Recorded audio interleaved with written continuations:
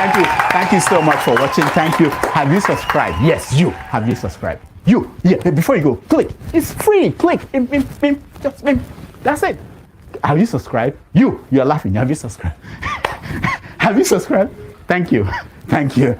Thank you. Hey, madam. Thank you so much. I can see you. I can see you. We have to get to 100,000 subscribers. This by the end of the year. How are we going to do that if you don't subscribe? Yes, you.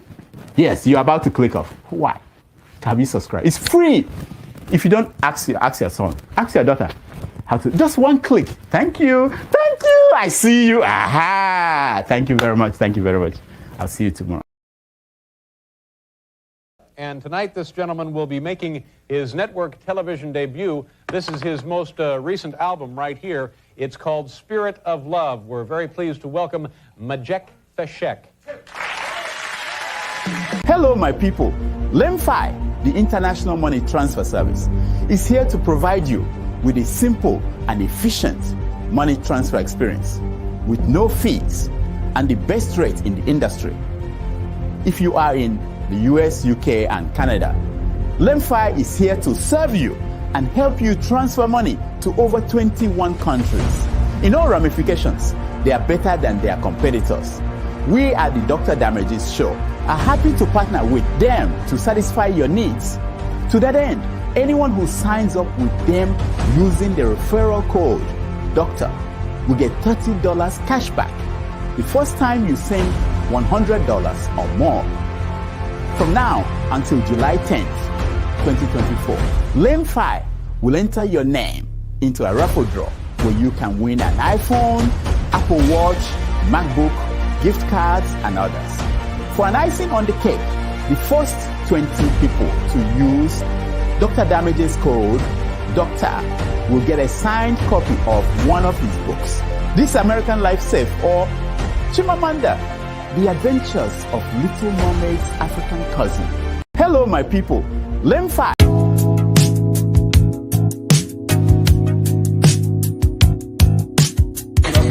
Afternoon, welcome. I'm not welcome. Yes, I got your call. Who sent this to me?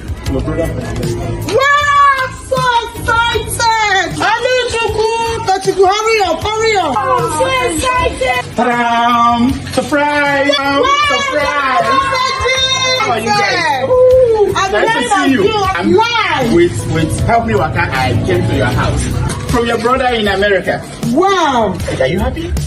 Help Me Waka, the people who do what? Run errands for you in Nigeria and in Ghana. Ghana. Say Ghana. Ghana. Say Ghana. Ghana. Nigeria and Ghana. Say Help Me Waka. Say Help Me Waka. Say Help Me Waka. Help me, Waka! Help Me Waka, the people who run errands for you.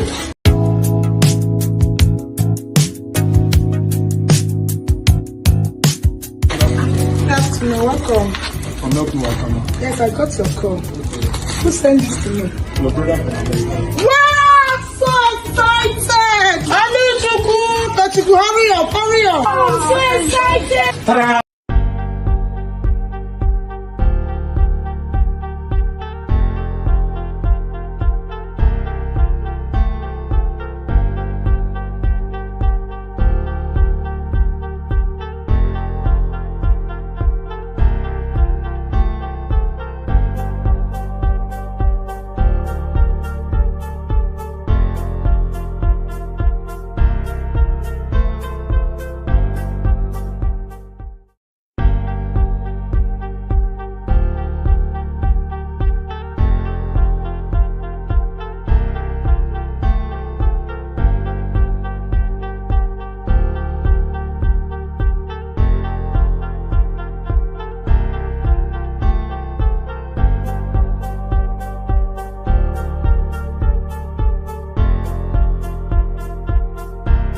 And tonight, this gentleman will be making his network television debut. This is his most recent album right here. It's called Spirit of Love. We're very pleased to welcome Majek Feshek.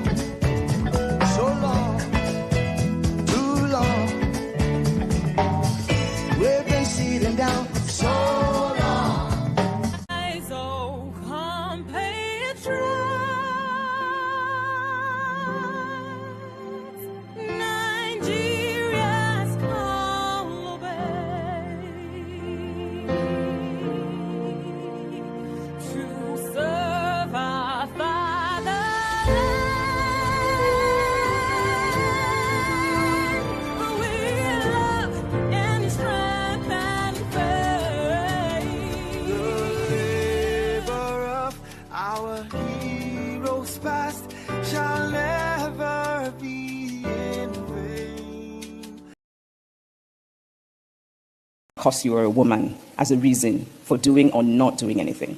All over the world, girls are raised to make themselves likable, to twist themselves into shapes that suit other people. Please do not twist yourself into shapes to please. Don't do it. If someone likes that version of you that is false and holds back, then they actually just like a twisted shape and not you. And the world is such a gloriously multifaceted, diverse place that there are people in the world who will like you, the real you, as you are. We females are so often socialized to silence. Don't silence that voice. Dare to take. Never, ever accept because you are a woman as a reason for doing or not doing anything. All over the world, girls are raised to make themselves likable, to twist themselves into shapes that suit other people. Please do not twist yourself into shapes to please. Don't do it. If someone likes that version of you that is false and holds back, then they actually just like a twisted shape and not you. And the world is such a gloriously multifaceted, diverse place that there are people in the world who will like you, the real you, as you are. We females are so often socialized to silence. Don't silence that voice. Dare to take. Hello, Yeah, good everyone. morning. Go ahead. The floor is yours. Hello, everyone. Good morning, good afternoon, good evening. Thank you for joining us this Saturday evening and early Sunday hours. This is your girl, Tope O, joining you today on today's podcast. Hope you all had a great week. We thank God for life. Today we'll be uncovering if domestic violence is a family, private matter, or social issue. We will discuss what we understand as domestic violence, types of domestic violence, factors that trigger it, post trauma reactions, and the role of the extended family and religious groups in mitigating domestic abuse or violence. As always, please remain respectful and be open to people's views without judging. This is a safe space to air your opinion. Adama. Yes, good evening, everyone, from wherever you're watching us from. My name is Adama, and Tokwe, happy Saturday to you. You know, it's the Sabbath for me. Happy Happy Sabbath, Sabbath. Happy Sabbath. electricity. How is everyone doing? Well, Tokwe, today's show is a very interesting one, and I'm looking forward to it. We have so many things that we need to talk about, and the topic says abuse, domestic. We're talking about abuse, the word abuse. So we are going to define what abuse is. We're going to look into the various type of abuse. And at the same time, we welcome our viewers to come in and join. This is a segment where you can come in without your camera on. Feel free. There's a link sent out. Click on the link, join us and come be one of our panelists. We just ask that you keep an open mind, be respectful with your comments, and welcome to the show. Let's go. Thank you. Yeah, thank you very much, ladies. This is a very interesting topic, particularly in the space called Nigeria, Africa. While it is a worldwide issue, in some countries there are more provisions in dealing with this matter. However, in our community, in our society, uh, it's often dealt with indoors. So, as the topic, behind closed doors is domestic violence / abuse a private matter or social issue. When does it become a social issue, and why should it be a private matter? But like the ladies already said, we need to first of all understand what exactly is abuse, because it's I think that the word abuse itself has been abused. So imagine with the word abuse has been abused itself. So So we will look into it. So it is. I'll go back to Tope and Adama for them to be able to tell us what exactly is abuse. I use the floor to you, ladies. Thank you. Thank you, Yeah, electricity. go ahead. Adama. Okay. Thank you. I wanted to ask Electricity, could you please, do you mind highlighting the topic, please, if you don't mind? Thank you. Uh, I'll do that. Okay, I'll do that. Okay.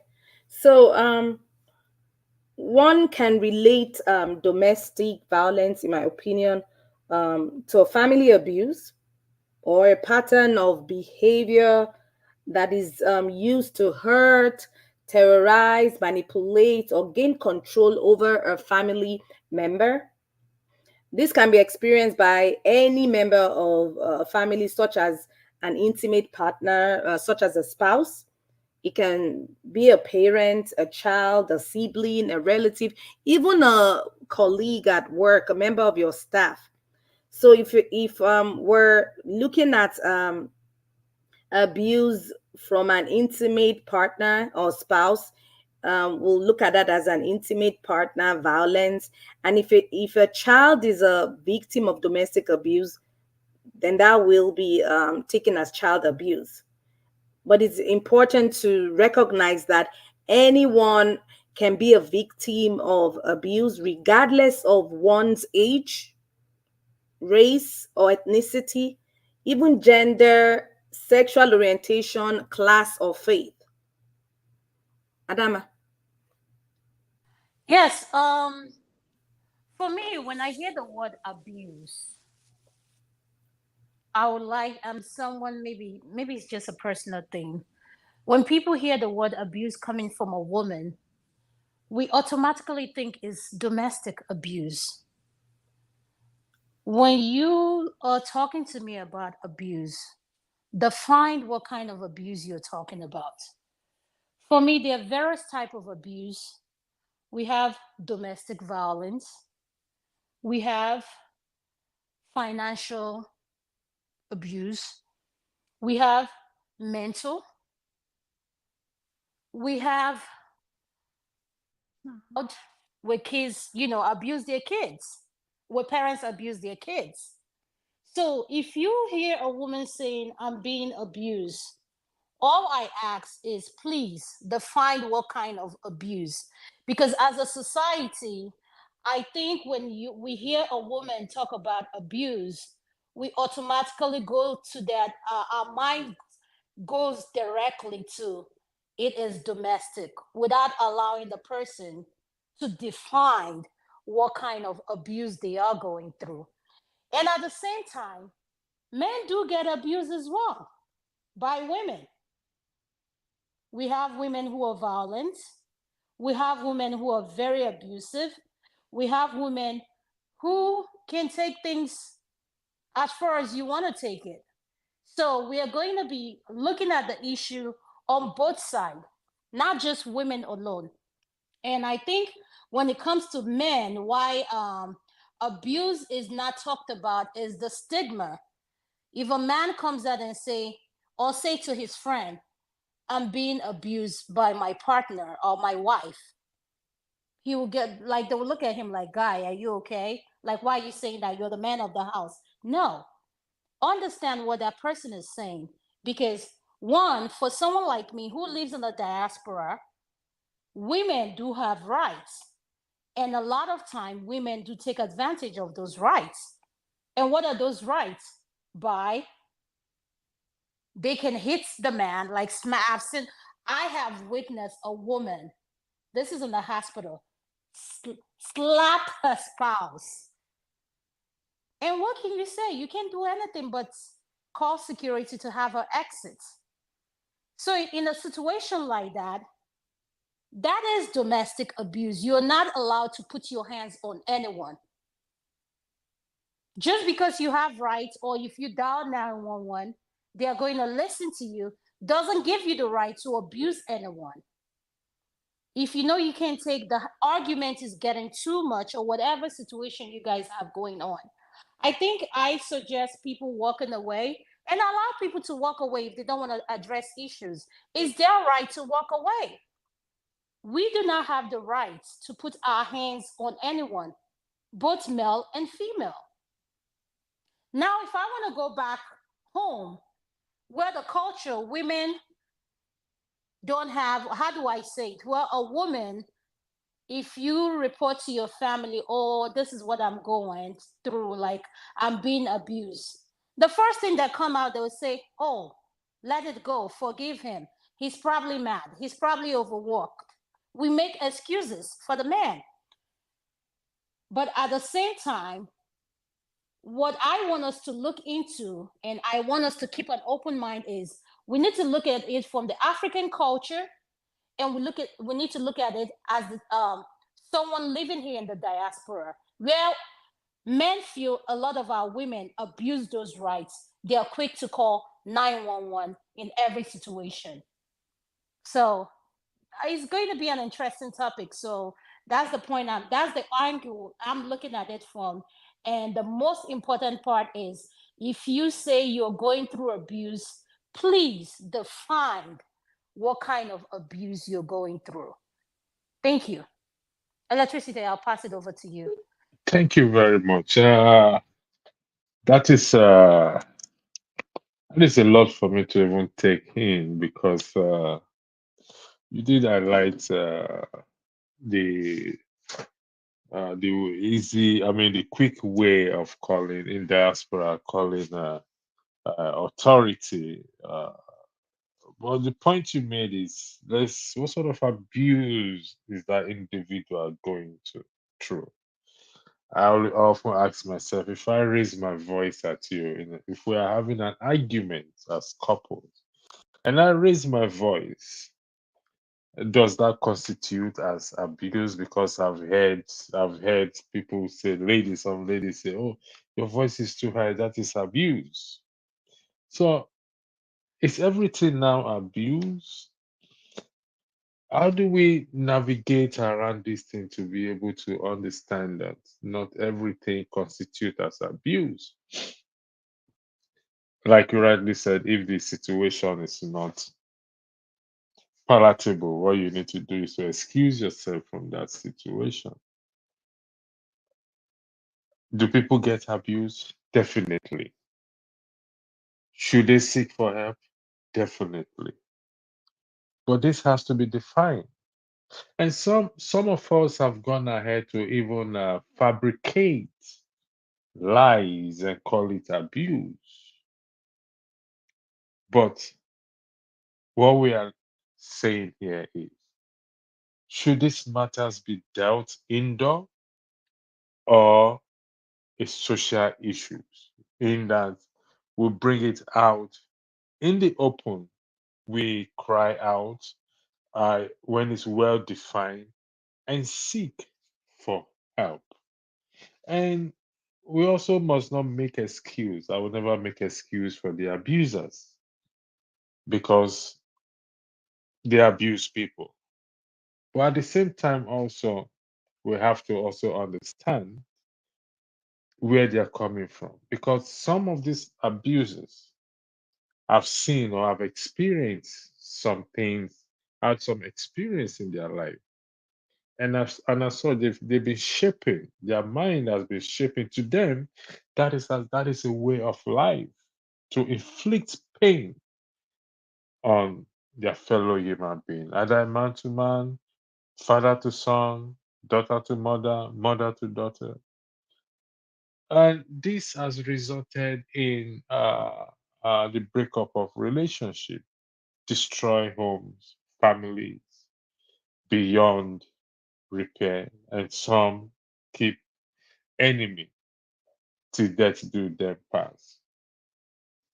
So here is it, ladies. Again, I ask, whether financial, emotional, psychological, whichever or whatever name you want to put it, how do we define this? How can you tell me this situation is a financial situation, financial abuse, if I refuse to give you money as if you go by the tradition, the culture back in Nigeria and Africa. The man provides for his family. If he doesn't give her money or enough money, does that constitute as financial abuse? If he refuses her to work, does that constitute as abuse? I yield the floor to No, you, please. hold on. Can you dive back? You said if the man refuses to work, does that No. constitute? If the man refuses the wife to work or the woman to work, does that Mhm. constitute as abuse? Okay. The floor is all yours. Could you highlight the We, names if you don't mind? Thank you. yeah,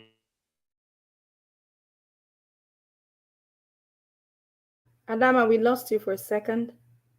I'm sorry about that. Eagles Air, welcome to the show. And if there's anything you want to say, sir, this is the time.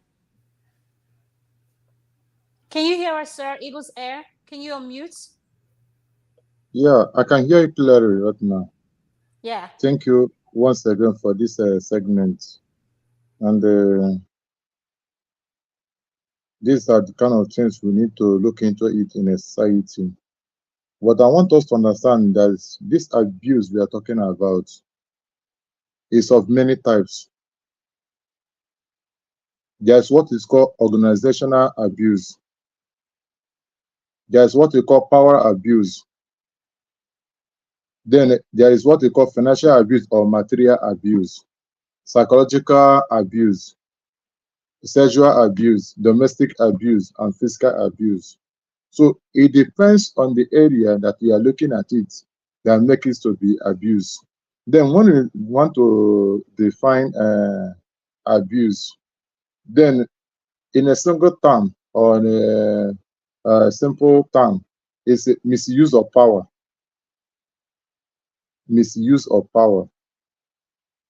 That means, or misuse of authority or position. That means you have already abused the authority that you have or the power you have. For instance, here right now, the person that is anchoring this segment now or this program, that you know that we need to move sequentially in this very platform right now as the panelists. But you determine to be picking electricity, Pastor Andrew or Adama, then jumping one or two people, about 2 or 3 topics that he have treated it, and he gave other people time to give their own comments. We have some people that he did not give them time to give their own view. That means the immediately that you are participating in that, you are abusing the authority being given to you. Because what did he do that time? Discrimination have taken place that moment. Then when discrimination take place in a society or in an organization, that means you have abused the power being given to you to handle the segment. Now, another thing we need to talk about abuse in a society is that when authority or power is given to somebody in organization, for instance, let's use Nigeria as an example of what we talk about the abuse. You know, in Nigeria government, there's abuse of power in Nigeria government. How did they abuse the power they have, the authority they have?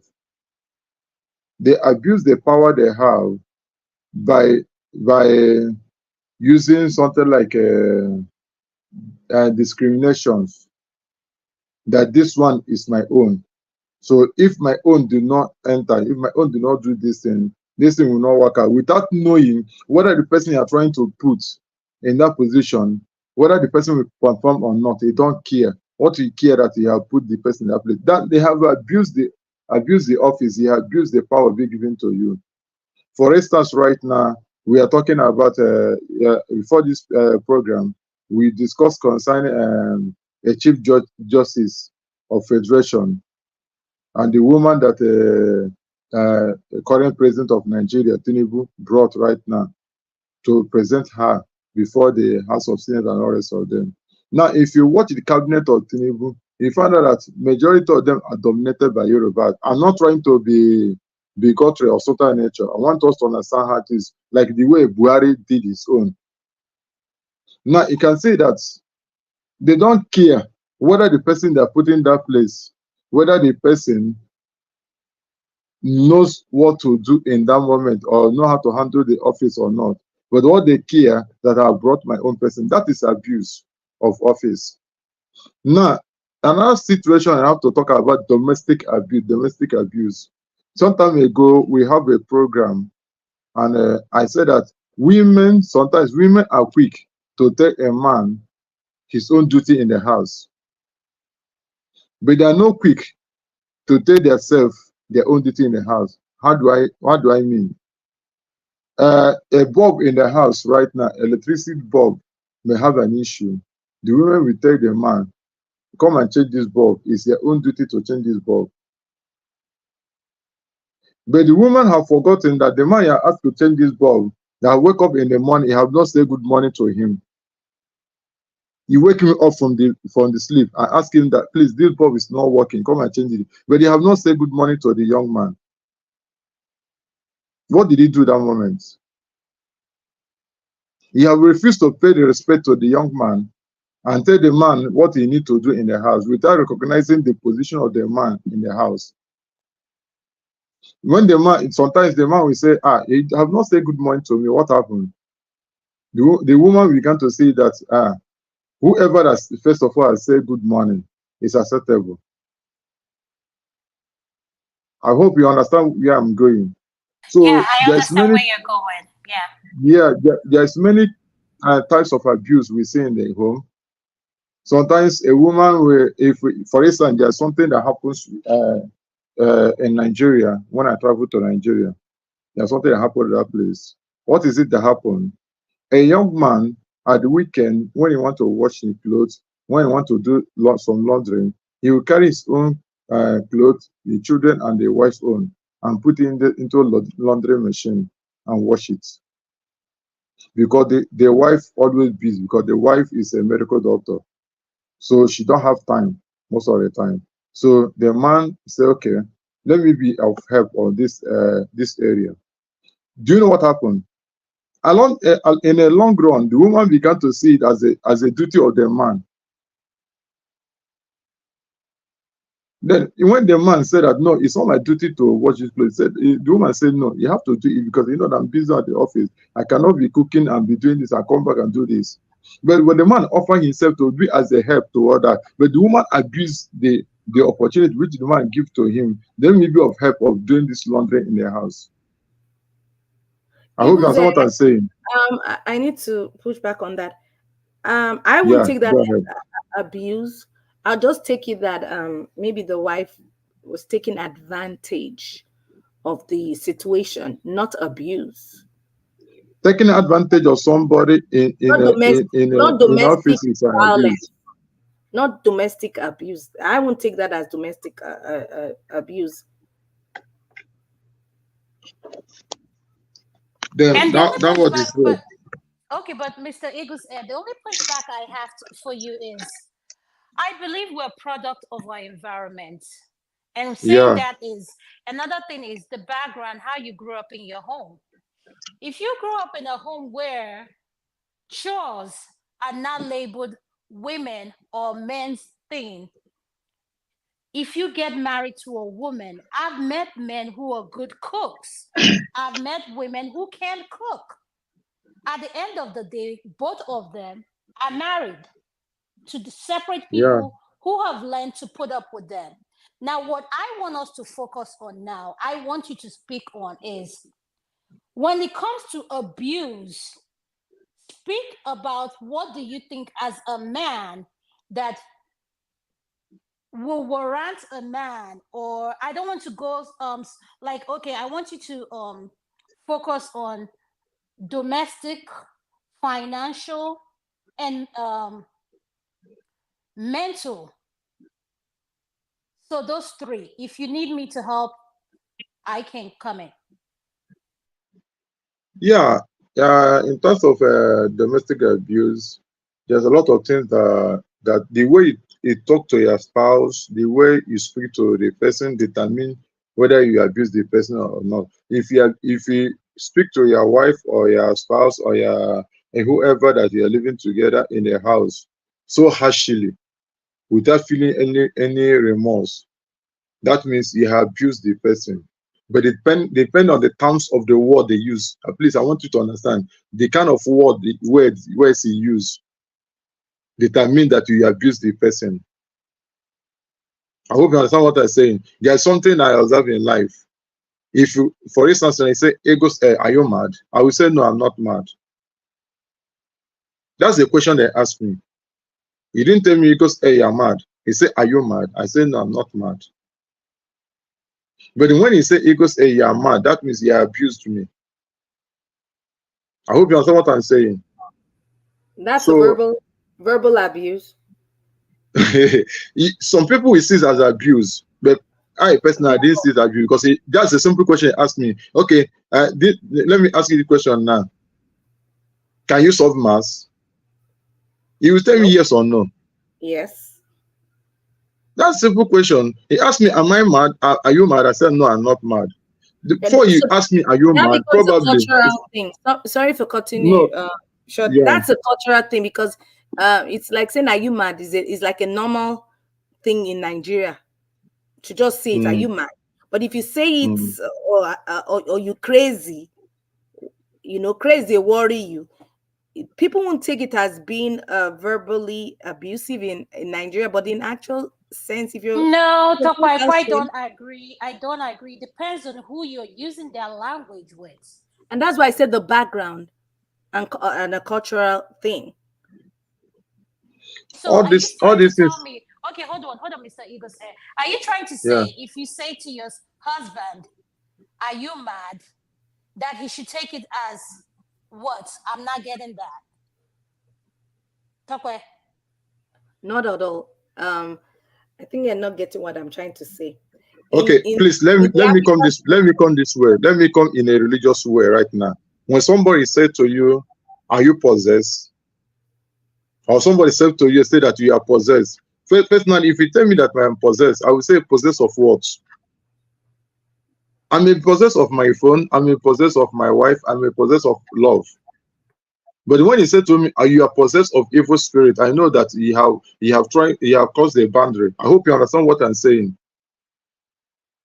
So yeah. he can be possessed of anything. But Okay. when they bring another side of it in a wrong side of it, that's when you're going to look at it as an abuse. I Okay. quite I no no hope no you. no no no no. I kind of I push back. You this is what you're not speaking on. I want you to focus on the word abuse.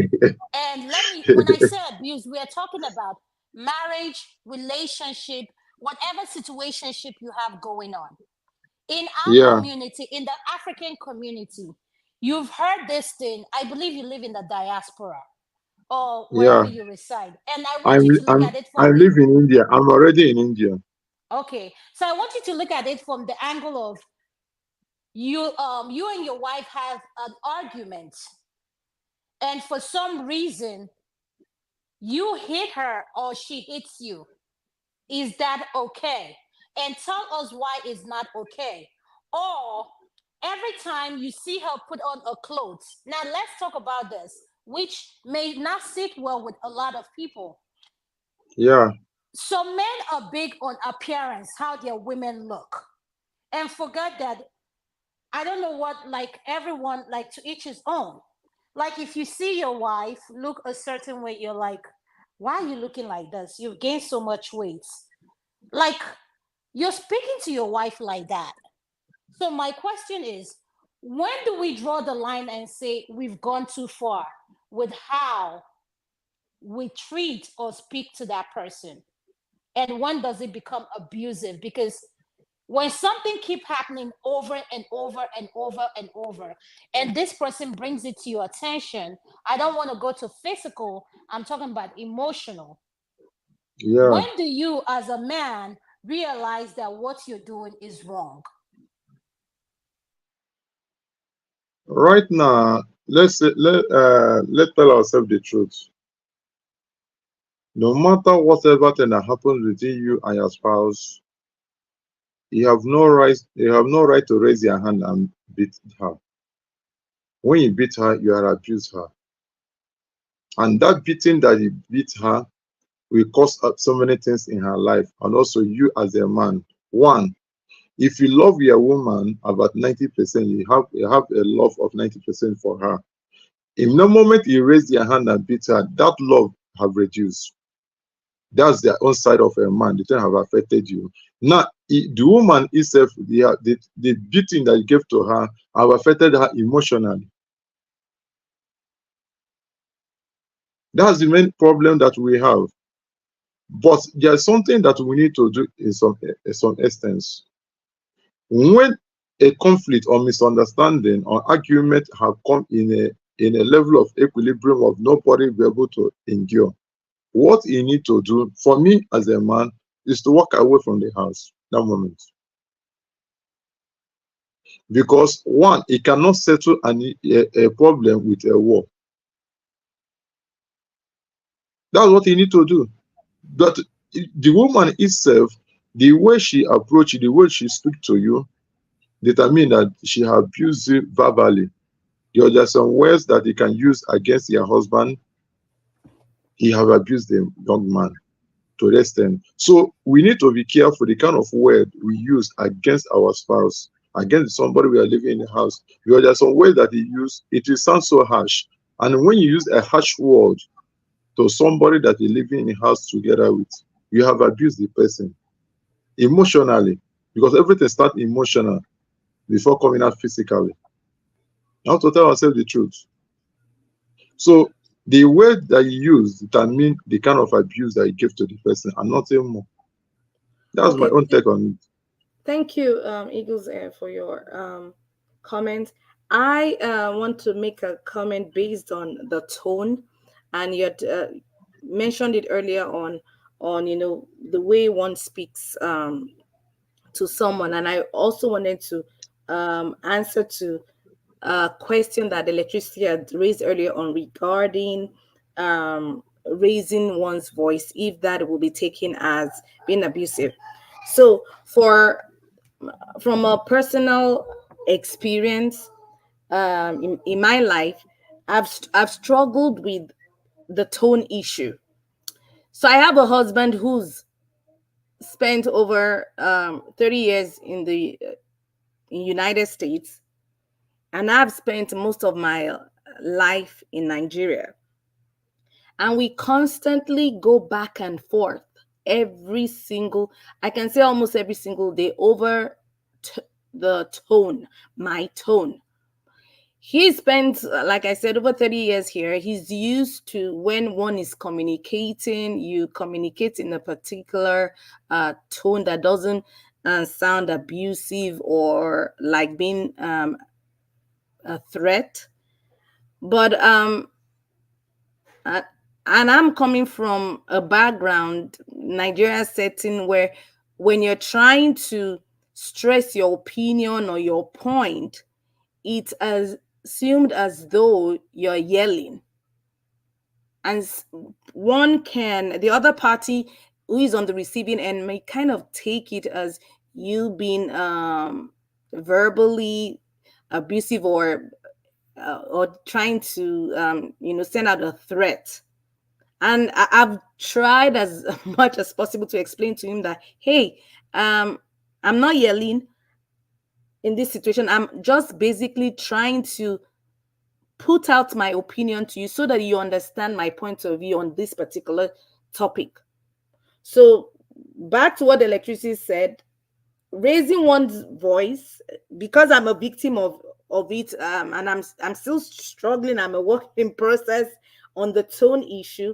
I will link that to a cultural influence when one is attempting to stress their opinion. And I'm not sure whether it was the electricity or was it Iguze who also talked about finances. Was it Adama? I can't remember. Someone mentioned about finances as a form of abuse. when a man doesn't give a woman money, I'll take that as yes, it does exist. Some men who find themselves in the position of being the breadwinner and taking care of all the bills and financial obligations in the house may sometimes tend to use finances as a form of a control mechanism when they're trying to hit at their spouse for one reason or the other. Again, it's a form of control. Adama. I'd like to hear from electricity. Electricity, I'm going to go to you. Thank you. Thank you. Thank you very much. Adema, you said something about hypothetically, if I say to you, as my wife, you are fat, you're putting on weight, does that constitute as an abuse? That's one. Number two, the two is for the floor and the audience and the viewers. If I deprive you of that bedroom factor, I use the word deprived of bedroom factor due to misunderstanding, a month, two, three, does that also constitute as an abuse? I yield the floor back to you. Thank you. Is that for Oh, Adama? One is for Dama. Yes, I think you're So not the best serious. person to answer that. huh? Huh? What do you mean, Tope? Well, I'm not saying anything. he Go didn't ahead. address it to me. He said Adama. Just so you No, know. no, no, no. One is No, for Adam. electricity, I'll answer your question. This is the question. If you tell your spouse that the way they are looking, they've gained weight or anything, I think it's all about the tone, how you say it. And how are you encouraging her to lose weight? We all have struggled with weight. Personally, me, we all have. I've struggled with my weight, but at the same time, you making your health a priority for me should be common sense. Maybe because it has something to do with my field as a healthcare person. But at the same time, we need to be mindful of the tone we use in communicating. Communication is a two-way street. Are you communicating to understand or are you communicating to respond?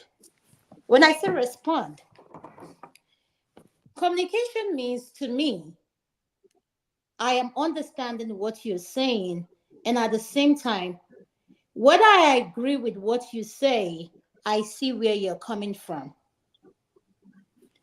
So at the same time, it boils down to a lot of us, when we hear something, we're so quick to respond, including me. But the older I got to know that you do not necessarily have to agree with that person is saying, but understand that that person is looking at it from their point of view and you agree to disagree. You admitting that you are wrong doesn't make you less of any human being. And I think mostly for men is an ego issue. Men have a hard time saying, okay, some men, let me not say men, some men and some women too have a hard time saying, I'm wrong. Um, I apologize. How can I fix it? Like, what can I do to? We need to learn to communicate better. And when I say communicate better, calmly, even when your voice goes out of base, come back. I've communicated with my kids where I say something, even as a parent, I knew I was out of pocket. And I come back when I'm calm and I apologize to them because no human being wants to feel that their opinion isn't valid. But for you to listen to how they feel plays a big role. And when you say, to your other question, when you say holding back when it comes to the bedroom, women do it a lot. And more, I hate it. We need to stop it. What will If you you know call you that? can, Adama, what will you call that? Is that an abuse? you're depriving your husband of his rights. But is that an abuse? To me, I would say is a form of, I don't know what the word I want to Neglect. use. Will it be neglect? Neglecting someone? Neglecting. Yes. I think that would be a friendly word, because you're neglecting. How will I? Why would you say neglect? He said you've gone 1 month, 2 months. You don't want to give in, or you don't want to do anything when it comes to the bedroom. Yes, you're So, neglecting the person, huh? or like you said, neglecting the person, depriving the person of sex. This is just me speaking. Okay, let me speak for myself. For me, I don't like personal thing. We lost you for a That's, second. We lost you for a second, huh? Adam. We lost you for a second. Okay, I'm sorry. Can you hear me now? Yes. Can you hear me? All right. I say for me, personally, I don't like going to bed mad. That's just my own personal preference.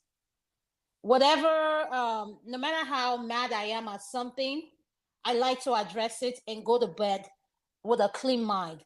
And there's something I always say, my bedroom is my kingdom. When I say my bedroom is my kingdom, is where everything happened. So if we can't trash anything, if we can't discuss anything, if I can't let go of anything, once I walk into that bedroom, I just want to have peace of mind. And I don't like coming to bed with any negative energy.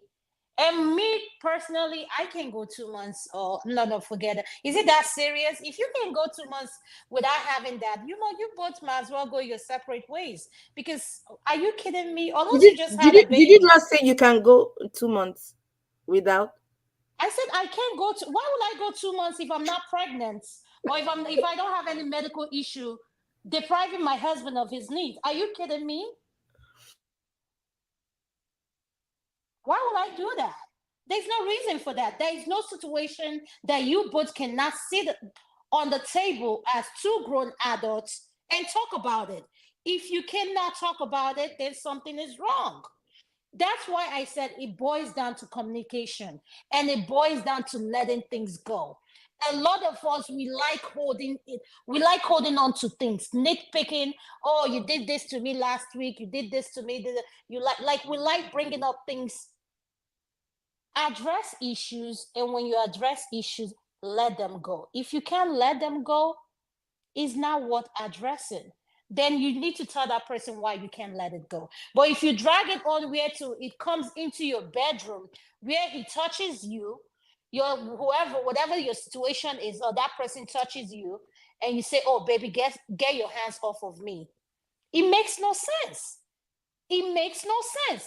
That means you have a deeper issue more than the arguments. Am I making sense here? Absolutely. Electricity, I Yes, hope yeah, I yeah, answered your yes, question. I yield it back to you. yeah. Thank you very much. Listen, I think let's make this more realistic, practical. Let's practicalize it. I think we are just, in my opinion, we are just looking at the theoretical aspect. Let's practicalize it, okay? Because the truth be told, a lot of relationship has been destroyed as a result of this word abuse, domestic violence. And if you look by the word violence, what does it mean?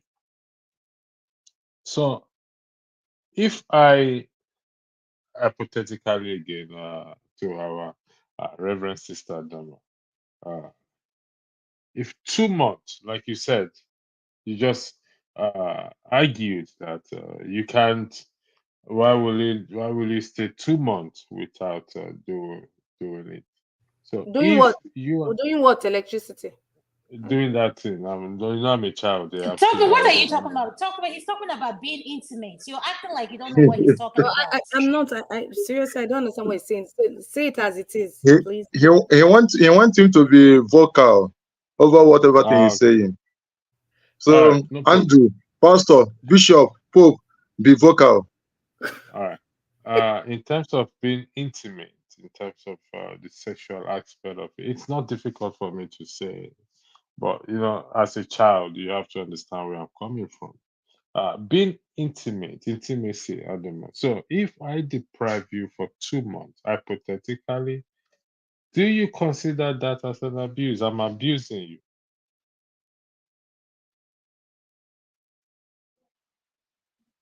It's a serious Hello? abuse. Yeah, it's a serious abuse. I have to say the How? truth. How? Now, let me come in right now. Okay. This bedroom denier. Most of women use it as a weapon of warfare. They use it as a weapon of warfare, a weapon of retaliating, probably based on what happened at the past. But let me tell you, when a woman has deprived a man what belongs to the man they're living in a house, is abuse of office, is a denier. And bear it in mind, Pastor, the First Corinthians said it as a pastor, say that a man has what to the woman, has the right to the body of woman, and the woman have the right to the body of the man. Then when you know that a woman, you're living in a house with your spouse or your husband or your whoever, and you know this is the area of settlement of anything that need to be settled, and this is your own office to make sure the man or the woman feel okay. And for 1 month, he have their mind for 1 month, 2 months. Let's tell ourselves the truth now. You're abusing the office they have, you're abusing the authority you have, you're abusing everything that make the relationship to be strong. That's the truth about it. Eagle's air. Yeah. Have you attempted to have a conversation with the woman to find out why she has abandoned or neglected her husband and denied her husband of sex in the last 2 months? Why will a woman go and provide sex to her husband if she's being yelled at, cursed at, bullied, humiliated, gaslighted, harassed, or threatened by her husband, and no one can see that? Talk. Listen, we need to I'm get to a stage. No, talk. Listen, we need to get to a stage where maybe it's just me, where if we're bullying and doing this thing, let's handle that bedroom issue. Then the next day we'll continue from that bullying again.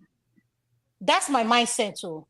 Because at the end of the day, sex is about pleasing. We both enjoying it. Adama, are you saying if mentally I'm already crushed by your yelling, as my husband gaslighting me, making me feel bad, body shaming me, and then I leave that at the door, once I get to the bedroom, I still will be in the right frame of mind to have sex with you?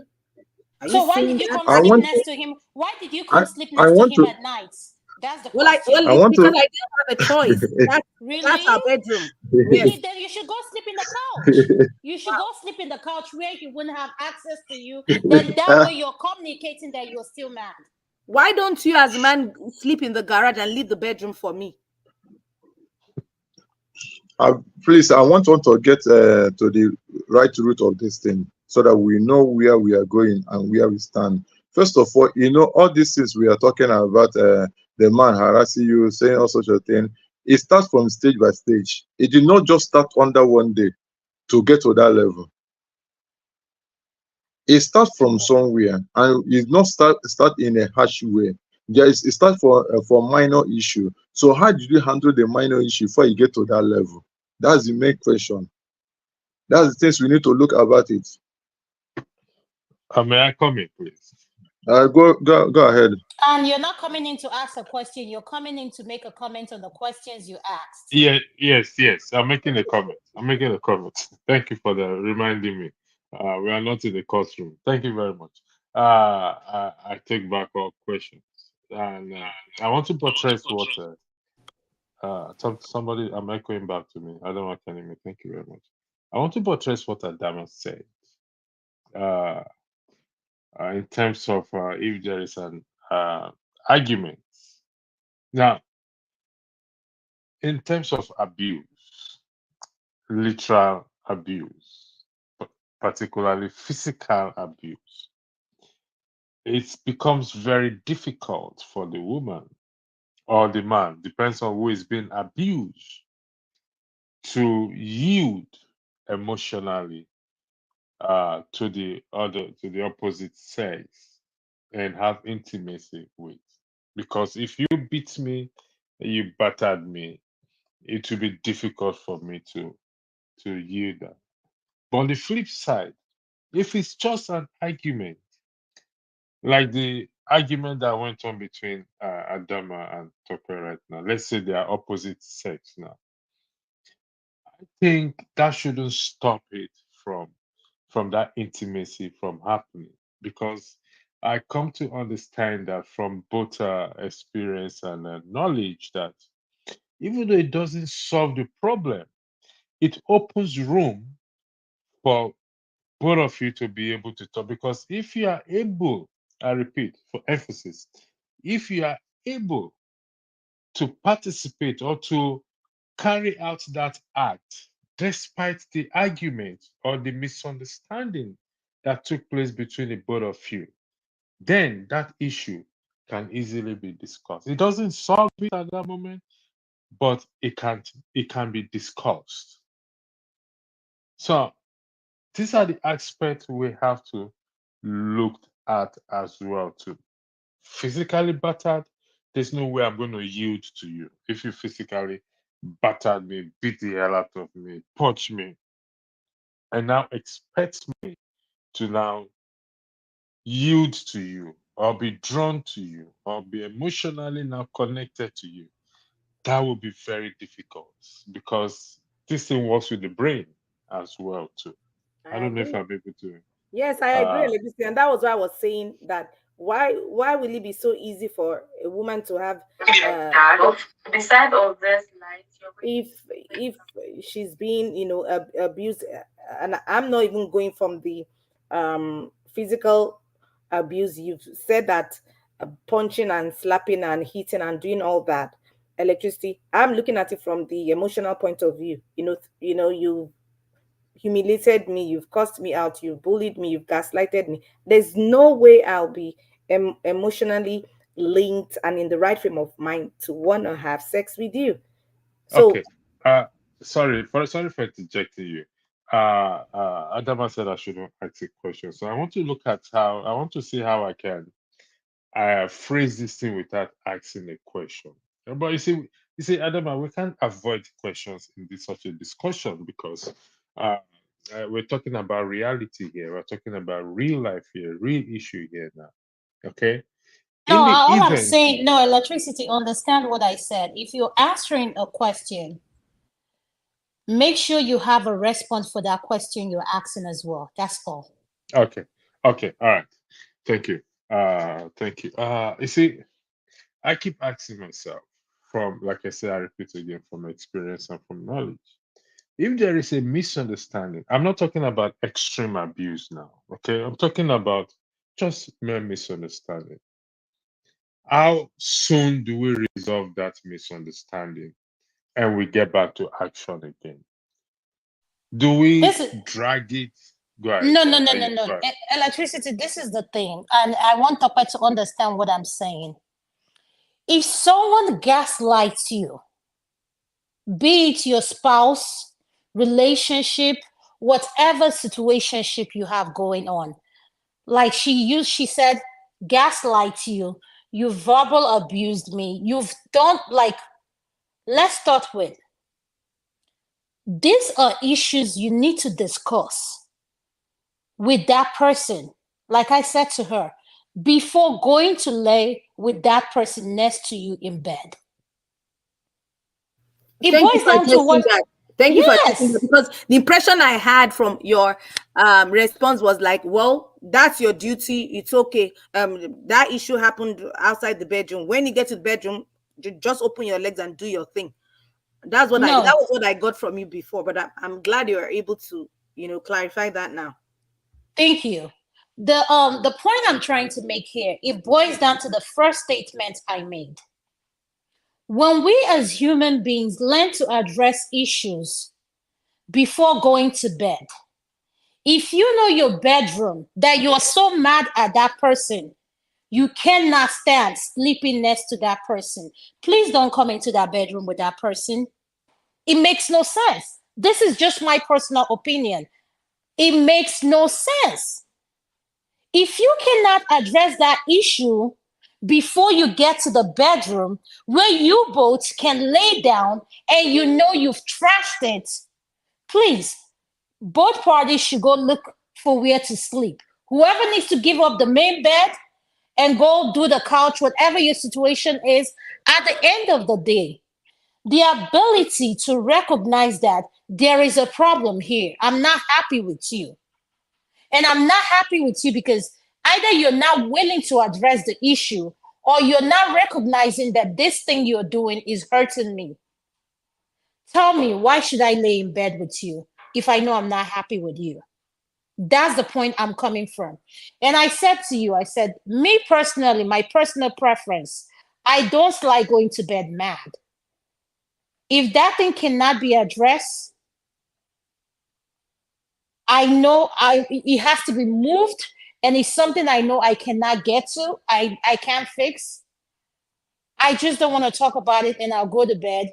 But at the same time, let's learn that once we are able to communicate what we disagree with, speak, both parties speaking to each other, listening.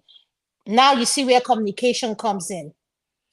And for you to, the ability for you to recognize that, oh, I did this. Oh, I'm sorry. I didn't know you felt this way when I said this. I'm sorry.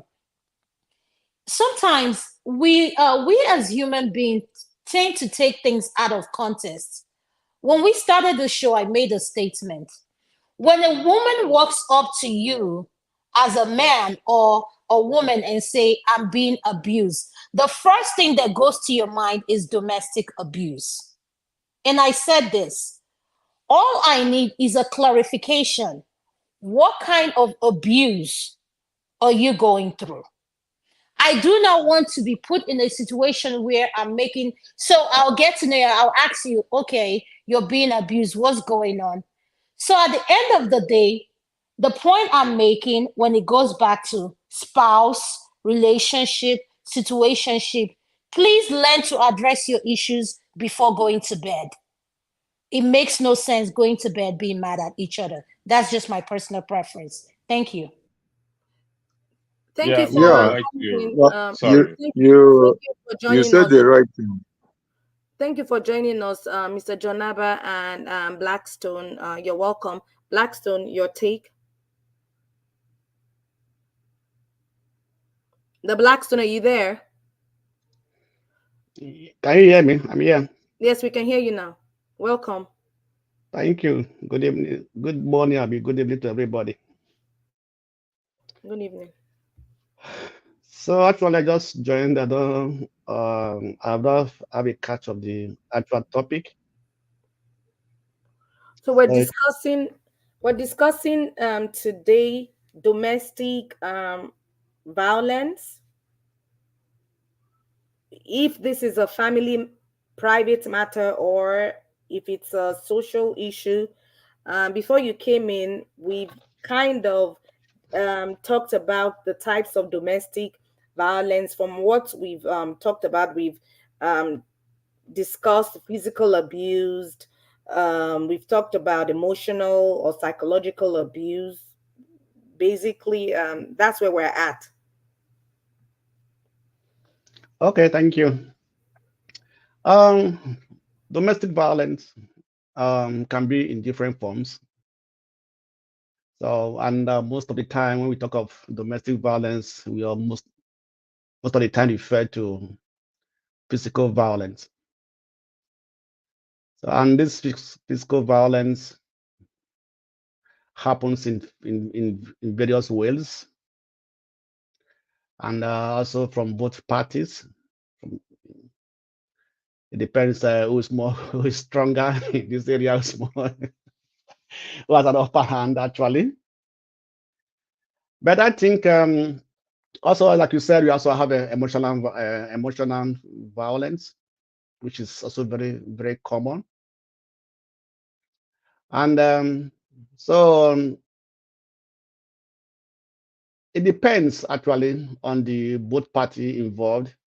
If it's going to be a private matter or it's a public matter. For me, I believe that when it gets to a point whereby the person that is being abused cannot take it anymore, that's when most of the time it comes something. I won't call it a public issue, but I don't think it's always good to take the family issues or relationship issues to the social media or things like that. You can talk to your family members, friends of the person, or things like that, and be able to sort it out.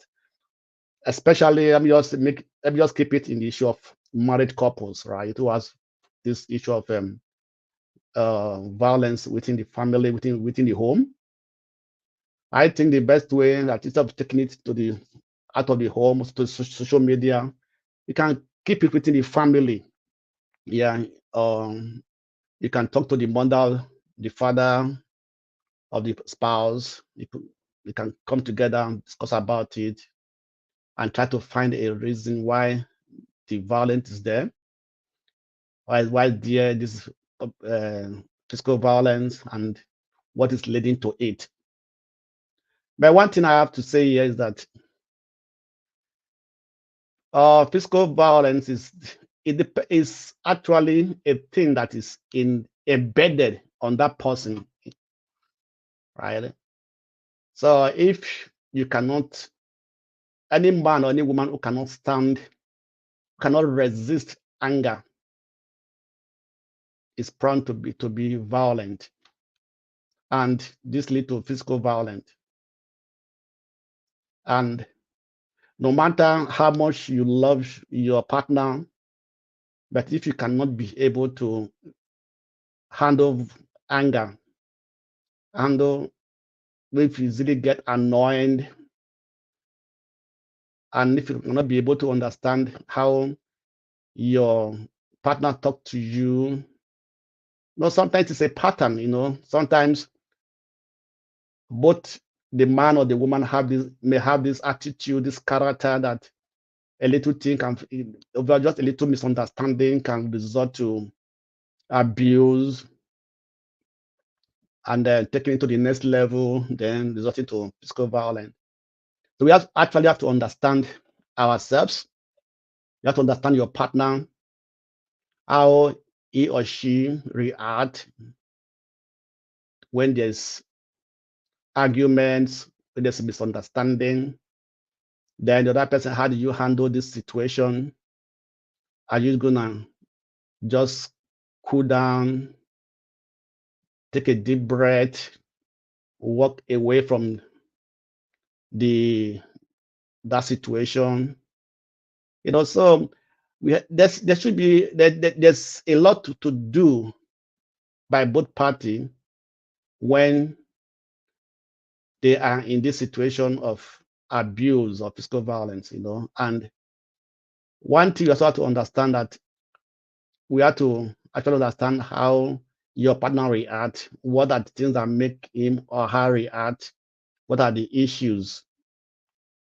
And I can say that this attitude of violence is embedded in the person. It's a character of that person. And if that person knows that he or she is prone to violence, is he willing to work on himself or herself? Is he willing to be able to find a soft landing when there is a misunderstanding, when there's arguments, and so on and so forth? So I don't think that I think everything has a solution. Everything can be worked out if we are able to humble ourselves, able to understand our partner, and instead of taking it to the public, you have to seek advice from your closest friends, family members, and when we are able to find the reason why this is a regular thing, or it does happen not even regularly but once in a while, can be able to solve that issue. The other thing is that we're also talking about was that in the inner room, right? I don't think that will actually solve the problem. And I also think that you should deny your partner your body because of maybe you have misunderstanding or you just a quarrel. There's a violence. You can just keep him off of you for months or for weeks, right? So, like the Bible says that don't let the sun go down on your anger. So sometimes we have to be able to find a way to actually adjust ourselves and come back and discuss about the issue. I always tell people that you have to understand the right time, the right atmosphere to discuss some issues. You have to understand your partner to that level that when he or she is in a good mood to discuss an issue, if you know that that issue is something very pertinent to him or her, or will lead to misunderstanding or things like that, or in case there's already a misunderstanding, will you walk out and take it, just let the fire cool down, let it cool down, and later can come back to that discussion again and say, try to bring it up in a very lovely, friendly way, right? So these things are there. It happens in every family. Let's not deny, let's not deceive ourselves. Once in a while, we have this emotional violence or physical violence, but when it become a regular thing, when it becomes like making the other person a bossing, like a bossing ring, it becomes too much, right? And physical violence can lead to death, and which is very, very bad, which is not, and nobody will encourage it or want to go to that I, level. That is why we have to be very I, careful in whatever we are doing and how we treat people when it comes to physical violence. I don't think it should be encouraged. I don't think it should be thing that should be happening in a family. Thank That's all you. I can say for now. Thank you. Thank you, Mr. Blackstone. Mr. John Ava, welcome to the show. Could you please unmute your nest? Good evening, everyone. Good Dama evening. Software and Electricity Blackstone. Good evening. How are you guys doing? Okay, I think I've been hearing you guys. It's interesting. Um, First and foremost, the question to the answer of domestic violence, abuse, a private matter or social issue. It can be both. To me, that's my own. Um, it can be private, it can be social. Private when it's not out of control, and once it's out of control, it's no more private. Even your neighbor can call in this part of the world if there is something that is unusual.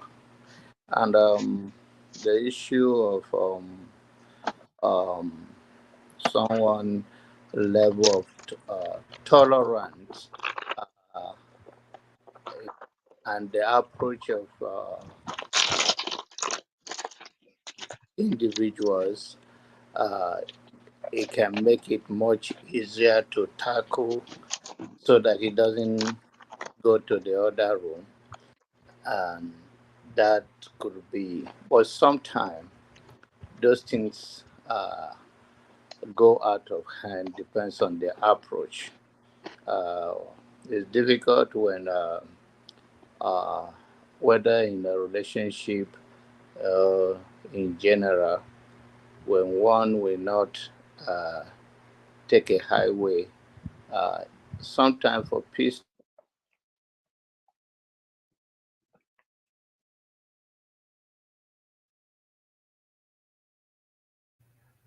Janaba, are you there? We can't hear you anymore. You can hear think we me? lost her. Yeah, now you're back. We lost you Uh, for a second. oh, I'm sorry. Okay. Okay. So, where do you hear me last? What is the last thing you heard? Can't recollect. You just went off abruptly, but it Oh, was okay. less than a second. Okay. So, it can be, if it's not handled well. I heard Dama saying that it's a good thing to settle issues so that it does not go beyond sunset, just like found in the Bible of Pastor Electricity. So it's a good thing to do, but sometimes depends on what it is. It can go for a few days. So that is a reality. Normal way, yes, but the reality is depends on the gravity of what transpired. Uh, for instance, whether from the guy or from the woman, you can't have a physical education like a hit of each other and right away depends on the time of the day, and then in the night you want love offering. It doesn't go well quick like that. Someone has to calm down the emotions, and doesn't mean in that situation you are keeping malice. It just has to deal with it in your each of them. Everybody have a level of tolerance differently, and the way we deal with issue. Sometimes it can be the man that deal with it quicker. Sometimes it can be the woman, because it's not about showing who is stronger. It's about the home have to understand. If you are the one saying sorry, sorry all the time, and there is peace, sometimes you feel like you become so soft that the other partner is taking advantage. Even when you know you are right, it's okay. I know I'm right in this one very well. I'll just have to see how he or she respond to this thing that happened. And sometimes it become the way that, okay, I don't want issue, let's settle it, and then talk about it. And the purpose of bringing this in the public discussion is because it's a reality in our community, that we see that. But then we are talking sometime about Western world approach. Our approach in other part of the world can be different, but in general, nobody want to be abused, but things happen, whether it's verbal abuse, emotional abuse, physical abuse, that lead to all of those things, denying each other. Your, what do you call it, sex.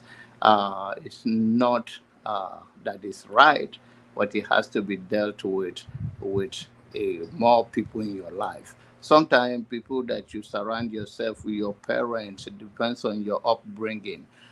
They teach you all of those things, be there. And it doesn't mean that it has to be a man or woman that succumb in order to resolve its issue amicably. It's just that both of you have the responsibility to make sure everyone under your roof does not get contaminated with issues between you and your spouse. And sometimes this issue may come from outsiders, and you have to handle it well.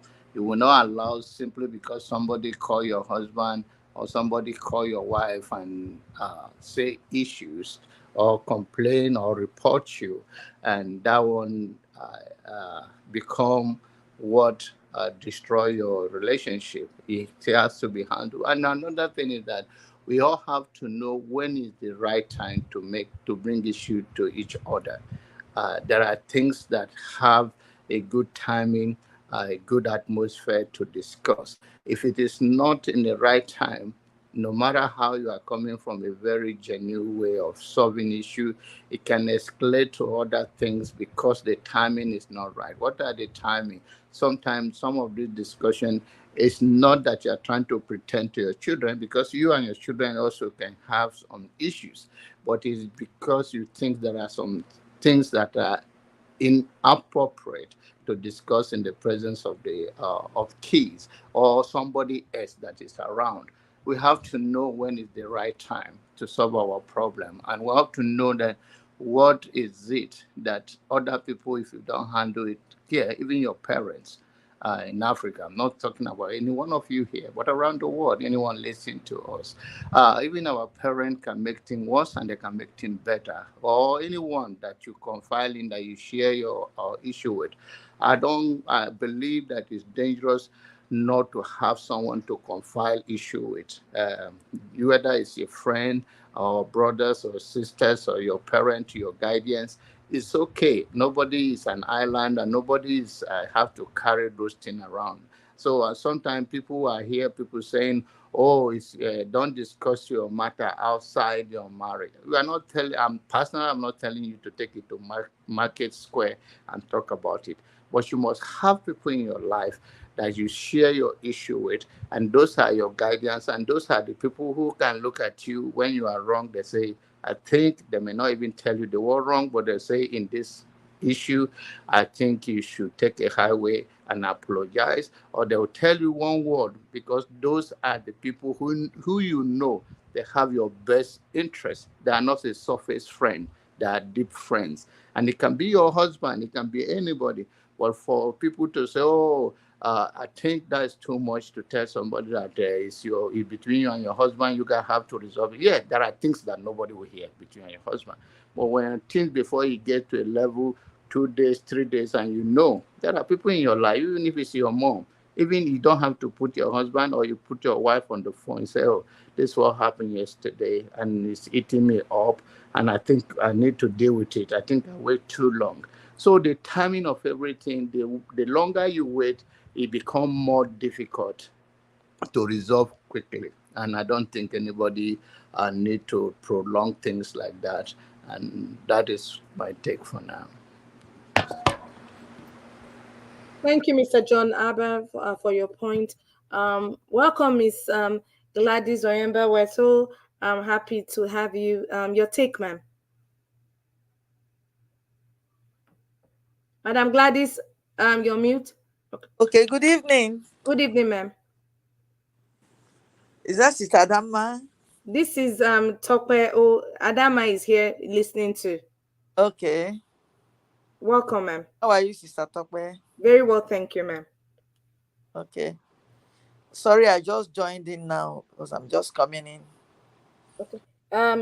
The topic we're discussing now is, if this uncovering if domestic violence is a family matter or a social issue. So basically, is it a private matter within the nuclear family or a social issue?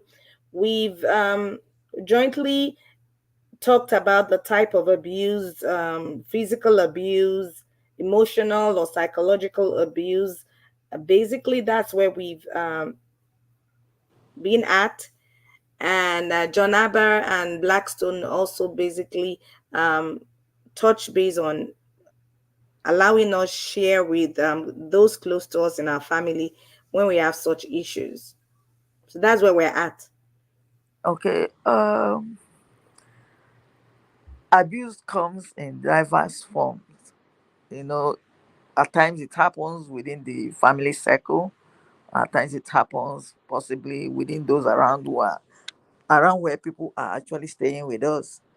I look at it in such a way that maybe, for instance, a woman that is married to a man, and at a point, the man begins to treat the woman like a slave, and she cannot speak out because there have been so many cases in Nigeria, not only Nigeria, even here in abroad, where the women stay quiet. Particularly, I know a particular group of people that no matter how wrong things are going in their marriages, they find it very difficult to speak up.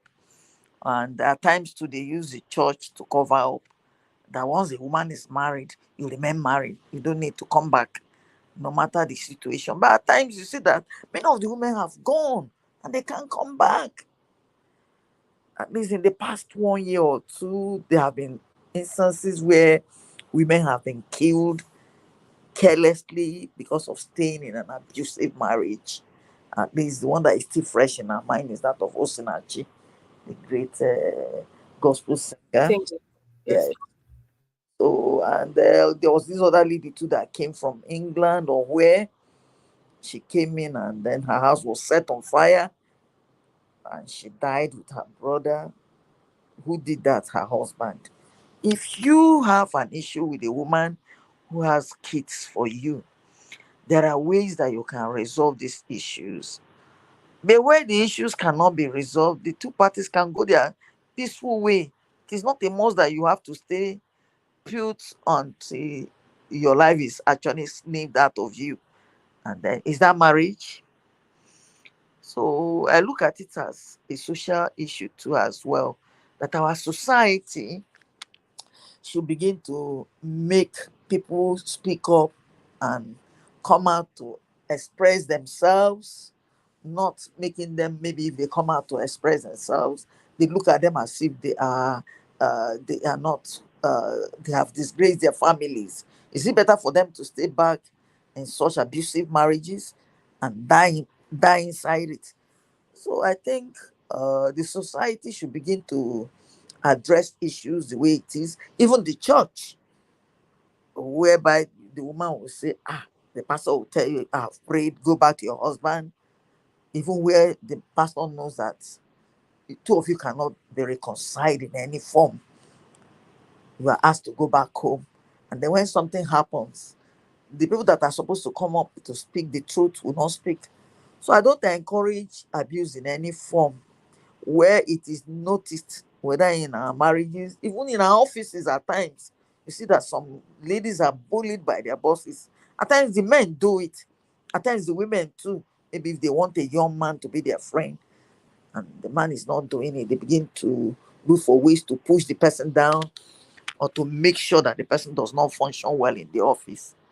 So at any level,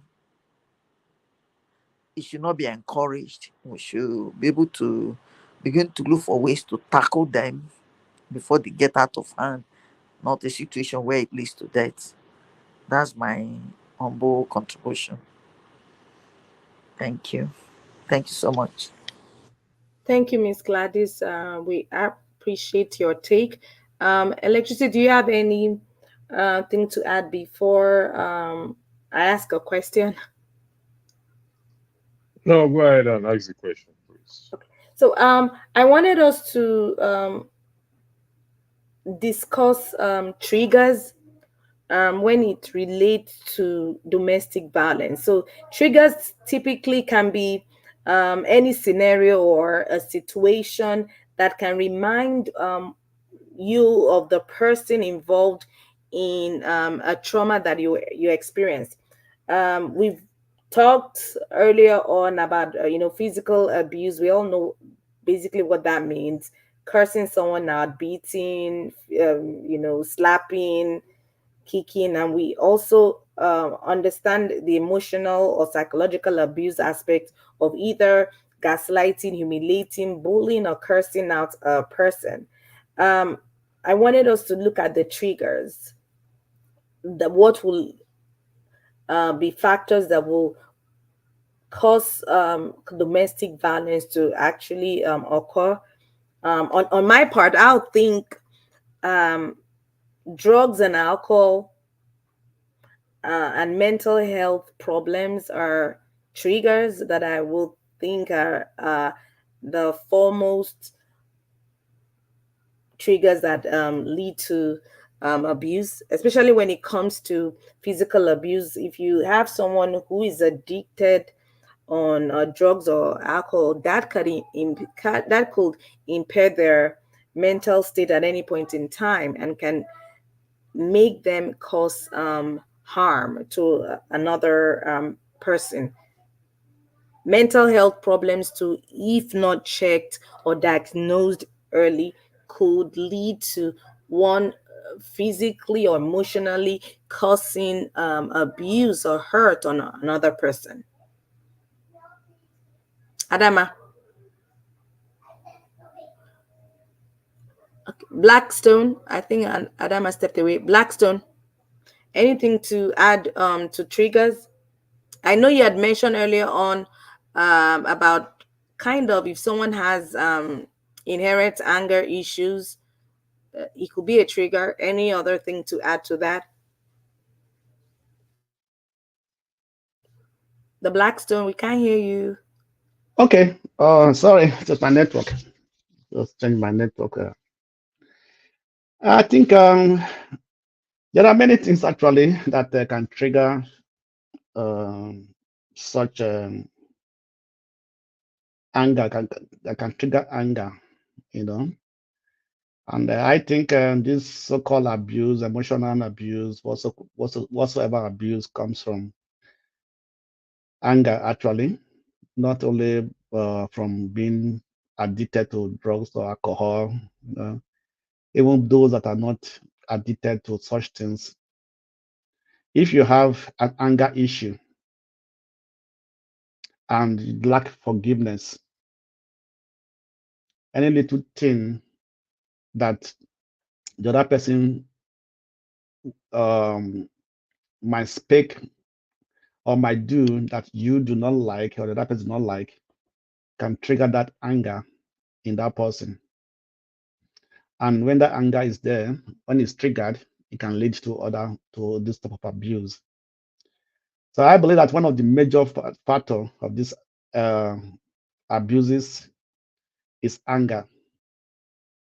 It's anger, and anger also leads to even death, killing the other person. In fact, having a gun, you know. So that is why we have what they call anger management. So we have to be able to understand how to manage our anger. What are the things that that trigger that anger in us, and how, when we are angry, how do we behave? How do we manage it? And the other person, the partner should also understand that issue. I was talking to a person. We are talking about relationship, love, and everything. That person was able to convince me that if no matter how you love somebody and you lack character, you are one day going to abuse that person, because that character will definitely one day overshadow the love you have for that person, and you do things that might make you feel or look down that person and do things you don't expect to do, or that person don't expect you to do. So I think one of the greatest thing that trigger this thing is anger. A person that is alcoholic or have that issue, I know that if, for example, a person that's alcoholic come home to meet his spouse at home, maybe the wife or the husband, and then how do you handle that situation? How do you talk to the person? Do you show love, or do you begin to abuse and things like that? I know sometimes when it's a continuous thing that happens every day, it becomes sometimes unbearable. And before a person can react such a situation, he or she might not even know. And from that place, it trigger the anger in that person, and the abuse may start. So I believe that one of the biggest thing is anger. And when we are able to manage our anger, we will be able to reduce that abuse, that attitude of abuse. If we have that anger in us, we're able to learn to manage it, and also then can be able to reduce the tendency of abusing the other person, you know. But there are also some people that even when they are angry, they just walk away from that situation, go and take some fresh air, cool down, you know. I will never forget when I was young, a pastor said one thing which today I will never forget. He said, if somebody slap you, can't before you slap the person back, count 1 to 10. And maybe before you count 1 to 10, many thoughts is flash through your mind, and you might not end up not doing anything, and they're just walking away, you know. So that's some of the things we have to learn, how to handle that situation, this situation at that particular time, so that it could not escalate to other things, you know. So no matter what we are, what we do, and everything, when anger is involved, it can escalate to any other thing. Thank you. Thank you, the Blackstone. Welcome, Mr. Triumph, for joining us today. Your take before we have others talk about the triggers. Yes, so good morning, good afternoon, good evening, wherever you are, guys. I'm happy to be here. Let us be real for a moment. Understand? Let us be real. I love being real when I do my things, but I don't want to be politically correct. As for now, I'm not selling my market. Understand? One thing just that I'm against domestic violence. Understand? I'm against domestic violence. Sometimes I don't like men that even many of my friends when I had some of their issues, their stories that they beat their partners. I get really irritated and I have to cut them off. Understand? Sometimes there was a time I was doing the research. I say, Kini woman here saw Kilo saw before she took that the beating of her life. And what did she do? She did something. Understand? One thing is that I don't like the way sometimes what like now it's hardly for me to be annoyed. I like to smile. When I see problem, I run away. I just give it that space. When you finish your thing, I come back. You understand? Like now, what's it called? Mr. Blackstone is right. He counts up to 10. 10 cannot, 10 seconds is not okay for me. So I take breathe in and breathe out. It to cool the tension. I count it up to 50 with my teeth, with my tongue and my teeth. I count 50 just to calm everything down. I know it's not that easy. Sometimes your partner can be irritating. Totononi, it can be irritating. Sometimes you don't talk, that's when they will come and feel bebe lobe. Okon soro, okon so gbogbo ẹ̀ náà ni. So sometimes why are you laughing? Totononi, I'm saying the truth now. Eziokwu ka m na-asụ. Eh? So, so, so, so one thing is that when the man doesn't do his responsibilities, and he wants to take authority, that's when the woman will comes up. I know some people that has mouths now. I won't call their names. They will use mouth and put you well before you know. You know, mad beyond Kurunyenoni. If he angry the mad before you don't remove handle. Bim. And again, so that's it. So let us be But real. Let us be real. Mr. Triumph, I need to push back on that. You have no reason to raise your hand and hit another There person. is over 8,001 If reasons you to don't do it, have, but you if don't you do it. don't have anger issues and you don't have control, You know something? Have you ever dated somebody that even though you don't beat people, you will say, no, me, if not a man, touch me. that Ah, one they just women that like you said, Bebe Lube, they just say that they don't. Who wants to be? you have not taken a good slap from a woman. Oh, my jail. I know what many guys will be pretending here. Me, I'm real. Oh. You understand? Some men are taking beam and for them not to be, and when it's private, if it's indoors, the man will not say anything.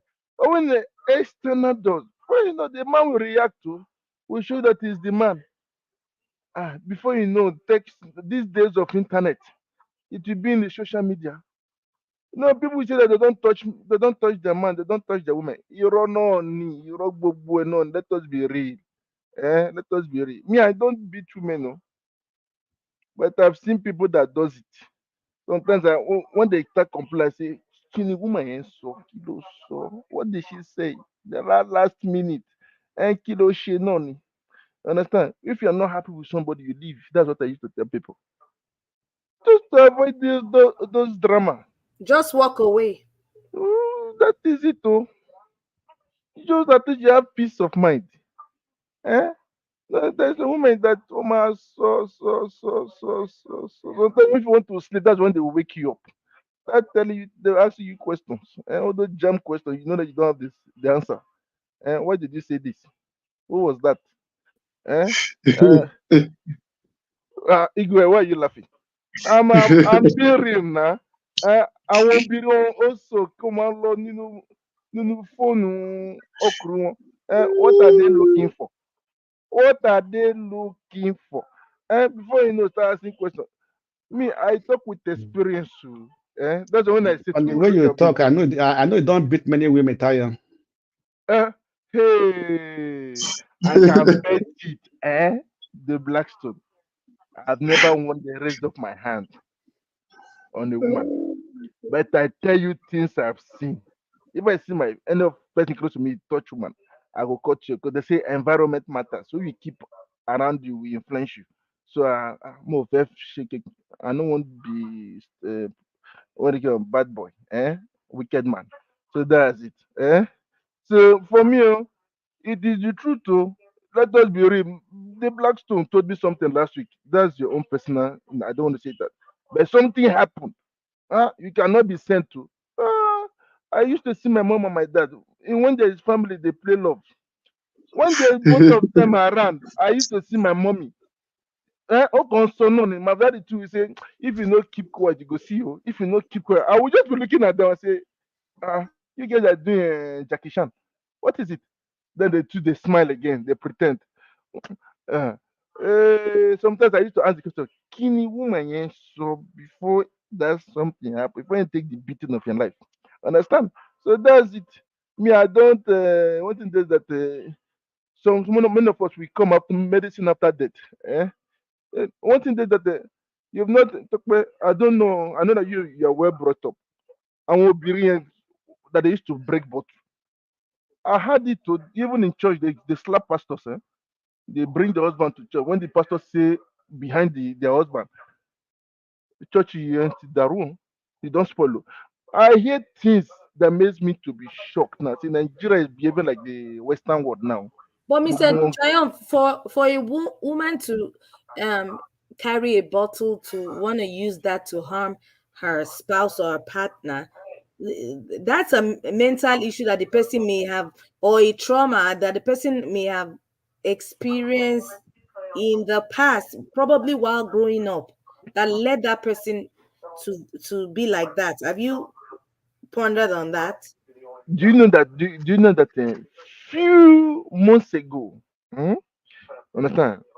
Because of I used to get a reply from families and friends back home in Nigeria. Somebody just newly wedding, was throwing stone on his husband in his car. On his car, he think the money we then give him too small for feeding. Oh my God, me money poro. I will not lie, Gbogbo owó mi, I gave it to madam, my wife. Everything she's in charge. Mr. Triumph. Eh? Maybe that man was giving him more than before he married her. After marrying her, they give us more. Me, I will tell me, I give my woman today. I dey give her all my money. I know one problem. Make sure they in charge. Give me pocket money. At least I have peace.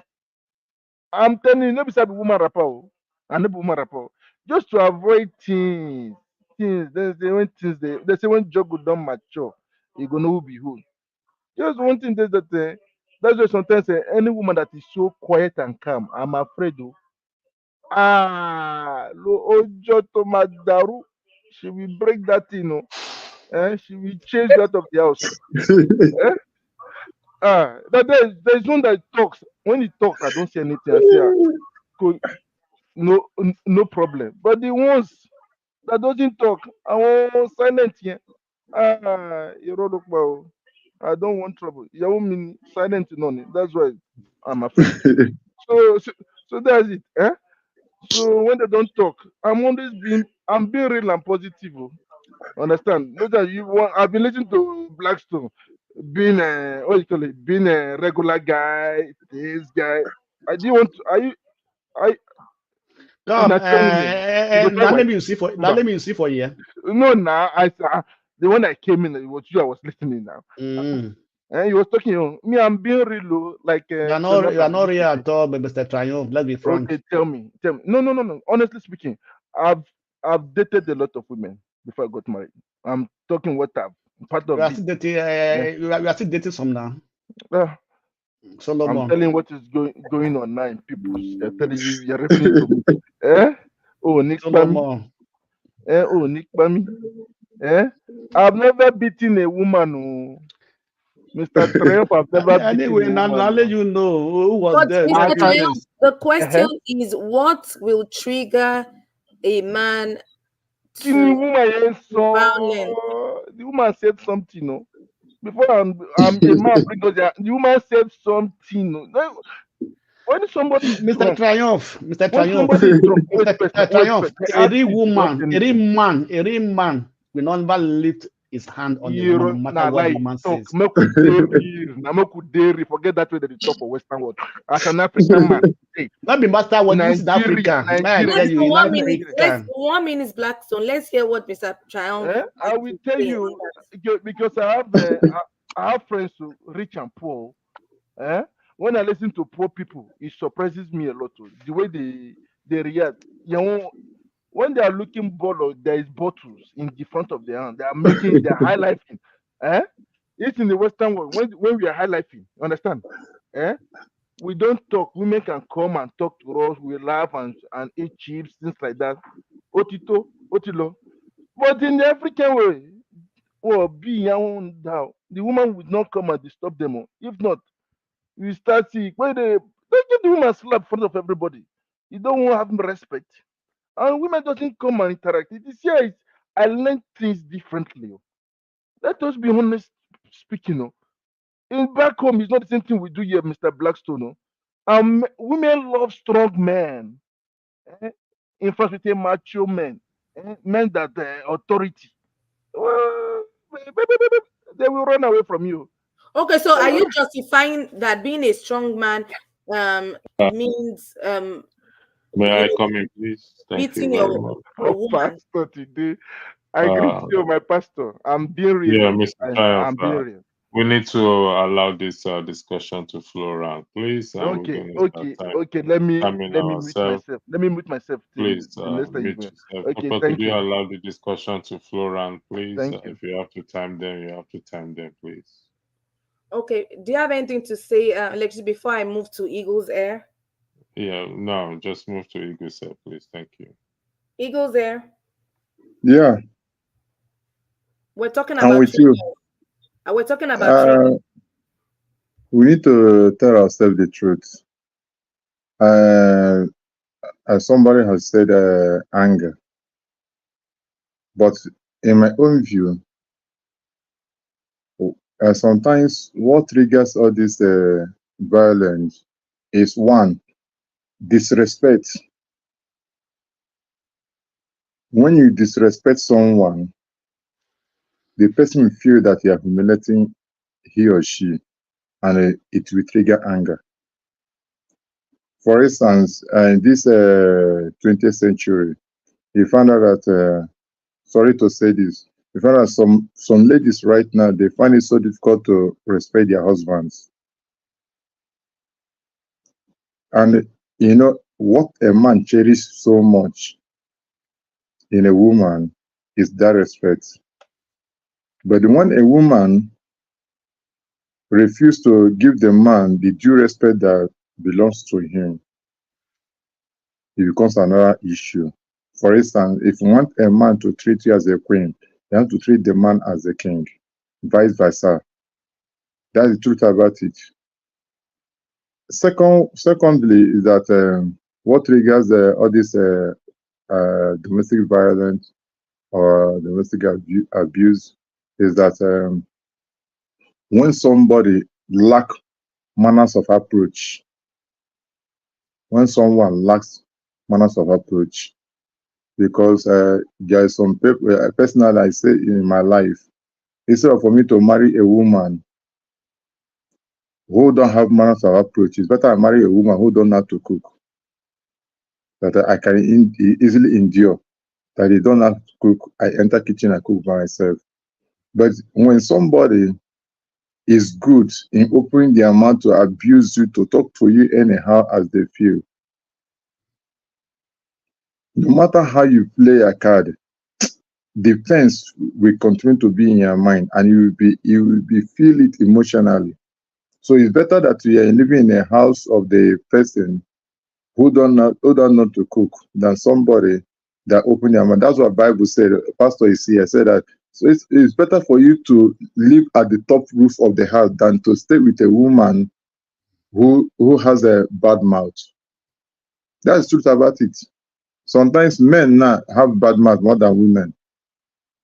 That's the main issue I have in life. So when somebody talk to you anyhow, in a way that you feel bad about it. Next thing that will come in is anger. He cannot just wake up and become angry. He cannot just start becoming angry. No. If somebody just wake up and become angry, that means that person need to go to psychiatric hospital. Let them check him very well. So disrespect a woman give to a man that live in the house, or the man give to the woman, determine how they were going to live in that house. Manners of approach matters a lot, because when you don't approach your partner very well, it creates a problem, it creates a lot of sin.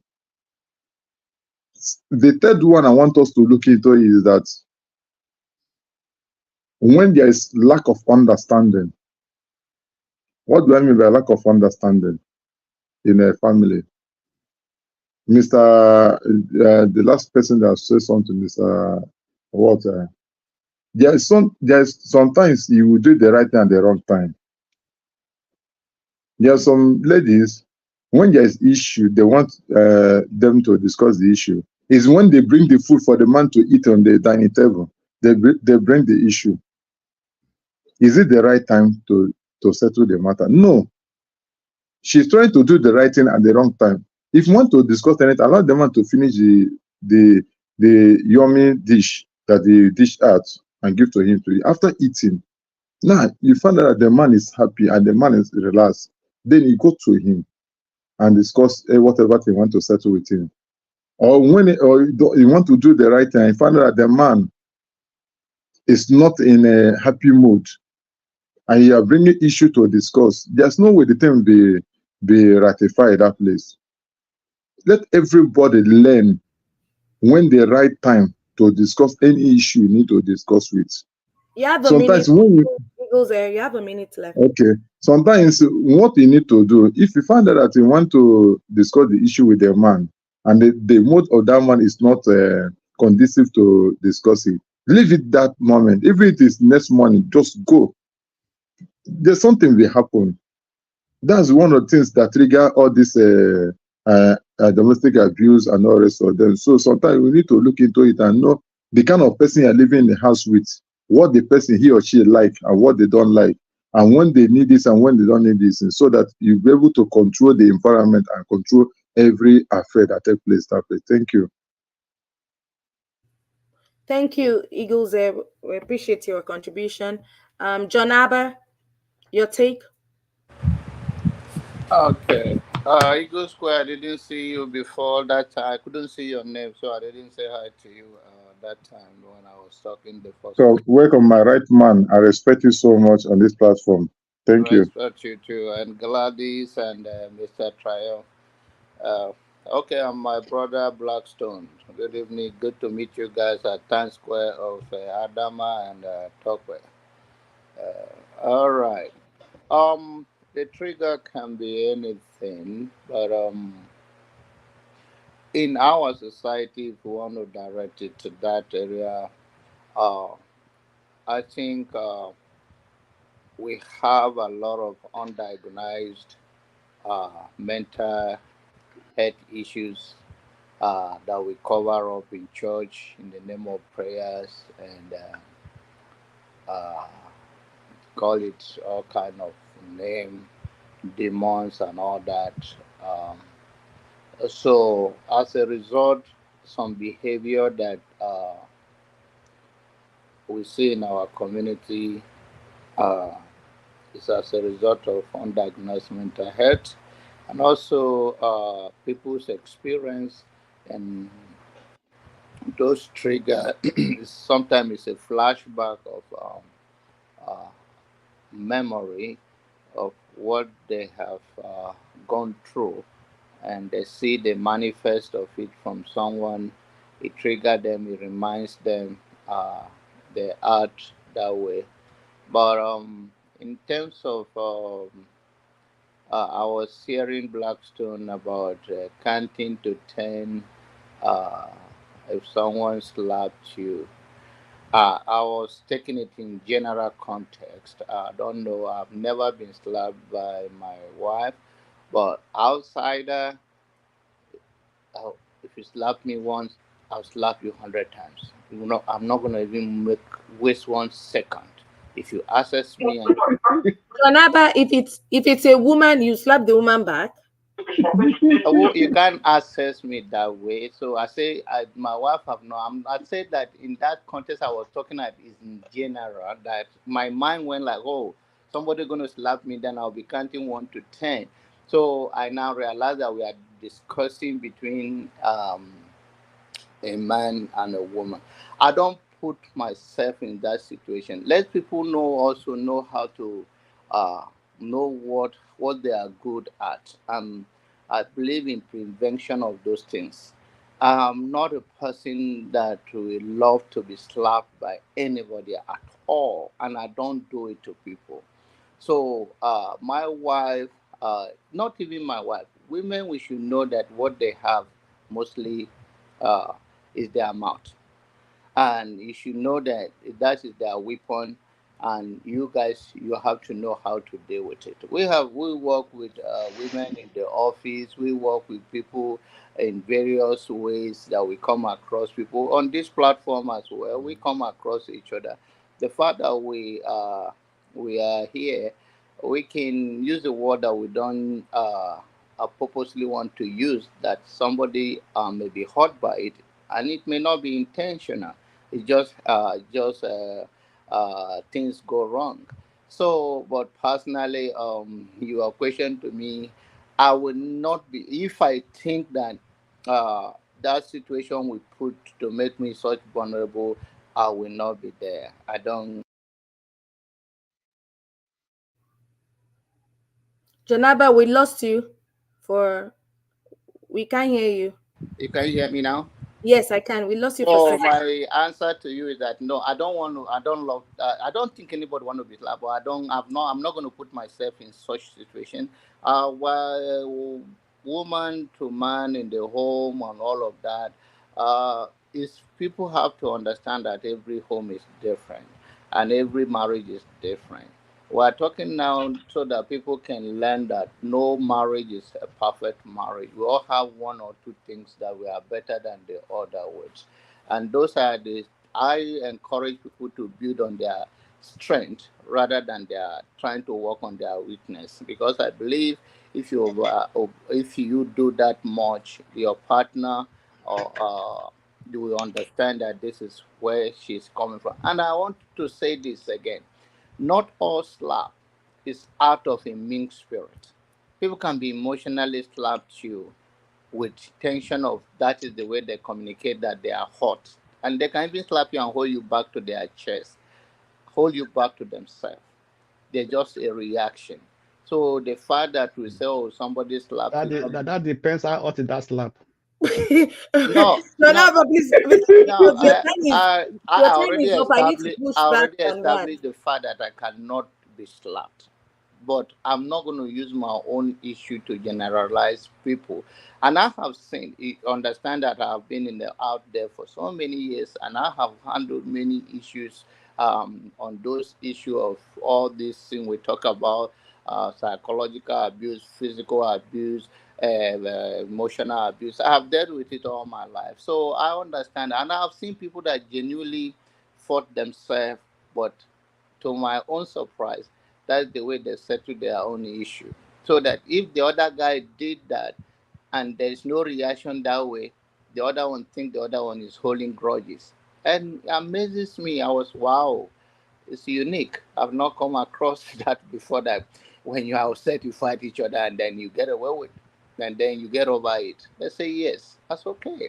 Everybody would work for them. To me, where I come from, it's strange to hear that. But when you open yourself like to this kind of place, you hear people that sometimes things you don't expect from them. And that is the beauty of life. It's about sharing your personal experience. It make it more authentic and make more impactful to others, so that people that are struggling will know that I'm not in this alone. People go through it, but there is a way out to make it better. Thank you. Thank you, Mr. Jonaba. Madam Gladys, your take, ma'am, on triggers. Yeah, thank you so much, Sister Tope. Um, I still want to say here that when we have mentioned mental health, most times when people see people who are going through mental health situations, they hardly see it that way. They give it a different name, and then they end up giving a wife or a husband to such a person. How do you think such a person will relate with the person he or she has married to? I want us to also look at it this way. No matter what has happened in a relationship between a man and a woman, that will want to make the man have the mind to want to eliminate the man, or the woman wanting to. Because I've heard of cases where they said the women abuse the men. We should not leave that out of this discussion. There are some abusive women. They drink, they fight, they don't have respect for their husbands. And if they are married to such men, you see the men will stay very calm.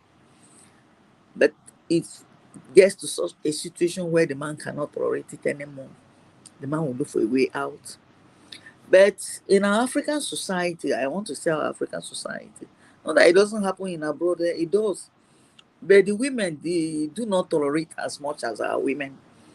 Our women can tolerate to the point that, and why they do most of these things is that they do it because they feel that they have to stay back in their homes because of their children. I remember the case of a man who chopped his wife into bits in France, a Nigerian man, and kept her inside the fridge. But these were two lovely people that were in love. At what point did they get to where the man never loved the woman anymore? That he felt like he has this attitude in him to want to remove her out of this world, and then cut her into bits and put her into the fridge. And they have 3 kids. When we are talking about abuse, it's something that is very, very deep,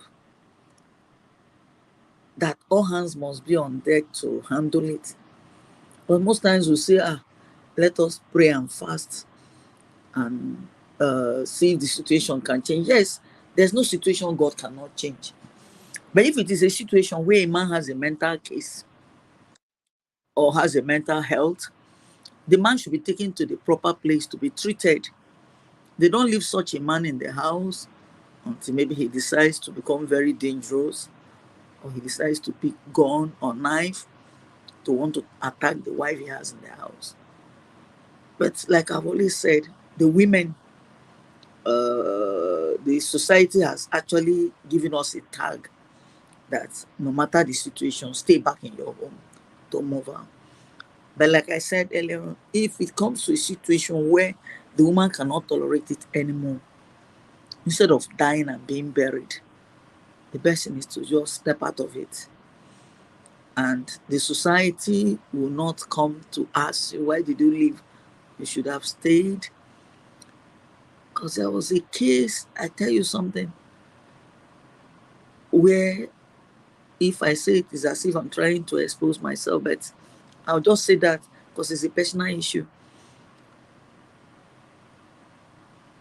I just didn't know what a woman did to her husband, that it got to such a point where he sent hired killers to go and kill the wife. Yes, they caught up with her, gave her court, did everything, left her in the forest as a dead person. But eventually she came back alive. And she survived it. And since then, that was the end of the marriage. The man has never left threatening the woman. That's something of over almost about 15 years ago or so. The man is still threatening the woman, following her all about, sending people to remove her out of this world. But we need to know that God is the only one who gives life. You cannot take someone else's life and then you go free. There's a lot of karma. If you kill someone, definitely the same thing will befall you. But that is not the point of discussion here at this moment. But all I want us to know is that in a situation where a case cannot be managed, that case should be brought to the open. We do not say, let us manage it, let us endure it. God will change it. Also, if it is a situation that God has actually shown you the green light on how to move about it. And I want to also give us an instance of something that happened somewhere in Florida, here in America. A pastor that married a woman, I'm not going to mention his name. He got married and the marriage was okay. But somewhere along the line, the wife noticed some funny attitude in him, that he was behaving funny, talking harshly, telling the wife, I'm going to kill you. I'm going to kill you. And then the woman's brother said to her, please, can we report this case to the police? The woman said no, they should leave it. What happened at last? The day she went to work, she was a banker, right? Immediately she just got to her office. The man shot her, gave her how many several rounds of ammunition, and then she fell down and passed on and died. She's gone today. The man is in jail. And this is a man that has a church. He has a parish here in Florida. So we look at a situation where we must learn to call what things are all about. We don't give them a different name to color it or make it look fine. That's definitely the situation will change. Whatever kind of abuse we have noticed, if it is where such a case is being treated or handled properly, it will not get out of hand. But I also want to tell us that some people take delight in seeing others in pains. Maybe a home that is being tortured, whether by the man or the woman. You see some people will come and say, please, people should not quarrel again. Don't do this. At the back, they go mocking and laughing at them. That's why I said a situation where a man and a woman cannot live together as husband and wife, instead of fighting day in, day out, becoming a nuisance to the public, or people coming to get themselves involved in your case, it's better to separate amicably and then still have love to take care of your children. That's my humble suggestion. Thank you. Thank you, Madam Gladys. And I'm sorry that you went through what you went through as a personal experience. Thank you for sharing. Electricity, your thoughts on triggers. Electricity, are you there?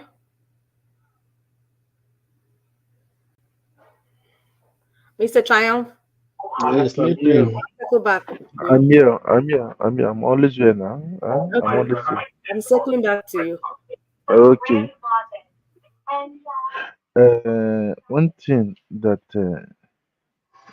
first of all, I'm against violence, 1000% if it exists. And I've seen people, my siblings, that suffered a lot. The females are with their husband, understand? With their husbands, and I used to tell them that if it's not working, you leave. Some of them they say, no, what will people say? Because in Africa, there is a pride that when you say you are in your husband's house, you understand? But I don't support that. And if you say you should go, they say, don't bring that to your Igbo culture here for us. Keep it. That's your own. Leave us. You understand? It happens like that. Sometimes, according to Ego's, let me contribute a bit. He has seen a lot. He has seen a lot. For me, I tell people that men loves three things. First of all, the first thing every man loves is not food, is not sex, is respect. Is respect. So one thing is that when the man has respect, food and sex follow rest. He's going to do anything for you, for that lady. The moment you're giving that respect anywhere, want to they see that that man will turn to a baby into your hand, a puppet. You will control that man. It is very easy to control a man. It doesn't take too much. Once you give that respect, and again, you hype him a lot. Eh? That one, I know Yoruba are good in that. I don't know about Igbos, but Yoruba are good in hyping their men. So one thing that when you hype that guy, hype, he will submit to the, understand? So that's it. And again, men are logic. Understand? Why you women are emotion? Understand? Oh yeah, emotion. So women will like what we see. Why you women you like what you hear? You understand? So that's just it. For me, I love being real. I love being real. Understand? I love being real. So for me, I used to tell people that life is all about choices we make. Nobody's perfect. No marriage is perfect. I don't believe it. You can see, like the story that Madam Gladys just said. I had it also. I was shocked. I even know the pastor's name. He's in jail today. He's in jail today. What is just that even it's also happen also. Understand? In this super musician that sang very good worship in Nigeria. She too she had problem with her husband before she because of I beg you making her put love aside. Understand? Your health first, your security first, your life first. When you get life, you get hope. You have hope. Understand? So that's just it. So one thing that anything can happen. Sometimes even though sometimes some women talks. eh, they know their men's their partner weakening point. They will say that word that will trigger him. Because that secret, that old thing that he has done before. You understand? Done before. He will just bring it again. Bring it out. Moment you bring it out, the thing will pain the guy now. You understand? One thing that when the man trusts you, tells you everything, then later you bring that same thing out and start repeating in his face. Ah, oh my Yahweh, the guy will get mad. You understand? He will just start reacting differently, different before you know. So one thing is that I used to tell people that nobody is perfect. Nobody's perfect. Understand? One thing is that I learned from my friends. That's why I say that I like watching people's the good parts of people. Then I take it. The negative parts I keep it away. So that's just it. So for me, I'm being real. mm, I'm being real. So one thing is that I'm a Christian. I'm a born again Christian. I'm a practical. In French, we say pratiquant. So that's it. I practice what I do and what I read. So that's it. Even though you guys believe it or not, it is me. I believe in the Bible very, very well. So I live by it. I feed by it. So that's it. So I'm a God fearing person. Even though you laugh, it's your own opinion, cup of tea. So that's just it. So that's me for that. Okay, Madam Tokwe. It has been long I had the voice of Madam Adama. What's the problem? Is she busy or She's sleeping? okay. She just stepped away for a few minutes. Thank you so much, Mr. Okay. Triumph. I want us to talk about Can I say a something, please? Please, I After want that. to okay. put chip in one thing that I forgot. Please, pardon me. Is that Eagles Um, or Blackstone? I thought Blackstone. I was Eagles head. okay. Let it go. Let it. I wanted to say something. Let it go. Go Okay, because Eagles head and after the Blackstone. before the ego, Uh, before the ego come up for the ego. thank you so much. See, most of the problem that we have in a relationship or marriage, most of the problem, what this problem comes from the church leaders. I have to say this. Sorry to say this. They refuse to say the truth. They refuse to tell the spouse or the woman the truth. And whether they hide the truth away from them, it becomes an issue. You will see a pastor will stand on the pulpit and begin to state the congregations or the people that is about to wed that their marriage, they have been married for 20, 30 years, there have been no issue. Their marriage is so sweet, their marriage, there is no misunderstanding, this and that. How can you tell me that? Why don't you tell them there is a what is called wave of marriage?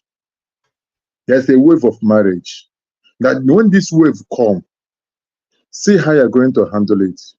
See how it's going to do. They will not tell them that in this relationship people are moving, in this marriage, there's bitter side of it, there's sweet side of it.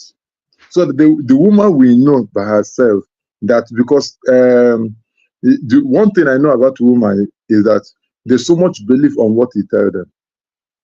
And when they when they comes in, I find out some things are no longer the way they expected it with high expectation.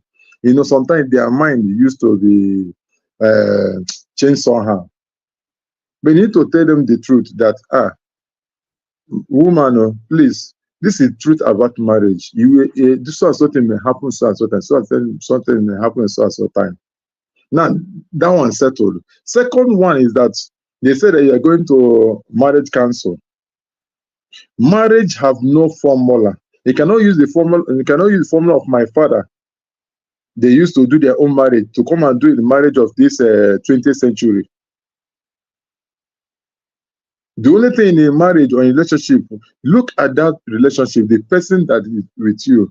What are you going to use to make sure that peace run in that house? You cannot just come and tell people that in the eyes of God, man or woman are the same. Man or woman are the same level. This and the eyes of God. You are deceiving the woman. Make the woman to understand this man is the head of the family. You are the helpmate. Let me tell you the truth. You see, any man any man that stand and want to be an equal level with the man fight you. If man find out you are coming to the same equal level with him, he will fight you. But the man don't fight somebody that is below him. That's another thing in it. So we need to know how the church leaders are telling people the truth so that the problem will be solved. Not to hiding the truth from the people and keep quiet and expect that thing to work that way. And when they bring matter to you people, instead of for you people to do the right thing and encourage them and correct the mistakes, you began to tell them that you began to say so certain things are not supposed to say that way. And also, don't blame a man in front of the woman, and don't blame the woman in front of the man, so that they will not trigger their ego against each other. That's the little submission I want to give, and thank you. Thank you, Eagles Air. The Blackstone, you had something to say? Yeah, okay. What I want to say is this. When you get into the marriage life, what was your idea before you got in there? That's the first thing we have to actually understand. Because at the time of your friendship, courtship, whatever they call it, you're having everything going lively for you. And now you get married, you're now husband and wife, and things begin to change. What is causing that change? What is that bringing that change into play in the relationship, in that marriage?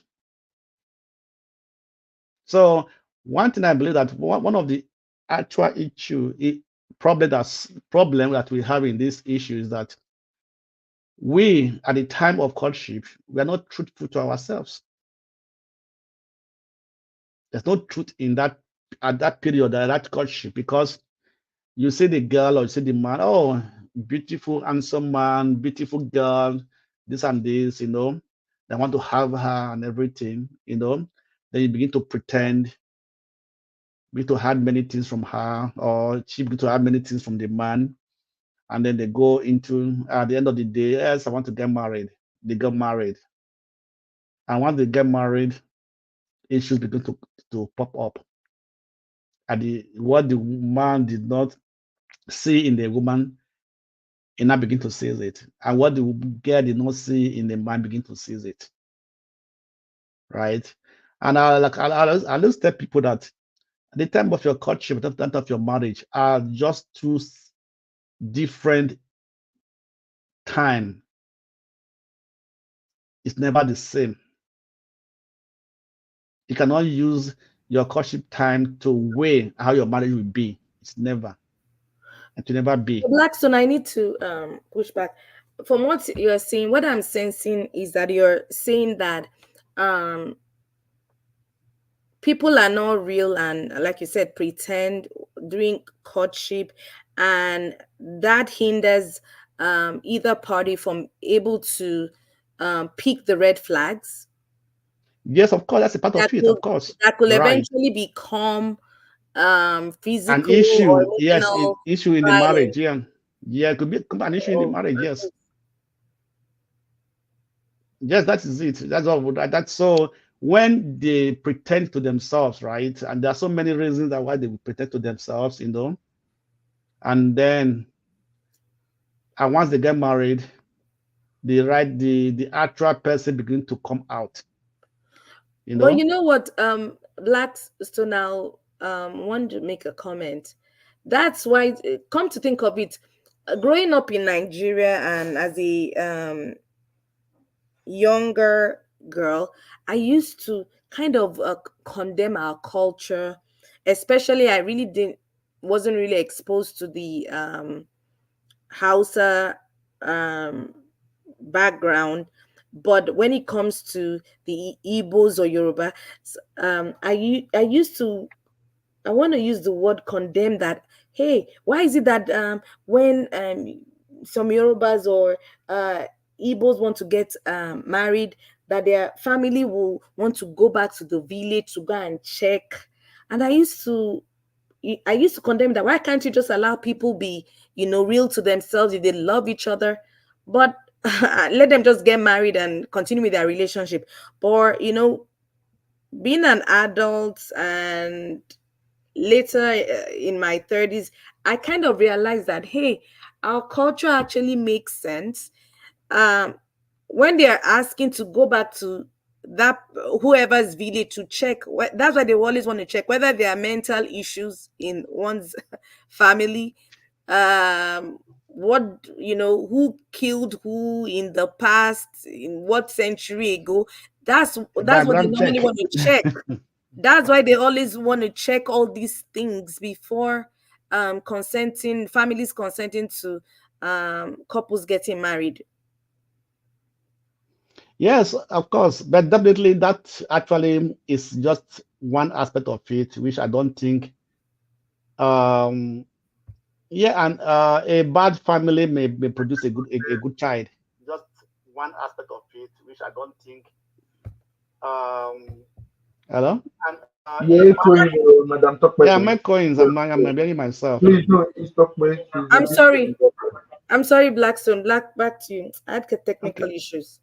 Yeah. Okay, I was saying, my thing was that, yeah, a bad family can produce a good child, definitely.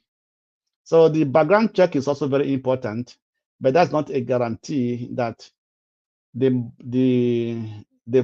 the family has issues, things like that, previous issues, but the man might be a different person altogether in the family.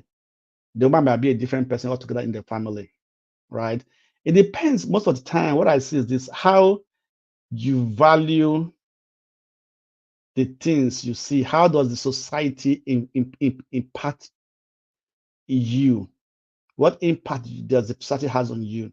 How do you assimilate informations that are going around you, or going like now these days, I would say social medias and so on and so forth, So how do you take those informations? What positive effect or what negative effect does those informations has on that person? So, and these are some of the things, like the woman will say, yes, in Europe, in the Western world, the woman has a right over the man, and the man may say, oh, okay, now I'm an African man, I have the right over a woman, but this is not the actual basis. So it's not who has more right or who has less right that will make the marriage to work. It's both how does the both of them interact, how they handle themselves, how they resolve issues, right? So these are some of the things, like Ego S said, that I don't think because a woman does not respect a man, or a man does not respect a woman, that's not the issue.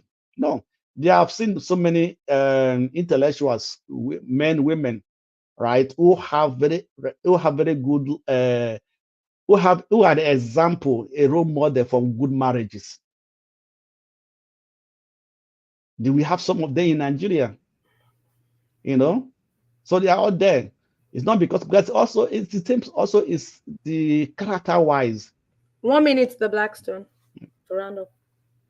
Okay, so that's also the character wise. What character is the woman bringing? What character is the woman bringing?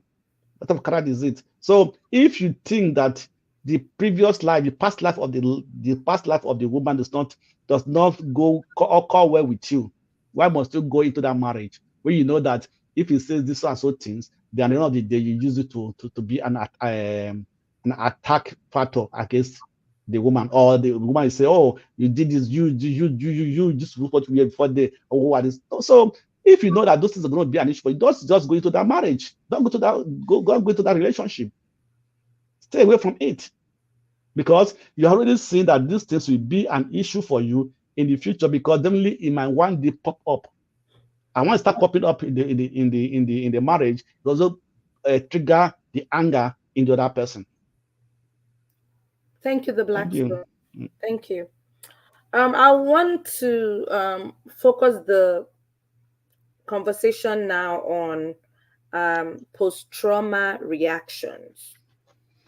So if you've been a victim of violence in one way or the other, physical or mental or emotional, I want us to look at the reactions from this trauma. When a person reacts to something perceived as a threat, they tend to respond either by fighting the threat, which can lead to a crime and lead to death in the situation that Ms. Gladys mentioned earlier on, the coupled,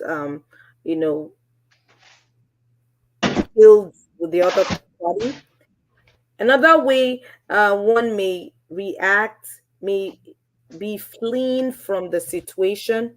So if you're in an abusive marriage, you may want to go through the route of divorce, or just simply just walking away from that abusive situation in order to avoid you allowing it trigger into a case where you may do what you're not meant to do, and just die the person.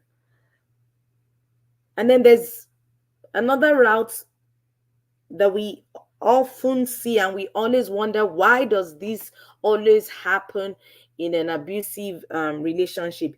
People just freeze and they just remain in that relationship. They just remain there and continue taking the abuse. Miss Gladys, your take on traumatic reactions? Miss Gladys, are you there?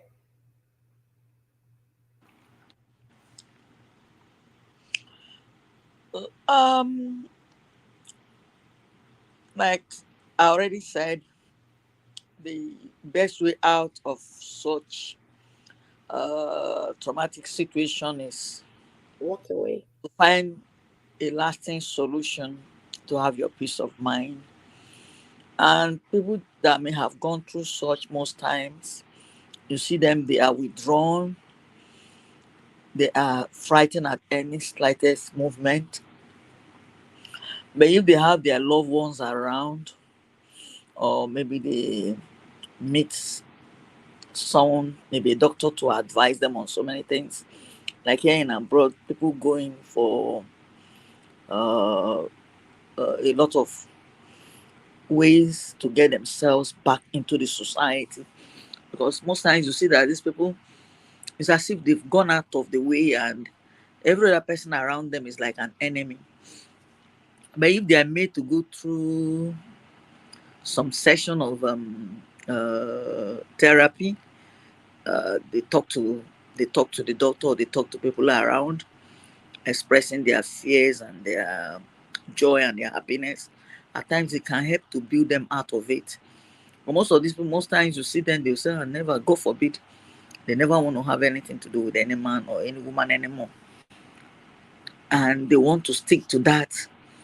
But if they are allowed to receive some counseling, guidance and counseling, at times you see them, they may also end up having the best of a partner if they can actually make up their mind to let go of the past and then begin to have a new, fresh way of life But most times they say a woman who was once married, maybe if she gets into the second marriage, is it likely going to work? It will work depending on what she wants. But I don't want us to believe that it's because maybe it's a situation where the woman does not respect the man, can make the man to become very violent. It doesn't come in. There's no basis for that or something to use to cover it up. That no matter, men have been made to be such that men can endure as well, just like the women. If you're in a home where your wife is trying to disrespect you and you try to caution her and she's not listening to you, she keeps up with her attitude, you need to call people into it so that they will know. It is not until you end up beating her or fighting, or like most men I know, at times they walk out of it. Walking out is not that they're ending the relationship. They can just walk out, take some fresh air outside, or they just walk around, chat with people, and then come back home. But if the woman is an abusive woman, that's why I said some women too, they have a way of making the men to get aggressive. Some women, maybe that's the way their upbringing or whatever it is. They abuse the men. We've seen situations where women have abused the men, and the men are also running, looking for a way to run out of the woman's lifestyle. Sorry if I mentioned the name here. The woman was busy using the man as a house help, cleaning the house, doing things. But the moment he had the time to take off, he ran away. And then when they went to court, most times people think that maybe because they have all the laws and everything in their hands, they can succeed and get away with it. When they went to court, the whole thing ended in the man's favor. That the man has really actually endured a lot in the woman's hands. The woman was very abusive, behaving funny and no respect, nothing. So the best advice I'll give anyone who is going through such is to just remain calm, seek advice, and then get counseled. You do not say that you just want to stay on, that maybe there's no more life again. Life is still very okay and nice, and life must go on. That's my suggestion. Thank you. Thank you so much. Thank you, Madam Gladys. We appreciate your input. Eagles Air, your take on post-trauma reactions. Yeah, I thank you. God will bless you on this program that you brought on, especially this topic, because if you look at the statistics of men and women in marriage, who died, you find that men died more than women because of the trauma that they are undergoing, and everything concerning emotional. Personally, I have witnessed one, or I experienced one. When a man is facing one of challenges or the other, and the man want to open his mouth and say out or express his feeling, they will tell the man, be a man, be a man. While the man is dying inside, though, they are telling the man to be a man, be a man. And for him to try to be a man, everything about him is going down. That's the main issue we are having. So sometimes, best form is that I keep on telling people that when the situation is very hot, like somebody like me, when the situation, I found out that the situation is very hot that moment, the best thing to do is just leave the scene immediately, leave the environment immediately. Look for one of places you go. By the time you go out that place and come back home again, some things will go out of you. But the problem is that is the woman in the house, is she ready to allow everything to calm down? Because there are some ladies that immediately come back, they start from where they stops. That's another problem. Is the lady ready to stop from where she stops and not to continue with everything, anything that concerns it? Now, there are some men that when the each situation had get to the level that Attention to the contrast here, and I'm not so sure. Hey, Topper, can you hear me? She said she really changed her mind because they were. We can hear you, Adama. We can hear you. We can hear Oh, you, I am. Adama. Eagle's Air is on. Oh, I am okay, so sorry. I am so sorry. I just want to no problem. apologize. No I just problem. want. There are some ladies that when they're trying to bring the peace in the house, the man becomes an issue. What we need to do, look for somebody that the man respects, that the man fears. Thank you very much. Everybody have the people they respect. They have the people they at least they fear. Invite the presence of the person, trying to make the person to see what is going on, see what is going on. Eagles, I need to push back 1 second. What if that person is the rich man and the controller in the entire family who doesn't have anyone that you can actually report him to? How do you cope with that situation? Everybody has somebody that they're afraid of, Madam Tokme. Thank you. Everybody. Yeah, Everybody. like me, I don't have anyone. Sorry. Oh, you I see? don't have anyone. I take my decision. Nobody influence my that story. Adama, you're cutting in and out. Yes, can I? Oh, sorry. Can I say something? Zoe, stop it. I just got home and now you're making this fuss. Can I say something? I just want to apologize. I had an emergency. I'm on call today, so I had to step out. It was an emergency. Sorry. I'm back on. Papa, can you stop it now? I told you you're not coming on the couch. Stop it. Papa, give me. Do you hear me say stop it?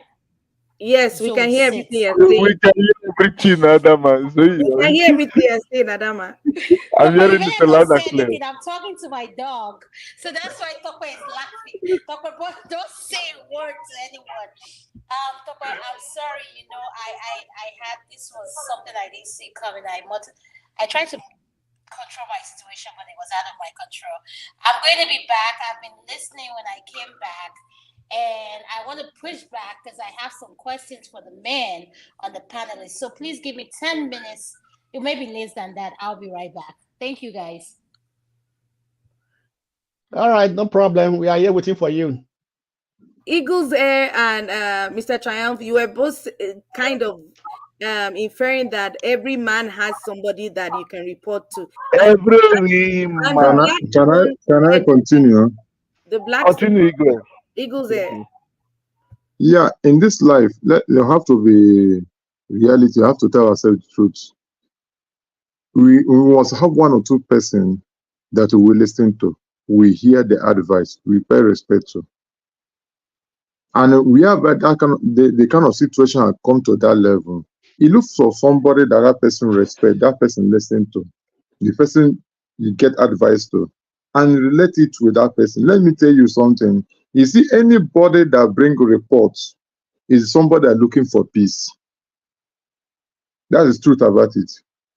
When you look for the person that person respect and play homage to, then when they report it, if it is in a church where the man respect the man of God or the woman respect the man of God, then you relate it to the man of God. Then if if the terms of the lady that she don't respect the man of God anything, but the parent of the lady is alive, you relate it with the parent of the lady. Sometimes we need to have a bad parents, bad mother-in-law, father-in-law, but there must be somebody within the home that you relate it to. Then you talk about somebody in a situation where the man is the richest man in the house. I want to tell you the truth, and that is the truth. Even if you're a billionaire in the house, there must be a person who always stand on the truth, no matter whatever thing you are doing in that home. He must stand on the truth and tell the truth. I think you do it to hurt him, but he has said the truth. You cannot, everybody in that house cannot be just dumb and be receiving everything they are saying. There must be somebody that will say the truth. In my own dialect, that's that now. Then whenever you are trying to cover your face, trying to make sure that you are respecting the big man of the things, most of the time you just cover your face, do for a basket and cover your face and talk to him and walk away. That's the only thing.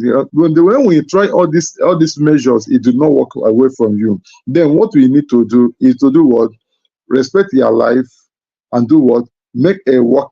Just make a walk away from that house. I have seen a woman when the situation had get to the height level. What the woman is doing, just go back to their house and stay. He did not separate. He did not divorce the man. Oh.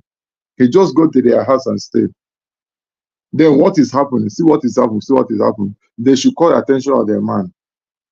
And when they call attention of the man, and the man do not comprehend the advice they give to him, what next? They tell woman, you have seen how it goes. Please respect yourself and do the right thing. That's everything goes. But you cannot just walk out and separate yourself from marriage. You have not done anything comprehensive to make sure that you maintain the peace and all the rest of them. Then when you try your possible is not work, you know that this thing will not work for you. That's the truth about it. So sometimes we need to tell ourselves the truth, look for the solution, best solution, somebody that the person respect and somebody that does not respect, all rest of them. You know how to tell to them, and the thing will work out. The thing not work out. You know that another thing is going wrong. And then what do? You have to save your life. That's all I have to say for now. Thank you. Thank you, Eagles Air. Mr. Triumph, did you have something to add to that before I get the pushback from the Blackstone? Yes, let me add a lot. I will add a lot. One thing is that Mr. Talkative. you don't come. You don't come. We go talk for backstage. Backstage, we No, go talk not be more. me and you. No be if for I don't like to talk too much for public. I'd like to Not be give me a and good you. example. This is a safe place, Mr. Triumph. Please go ahead. Okay. One thing is that I used to tell people close to me. I tell them one thing. I don't go out to people that are just church goers. There are people that fear God, God fearing people. Number one, because if somebody is a God fearing person, he cannot do you any harm. So he has somebody that is afraid of. Not only just a grown man, I understand, but somebody that is afraid, that he respects a lot. When you just call the name, he sit tight, he listen, you draw his attention. You understand? Even though you get that money or you be poor, you understand? He will still respect you.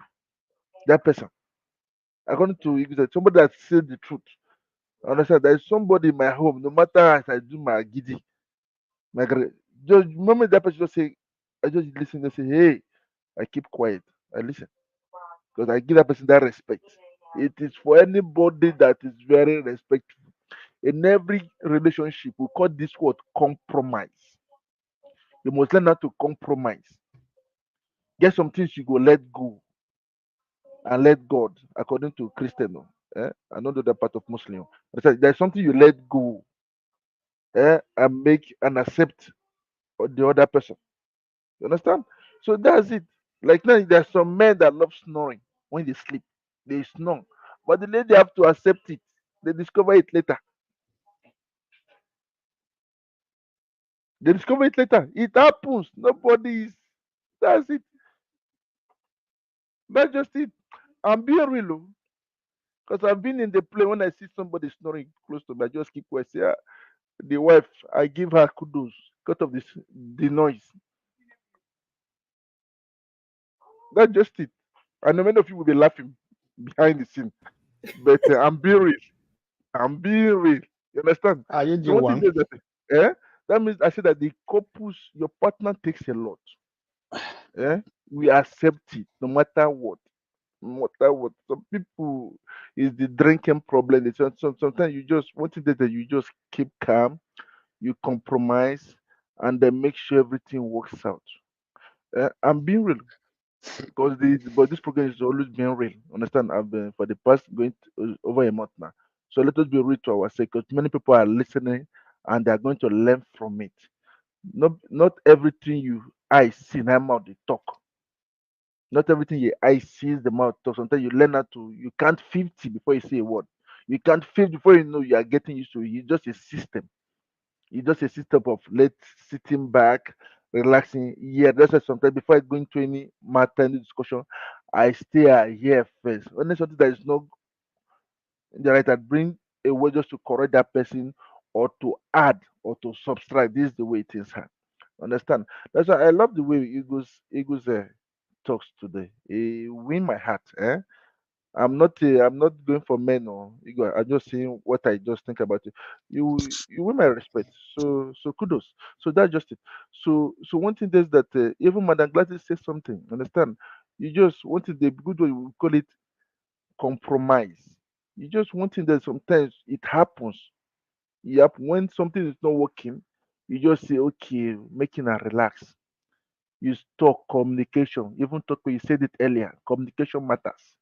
Emma sorrow. And you Yes. say that you cannot hide anything during the courtship. Lie. You cannot hide it. That's why they say I did my courtship for 18 months now. Most of people. I brought everything out. I brought it on. Then you talk issues, not only emotional issues, family issues. You talk financial issues. 80% of marriage divorces is caused by finance. Then later the other things. Eh? We bring everything out. You put it on the table. Understand? You talk. You bring solutions. If is if you have problem in the other room, you say it out to not after the marriage. After the marriage, then the partner discovers say Olenye. It will bring problem. Oh. It will bring problem. Oh. Or you have a problem on it, dysfunctional problem. It will bring problem also. That means you're a liar. And if you base your marriage on lies, even Bible say cut them off. We cannot talk too much. Understand? So that's just it. Eh? I will leave the rest for backstage. I know say at that the year. Okay, Madam Tokbe, have the floor. Thank you, Mr. Triumph. Thank you so much for your comment. The Blackton, did you have anything to weigh on that? Because you Uh, you stated there's nobody that anyone can report you to in your family. Basically, you're the one controlling things. no, Doc man, we posted that you have to put somebody. Every man is a man of himself, right? So, and do you know what sometimes what it means that your woman or to a woman a man takes the issue out to somebody. Sometimes it even increase the problem. You understand me? What I want to say here is this. I love the music from Michael Jackson, The Man in the Mirror. How do you actually assess yourself? How do you question yourself? How do you question your behavior, your attitude, your decision? Do you query yourself? Can you say I'm sorry to a woman or to your wife, even though she offended you?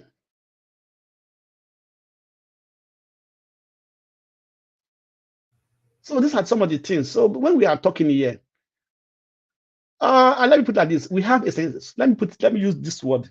We have a centralized family. We have a decentralized family. I will explain. Centralized family whereby everybody interferes or try to know what is going on in another person's affair or things like that. A decentralized family that you handle your family the way you think is best for you. So why must my wife, for example, take my issue to my friend or to my family members without first of all discussing? We can have a discussion. We can The communication. Blackton, what if you're not listening? You're not hearing her. So She that's could why have that's why no I choice. that's why I use the word. How do you assess yourself? So if I'm not listening to my wife or to my wife, there's nobody I'm going to listen to. Because they will just say, and I will go back to the home and do the same thing again. Because I've not assessed myself. Take a personal assessment of yourself. Why do you do what you do? Why do you be what you be? Why do you take the action you take? So that's some Please, of the I questions you want have to ask. 1 second. 1 second. I just want to say this thing. Bible said that the ways of a man seems good in his eye, but at the end thereof the death. So sometimes our own, some things we do may seems good in our own eye, but in another way around, we are moving towards wrong way. I just asked you a question. I said, can you say I'm sorry to your wife that offended you? I can easily say that, but let me tell you, everything we are saying here, vice versa. A man may be good, a woman may not be good. Yes, Woman may not be good, man may be vice both versa. sides. You know one thing, if you want to have a happy home, you must be humble, no matter what. And you have to be able to make your wife or your partner understand the type of person you are. You understand me, right? Somebody said here that Madam Gwadi said that if even in terms of even quarreling, can you just take your shirt and everything, just walk out and let the situation calm down before you come back? Can you do that? I know all of us have our own bad side. We have positive and negative side. We have a negative. Everybody has his own negative side. Let's not hide it and say we are too good. No. Everybody sometimes have what they call 5 minutes of madness. But how do we manage these things? So when you talk about post-trauma life attitude, you can be able to be the person who will bring your partner after the quarrel, also create an atmosphere of peace. You can also be that same person. You can be the one that will even resolve the issue. I can also call that woman and sit her down and try to explain very well what is the reason why this happened. I believe a woman that now said, I call you my husband, will be able to listen to you. But when then it goes off and she doesn't listen and everything, or you doesn't listen and everything. If she has made up her mind, black, let me finish. So the best is to go apart. When when both of you cannot resolve your problem, I don't think anybody outside can resolve the problem, because it is a pretend that you are pretending to the people outside. Because when you come back home, you are going to do the same thing. So both of you, I always say one thing. I said the major issue, the major thing that causes a problem between husband and wife, they don't tell to the third party. Even we call both of them, come and sit down, let's try to resolve it. They never say that thing. That is the major thing that causing the problem. Both of them knows they will never say to the third party. And they go back home, the same thing will happen again. If it's a pastor, if it's a counselor you are talking to, a pastor you are talking to, they will not bring that point. There's always a point in there that will trigger this misunderstanding. But they cannot say it to the third party. So we have to, that's why I said we have to examine ourselves. We have to examine ourselves. The Bible says, as you said, that Jesus Christ said, if you tell your friend there's a speck in his eye, say, have you taken away the log in your own eye? That is it. So it's not a matter of say go and tell person, go and report to my a friend and everything. Within the Bible verse talk before this sentence we talk now. Waiting I want to first, because once you just pick what you want pick up, there is a verse before it and after it. If you can tell me, then I can. What is verse first? I don't know the verse. So you tell me now. I don't know the verse. It was talking about condemnation. That's I think in Matthew chapter 5 or 6. Talking about judging people. That was talking about. Talking about judging people.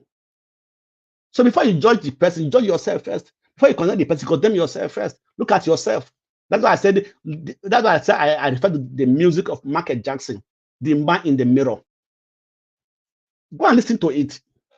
It's very. It has a lot of message for individual person, for yourself, for you. So in everything, two people are involved in a misunderstanding. So both of you can also come back together in your senses and also resolve it. A third party does not actually resolve issues. most of the time they escalate it. That's my take. Thank you. Thank you, Blackstone.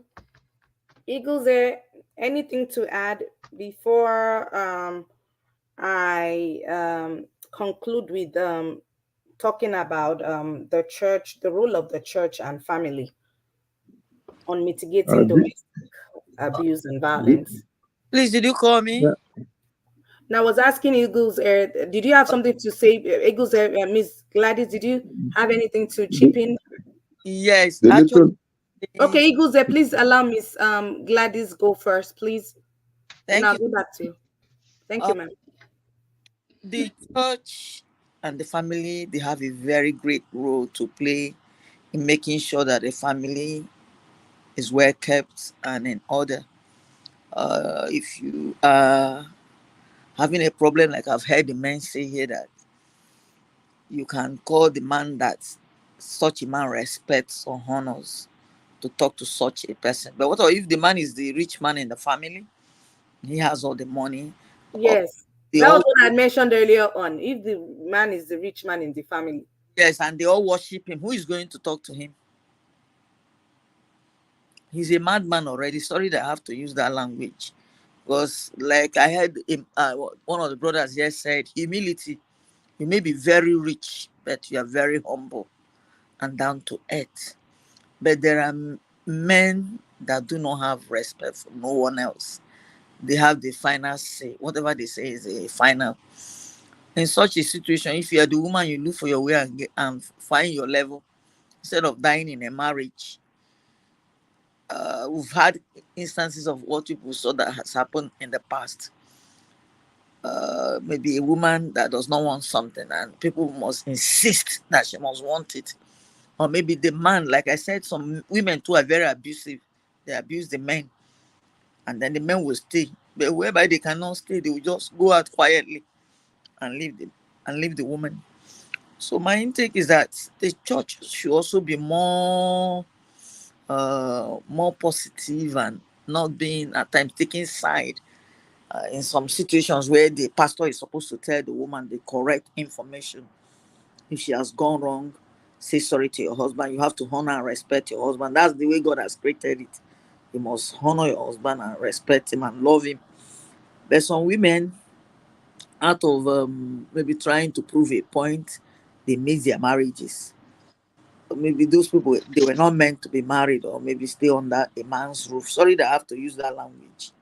And you need to do it because the society expects that every woman must be. It's not all the women are not meant to be married.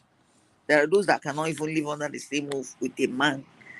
The man will be making sure that there is peace in the house. The woman is the one setting fire in the house. In such Ha! Yes, in such a situation, we pray that the men will not meet such women, because I call them Jezebel of the modern time. There are people like that. They do not want peace in their home. They want to control the men. They want to talk to the men anyhow. The men, out of anger, yes, like you said, they can decide to hit her. But some men, they will just walk away peacefully. So the only thing I'll say is that the church have greater role in keeping the family together, where they can give them spiritual advice, to have love, respect, and honor for each other, and also ask them to fast and pray. There's nothing wrong in fasting and praying, whereby all the solutions have been sought for or sought out, and things are still not going the way they are expected to go.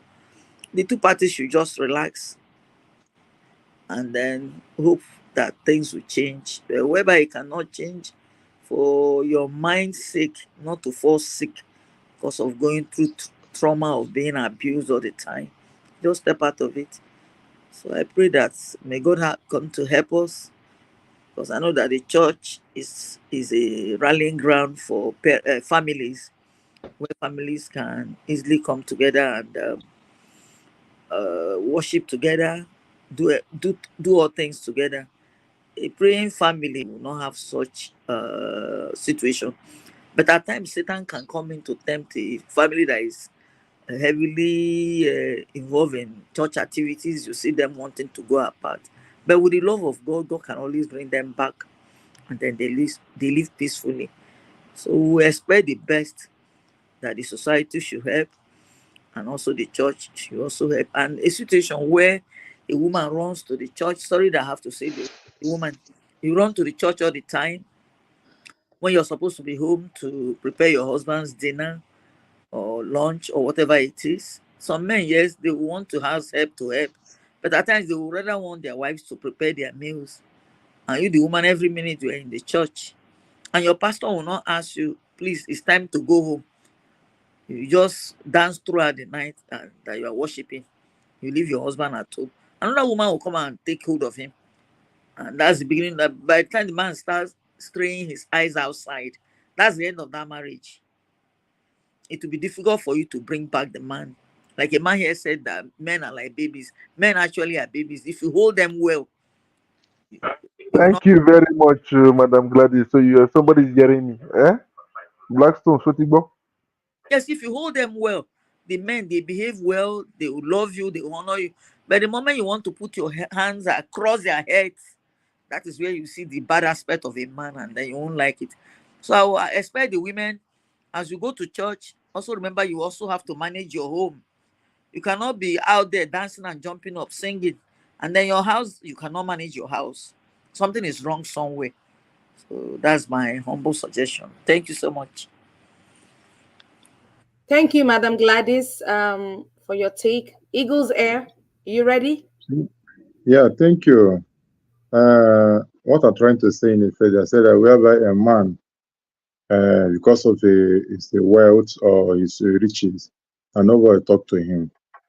See that man, see destruction. See that man, see death. Anybody that live a life that nobody will be able to give him their humble advice or tell the person the truth.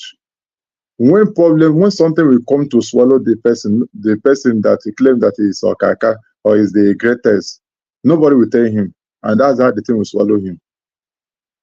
So we should be careful the kind of life or the kind of things we exhibit because of the what we acquire in life or where we find ourselves.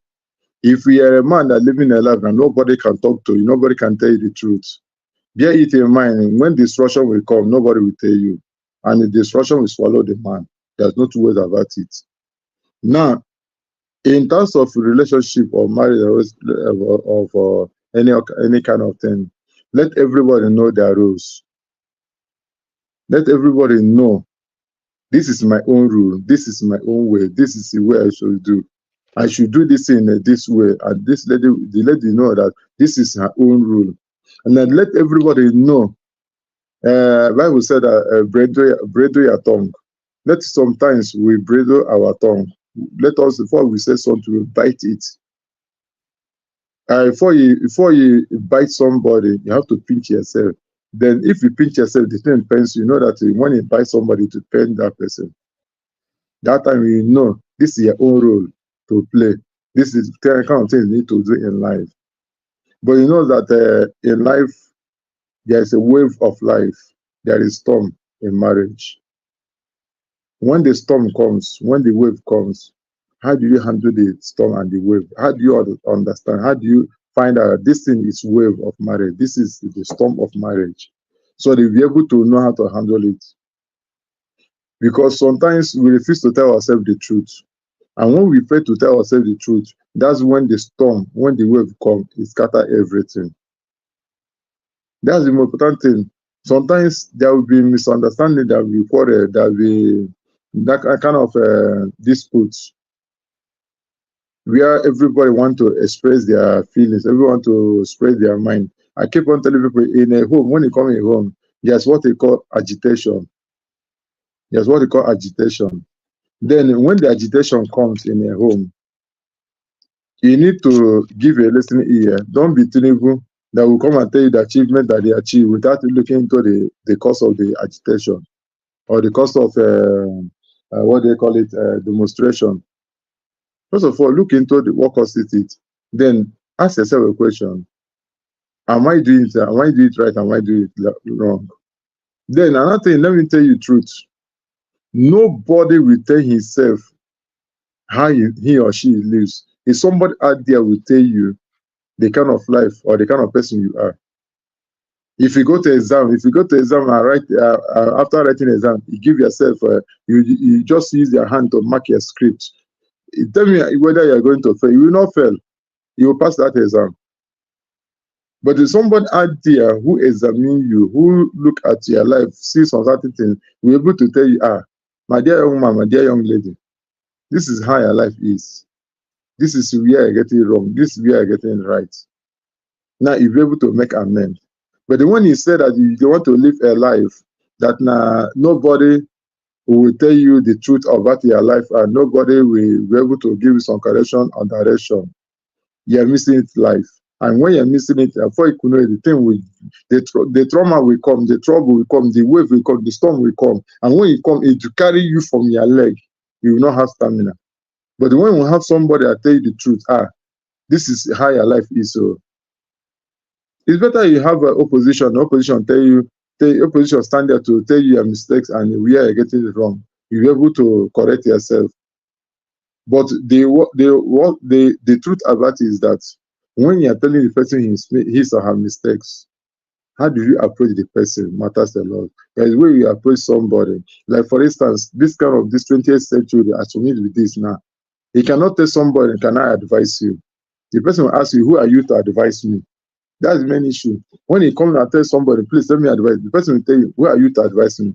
But when it comes to the person and tell the person, I want to suggest something for you, he will give you a listening ear because he wants to give suggestion. That's the trick of life now, 20th century. You bring suggestion, tell the person, let me suggest this for you. Please, would you mind for me to say? The person says, okay, suggest. From that suggestion now, you'll be able to give the person advice or the direction what you want to tell the person. So you understand the language, understand the environment, understand the kind of person, then you know how to follow the situation. Thank you so much. Thank you, Eagles Air. The Blackstone, did you have something to say before I have Mr. Triumph end on this? Okay, what I have to say is this. Eagles, like you try to generalize everything. Okay, let me ask you a question. If probably now a woman that is trying to safeguard the husband, maybe from the friend and things like that, and then it became an issue that the friends or the family doesn't like that lady. So when they have an issue, and now, do you think if the man take that issue to his friend to the family, they will support that lady, or would they advise that man to continue in that relationship? Number one, what the reason why the family don't like the lady? Please, Biko, let him learn. I want you just to finish what he's saying. Okay. They will give him a formula to his answer. Continue. You're not get formula to my answer. I get formula for you. I get formula for you. My answer. Please, Blackstone, ask that question properly again so that Mr. Triumph can get what you're saying. My question is this, right? We know there are some women, right, who try to protect their, for example, a woman that maybe the husband actually spent too much on the family, friends, and everything, and it's not prudent in spending and things like that, and the wife is against it, and the friend get to know, the family get to know, maybe a man that every time like every problem from the family is what that carries upon his head. You understand me?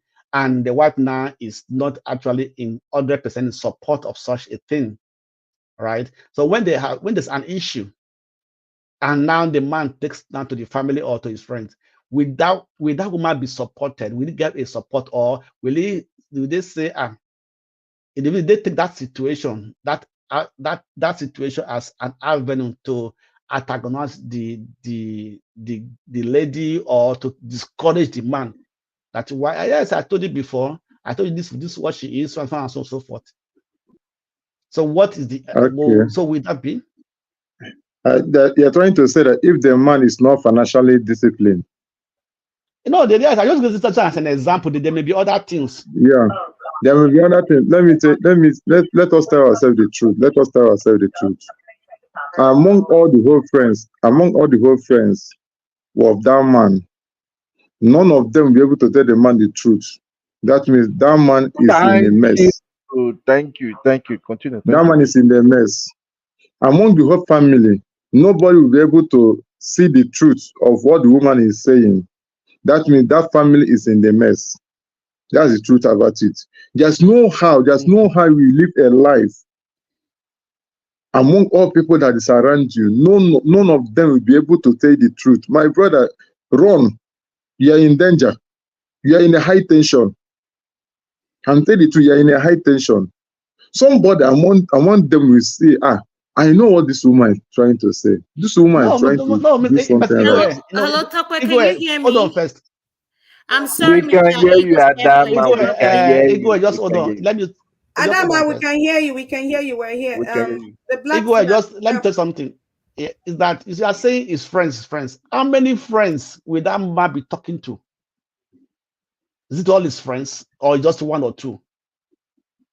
Have you not seen have you not seen a situation whereby even the junior sister or the son sister of a man will not like the man's wife? It happened generally, but I want you to understand something. Wait. Let me finish. A friend who cannot tell the truth. Let me finish what I'm saying now. Thank you, Igwe. Let me finish what I'm saying. Let me say what I'm saying. Go ahead. We are all ears. How many friends will you take your family affairs to? You are saying friends cannot tell the truth. How many friends can you take your family to? Your family affairs to? That's the question. You are saying friends. You're not saying a friend. You are saying friends cannot tell you. How many friends will you take your family affairs to? That's the first question. So I don't understand when you say friends cannot tell the truth. What is the truth in the first place? I want to come in here now. You know, if you have a friend of bar, everything revolves around you with that person is something like bar and nothing more. If you have a friend of club, everything revolves around you without that friend is club of a thing. So you see, let me tell you, there's something I find out in this life. I choose friend does not choose me. Because the kind of people that you allow in your life determine how your life will be. That's the truth about it. Now, in terms of family health, that of the family of the man, even if the last born don't like the woman that you marry, there's somebody within the family that like the woman.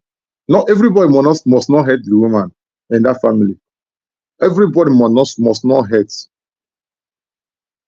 And the woman is safe as long as the woman is doing the right thing. I have seen in a place where criminals, they went to thief, they want to do something. But there's something that happened in that place. The one person say, oh boy, let us tell the truth. Oh. You know, this thing we are doing is wrong. Oh. This woman you are planning to rape now. It's very wrong for you to rape her. Oh. Why don't you allow the woman to be? We have collected the money, let's go. This among they are on oppression. Oh. So sometimes in every situation, people within around you determine the kind of person you are. Let's say the truth. The kind of people around you determine the kind of person you are. Let's ask one question. How many people will you take your family affairs to? That's the question I ask. I don't say you have to have a bad friend. Igwe, let me come in with my formula for Mr. Black. Go ahead. So for him to learn. Please, can I ask a question? I want to throw a wrench in this question that we are not addressing, and I want us to be honest. Now I'm going to shift it, and I want to make a comment. This segment we're about to start is for adults only. If you have any kids in the room, please have them exit because this is an adult conversation. So thank you. So now I want to know why the women weaponize sex when it comes to having disagreements. So it's open to everybody to discuss. Thank you. Blackstone, you first. No, Mr. Triumph, we want you to start with first. Why are you asking? Why you say me first? You go ahead now. You're an assess master now. Mr. Triumph, please, because you had a take. Go on the brand. The last question before Blackstone. Go on the link. Okay, go, Mr. Triumph. Adama, we can Let's hear you. be, Please mute yourself. honestly speaking, I would have loved you guys follow the line of okay, let me talk. Okay. Okay. Let me start. Okay. Let me No, start. Okay.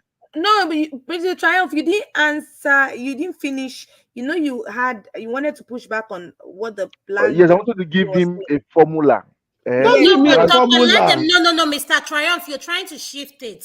Stay on the topic that I just threw in. If you know you can't answer it, you yield the floor for someone else that will answer it. The question is, why do women weaponize sex when it comes to disagreements? So It's, please, we are all it's adults here. because yes, Let's now have it's that because the conversation. lady knows one thing that the man is a sex freak. The moment I used to tell men, I tell my fellow men, even though you love sex a lot, don't let your woman knows that. You have to have that side for yourself. Understand? Because the moment the woman knows, you can make it to sign a big check. So that is it. You make it sign a very big check. You will use it to control you. Understand? So what it is that there's something there's something that we men will start thinking with our third leg. Eh? We don't think with our brains. We do some decisions that we'll regret later. You understand? I'm being real here because of I was a victim before. I was a victim before. So that was it. That was life. Understand? Because of I know women they use it a lot. Even mostly in Nigeria. They say if you never spend, the lady no go open leg. You understand? So that's it. But they will use it just to grab what they want to grab from you. But if really a woman loves a man, she will let go. She will open up. A big hug, a big everything, a big. Oh. She will give you everything all in 100%. Nothing restriction. But when the woman doesn't love you enough, wants to pay you back, this do me and do you spirit, she will hold that one against you. When you touch her, go say, leave me, oh, leave me, oh, leave me, oh. Understand? So that's it. We are avoiding you. And sometimes you will lock the door so you cannot come in.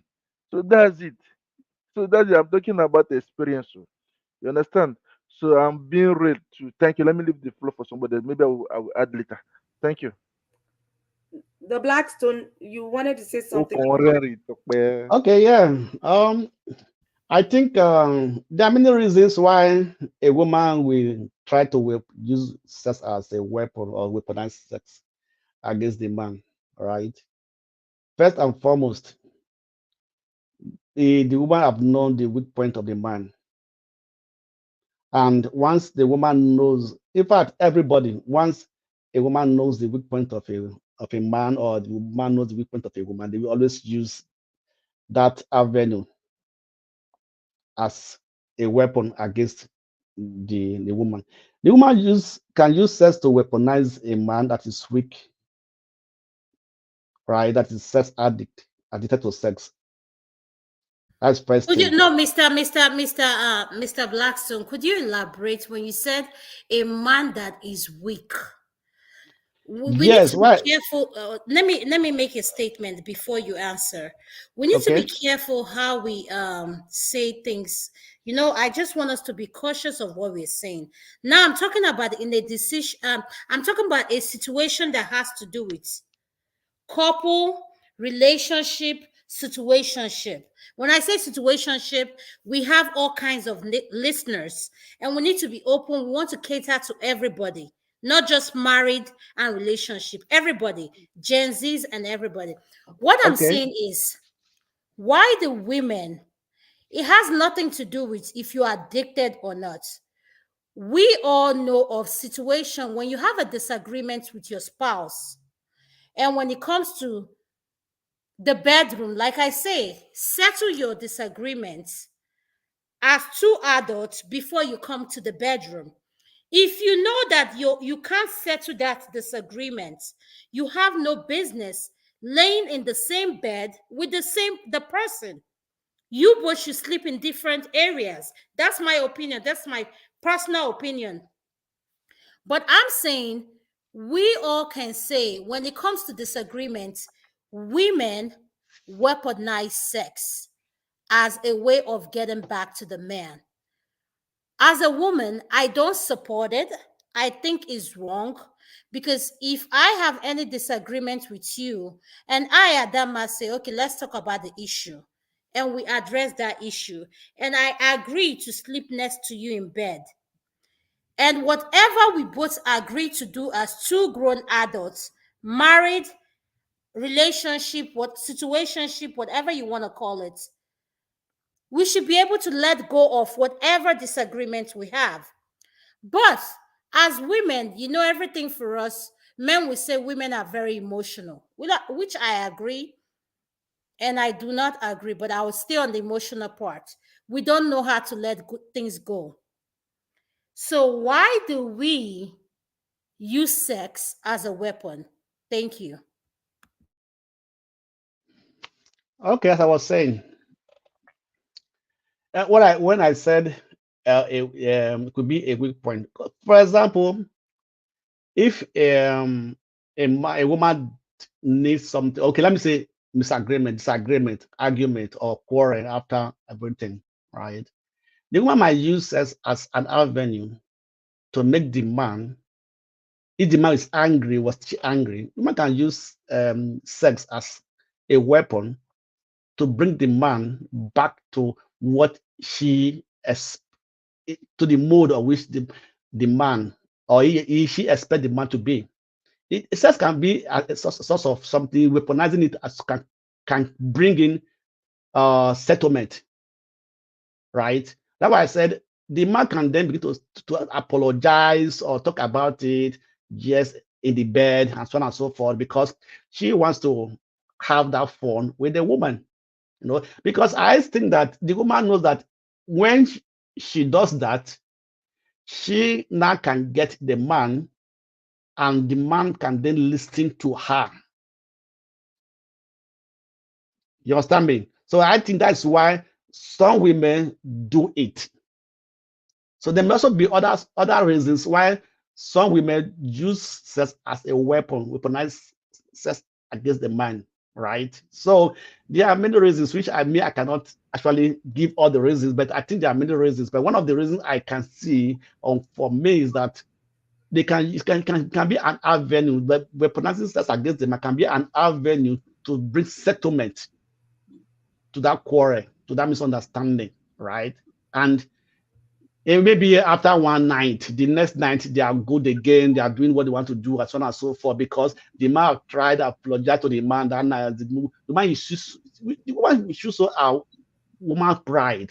You understand me? No, sorry, okay, tomorrow, things like that. So I think they use it most of the time to get the attention of the man and to create an avenue for settlement or to repair what has gone wrong, right? And I believe that most men will actually go into that space whereby they apologize, they come back and say, I'm sorry, what happened? I wasn't myself, this and so on and so forth, So actually, it can be used in a positive way, also be used in a negative way. So that's my own take about this.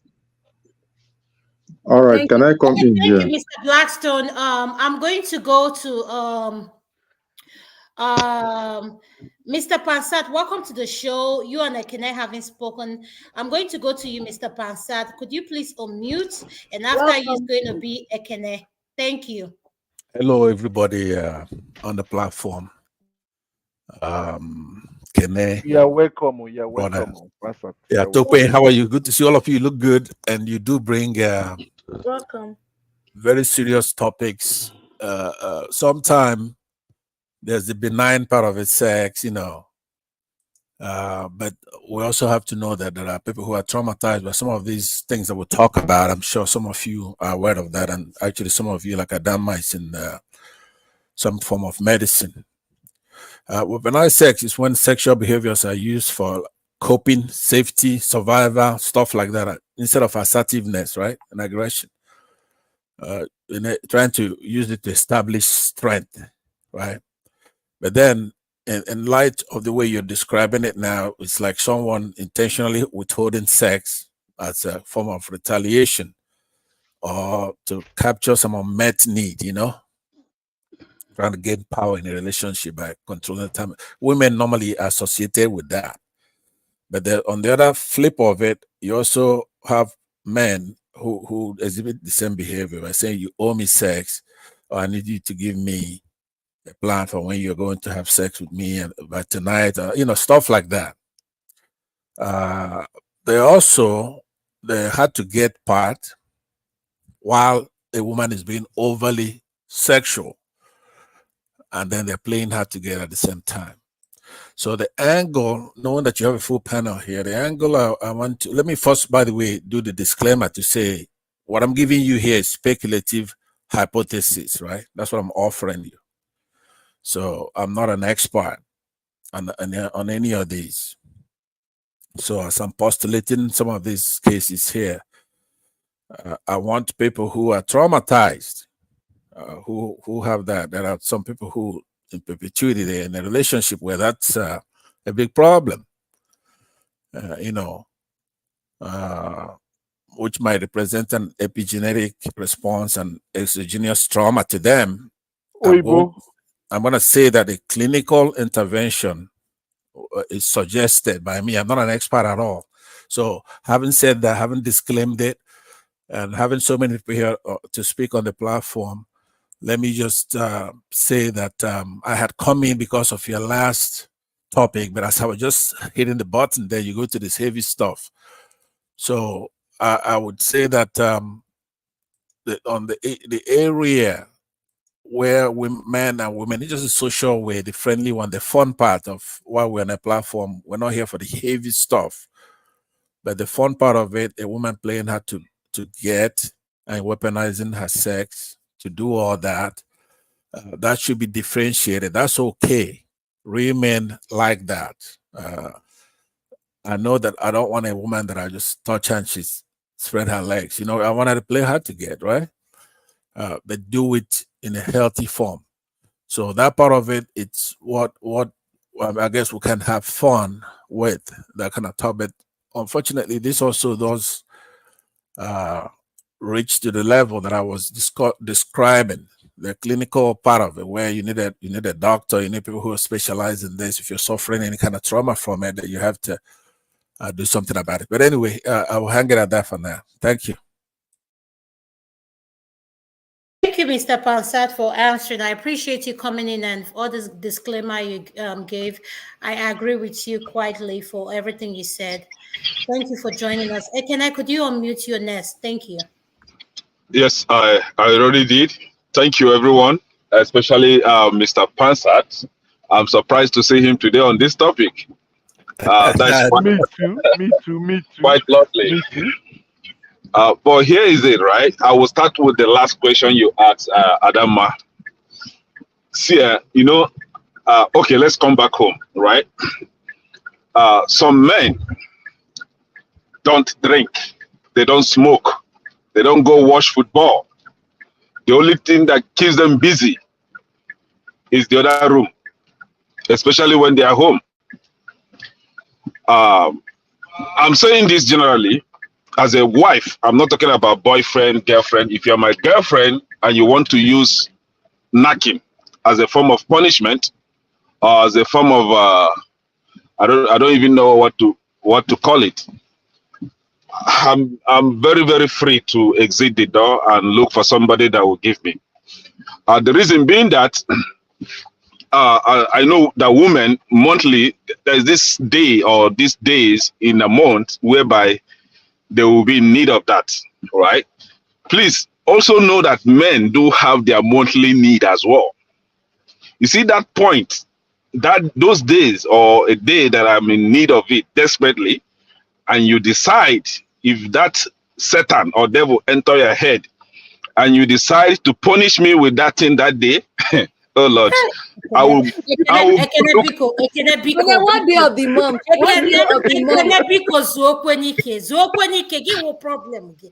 Do you want me to? I don't drink. When the men are in that time, please, What time do Yeah? the men have? Yes, That that was I the call match. it What day of the month? call Are it they our on their period? our What day? you see our monthly period as men. You know, that month, that day that you will be so in need of that thing. You men, you understand what I mean? Yeah? My home is, I have You hours understand what I during mean? the day. I That have hours that during the day. yeah, When that the type hours that of will the day. that type that will enter your brain and you cannot concentrate until you have it.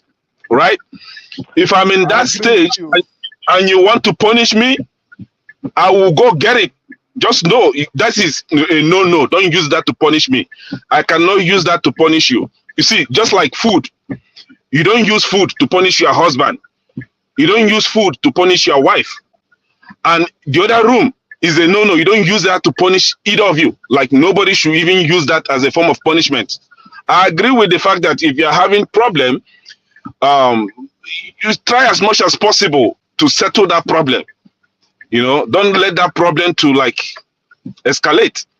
If you're the man and you feel you have your pride, please, I beg you with the name of God, keep your pride somewhere.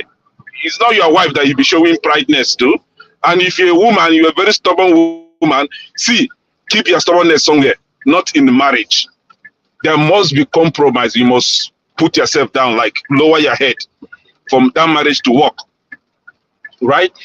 So if you want to punish me, like I said, not me particularly, men, or if you want to punish your woman, I swear, you see that woman that you want to punish with knacking, just know, and if God want to punish you and she's a beautiful woman, go to her DM, you see how men are shaking her, try to woo her. If you want to punish her with that, and she's in that month where, and then somebody, all those young guys, all those new Gen Zs, one is telling her what she likes to hear. See, somebody will knock her, and you cannot do anything. Okay, You cannot do anything. Why are you so concerned about Gen Zs? You're always, it's like anytime we bring up this topic about No, sex, you're always flirting. Like you why feel I'm flirting saying with Gen Gen Z, Zs online. no, they have energy. They have energy to do the work. They have energy, right? Those things that you are not doing for, they will do it. Can I be honest with you? No, I I'm quite being agree honest. with what you're saying, though. You see those things you don't want to do, like, you know, some people are calling me plate to wash and all the, see those things that they will do it and she will like it and she will go for more. And if it's a man, they will do Kenny, we're wondering, losing you. why will my husband be going like this small girl? That small girl is giving her something that you're not giving him. Oh. Just know it. Or why is my wife misbehaving? There is one guy somewhere that is giving her. See, let's even leave that. Now, I think most of us were misunderstanding Blackstone, right? If you have a wife and you have a husband, and both of you cannot resolve your issue, that you must take it to your friend or your pastor or your family, I swear that is when you start having problem with me. Whatever issue we have, we can settle it. Are we not adults? Are we that stupid? When I came to you and I spin you to fall for me and you eventually fall for me and then we got married, we are all these people there?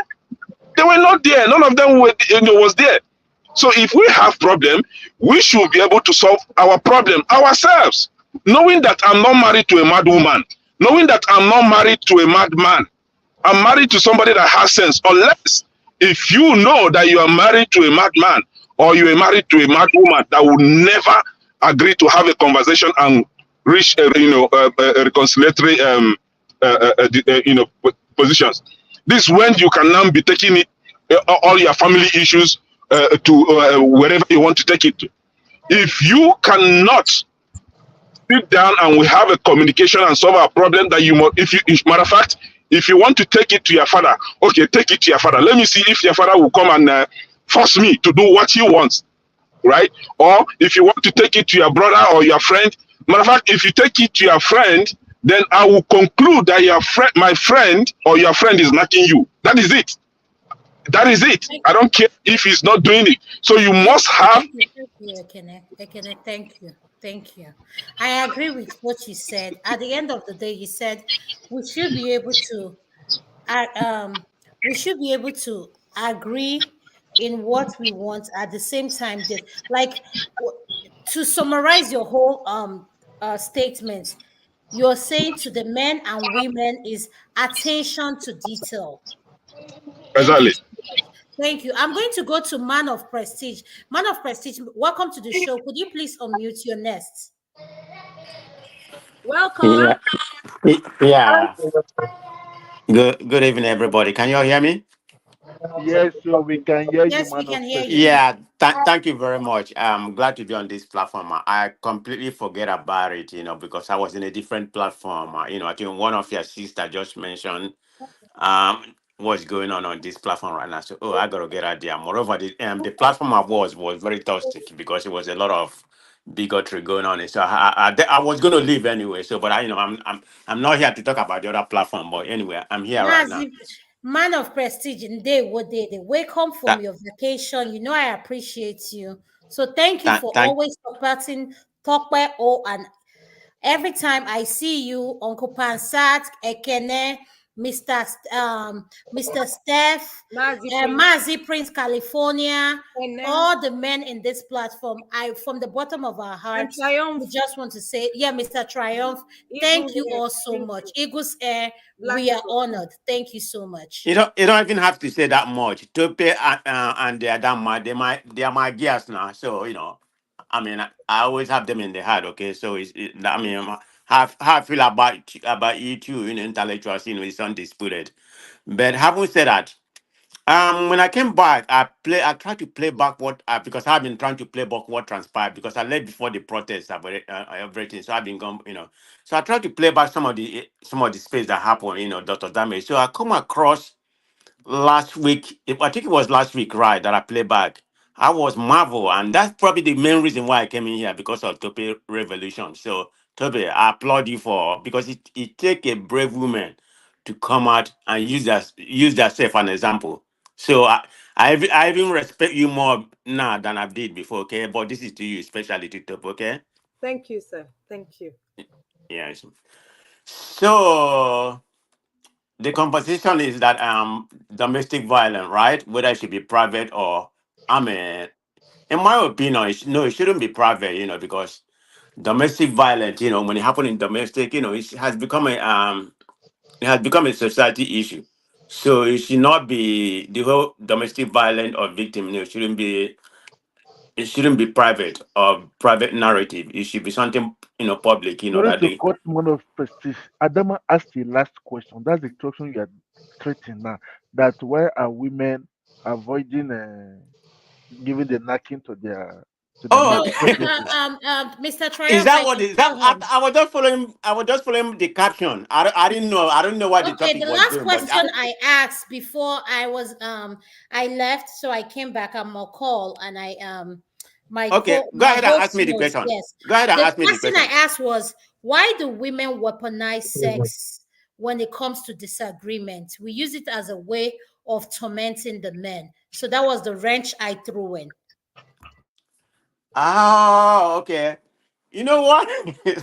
That's a very good question. I kind of use, women, to be honestly, in terms of women are smarter, I don't, it doesn't have to necessarily mean intellectual, but certain things or whatever, how to handle things, they are more smarter than men, they can do something better than us in many, many ways. But having said that, I think it's a form of manipulation. This is what I think. Okay, we're not going to do anything to you. Maybe you have more power in other aspect of life. This is what we can use, to manipulate you because they know how we like, Kerewa. I mean, we like Kerewa, if you deprive us Kerewa, it's just like it's more than food. Because men love, you don't understand what I mean by Kerewa, right? I don't want to use the other word. Do We you kind understand what I mean by Yes, we Kerewa? know what you're talking about. Yes, Okay, yes. they use it in many platforms, instead of talking the other one. So because some platform doesn't want you to use, you know, whether they consider it a vulgar, word by the YouTube, I don't know. we But were anyway, so I'm stick with planning. Kerewa. So yeah, when you deprive men Kerewa, food is nothing compared to Kerewa. We'd rather have Kerewa than food. This is how we are. So yeah. So it's like an instrument, to manipulate us, to penalize us. So That's what I look. That's what I think women does that because that probably their number one ammunition they have. They know that they can get us to our core, you know, our core angle in that way. So they use that career, to manipulate us. I mean, that's why I think they do that. I don't think it's for anything, but unless just other issue in the marriage or something like that, maybe the woman is kind of dissatisfied or something like that, or the or the man is not capable of that kind of stuff. Just just no more relationship. The relation has dissipated. So that's a different thing. But the main one, when you talk in terms of deprivation, is a form of manipulation in general. So the other one has to do. You can tell the other one what is the main reason why women does it. So it's kind of. I mean, that's how I look at that angle anyway. No. Thank you so much. So, how about the Mhm. issue of domestic violence? And is it a social issue? Is it a private issue or social issue? What is your opinion on that before I go to Mazi Prince, California, and Mr. Steph? Yeah, like I earlier stated, it should be a public issue. It should be a public. It cannot just be a domestic issue because if you look at abuse, depend on the gender, women, I mean, men perpetuate it more. I don't know. I thought I had a data, but it's been a long time. I look at the data. You can give men. I'm just making up my stuff. You can give men. Maybe about 40% as the perpetrator. Then you give women maybe about 29 or less than that. So both gender do perpetrator, but it's more, of the men that does it. But whereby even at because when you talk abuse is not just physical. There's different kind of abuse. I mean, you can consider to be abuse. Verbal abuse. Maybe the sexual deprivation is an abuse too. To a certain end. That's against women, even to the other partner, because sometimes men does it too, or maybe they are not capable, or maybe they have an issue. So that may be something. So, like I said, there's very variety of domestic violence. That you can put in there. I mean, it's a lot. It's a lot in that regard, but it should be public stuff. That's how I look at it. Thank you so much, man of prestige. Mhm. Mazi Prince, California. Welcome to the show. Could you please unmute your nest, sir? Thank you. Yeah, it's just there is somebody that left their mic on, so it's kind of like I'm hearing double voices here and there. Okay, I think Mr. Steph has muted himself. Are we should be good now. Mazi Prince, welcome. Mazi Prince, can you hear us? Oh, yeah, so I can hear you right now because, like, right now you wanting me to talk, but then it looks like Man of Prestige is still talking. So it's kind of like I'm hearing two voices. No, I he's not. think why you're hearing him is because you both are in the same, close to the same. Let me mute. Name you both are. You know what I'm trying I to don't. say. I don't think so. We are very far away. I'm in California. I'm in San Diego. He's in San Francisco. That's Are almost you? like about I'm I don't know just eight and a Well, half, no, 7 hours. okay. Man of What are prestige, you I'm just talking? kidding. Man of prestige, I'm just kidding. Okay. I think Mazi Prince had a problem with his internet. He's on vacation as well. So when he came last week. His internet was dipping out. So Mazi Prince, I don't know. Everybody's muted, so I don't see anybody that is unmuted. So Okay. could you? Can you hear me now? Can you hear me now? We can Yes. hear you. Okay. So pretty much I think it's kind of like a little delayed, but it's okay. It Yes, I know what you guys are talking about. For me, like I always say, the first thing I would do is to totally agree with Blackstone and Kenneth on the fact that one, as a man, you don't have to take your family issues, to friends or family. You know, one thing that I've always done, and I still do it till today, is that whatever issue we have, my wife knows. She knows when I'm angry.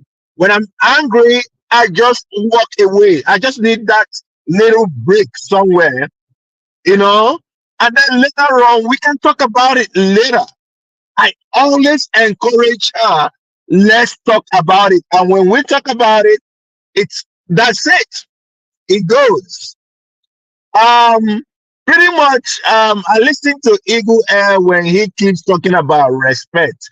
You know, in a marriage situation, when we keep talking about respect, also, I think there was also somebody who also said something about, oh, your wife didn't say good morning in the morning, and then wants you to fix the light bulb and all that kind of a thing. So those things are immaterial to me, because it depends on the kind of family you were raised in. You know, for me, I was raised in a situation whereby my dad will wake up in the morning. If we are not awake, if we don't, whoever sees who first, we say we say good morning. It doesn't matter. It's a greeting. It's not respect. It's not respect. It's a greeting. And sometimes I say, when you even greet somebody, and the person will tell you what is good about this morning. It's a kind of like some kind of like question. Good morning. And then if you are in a good, you know, it's good for you, you respond and say, good morning. Probably you say, oh, good morning. You know, you add the name dad or mom or, you know, or whatever it is, my love, or whatever you call your wife, or whatever it is. But me, it's kind of like whoever sees who first. You don't have to wait for her to say good morning to you. And she don't have to wait for you to say good morning to her. Whichever way it is, you know, you guys are one body. And I always say this: for you to give love, you have to love yourself. When you don't love yourself, then you cannot give love. You cannot give love. Pretty much, you have to love yourself. And when you love yourself, you will love your family, and you will do things differently. You know, so, and in you know, when we talk, I really appreciate this program. Okay, and just a disclaimer: whatever I say pertains to me. Everybody has the way they handle their own family. I am not in a position to impose my own behavior on the way, my own way of marriage on any other person. You know, so that's how it is. But you know, in conclusion, just like the trauma that we're talking about, you know, denying your husband sex and denying your wife sex is never, you know, it's never a solution to any problem. A problem well solved is a problem well talked about. And as a man, please sometimes bring down your pride.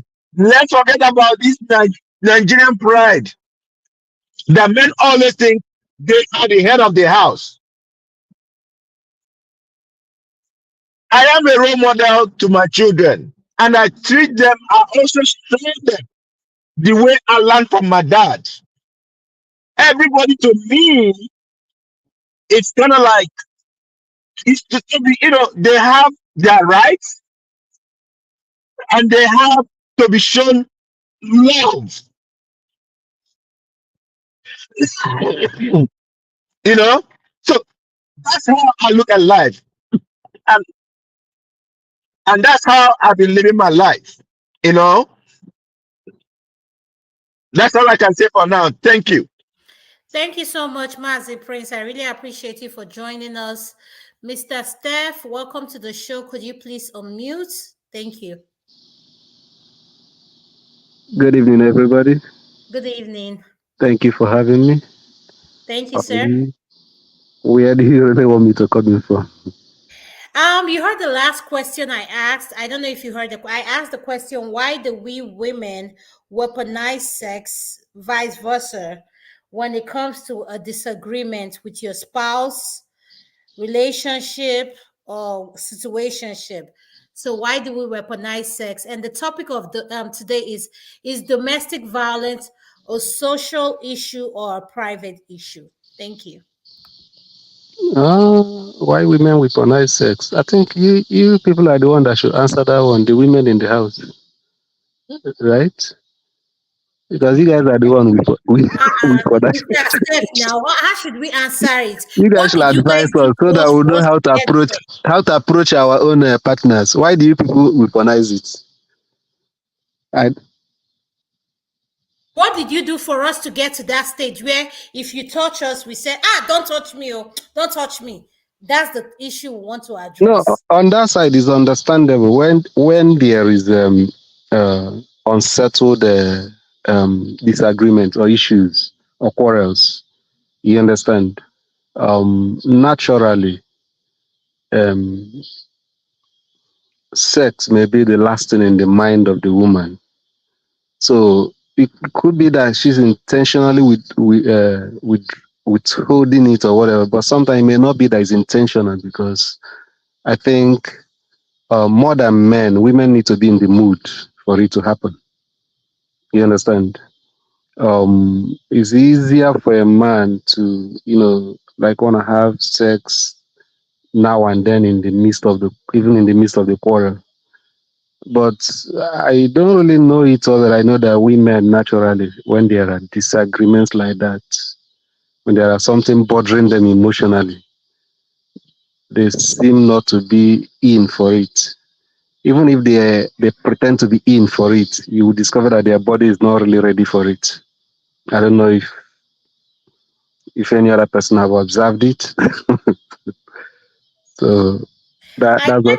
agree with you because women do operate like everything is mental for us. Like for a man is the like I do agree with you. Like when I say no, everything is emotional for us. Like everything we do, and I'm coming from a medical point of view, and I do agree with you. It is different for the men. It's different. Yes, I do agree with you on that point. So thank you. On the issue of the domestic violence or marital crisis disagreements, maybe if we'll also extend it to that, I think it's not shouldn't be entirely private affair. For a beginner, it should be a private affair.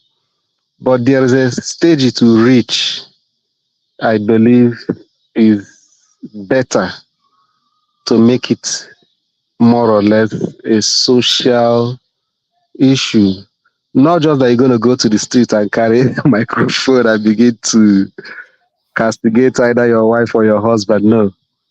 But when it happens, when it's starting, you guys should do everything humanly possible to resolve it between the two of you. But let us not fool ourselves. There are levels of disagreements that is going to be hard, no matter how communicative two of you are. There are levels of disagreement or crisis that is going to be hard for two of you to sit down and talk to each other, just the two of you, because level past level.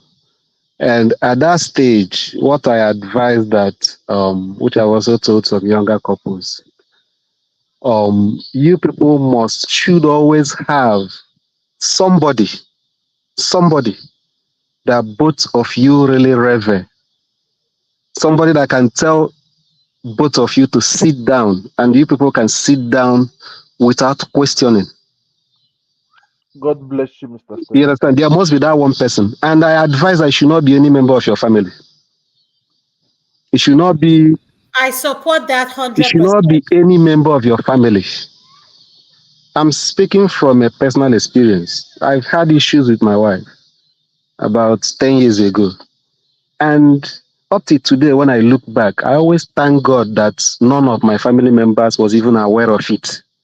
It was something that would have made or mar our marriage.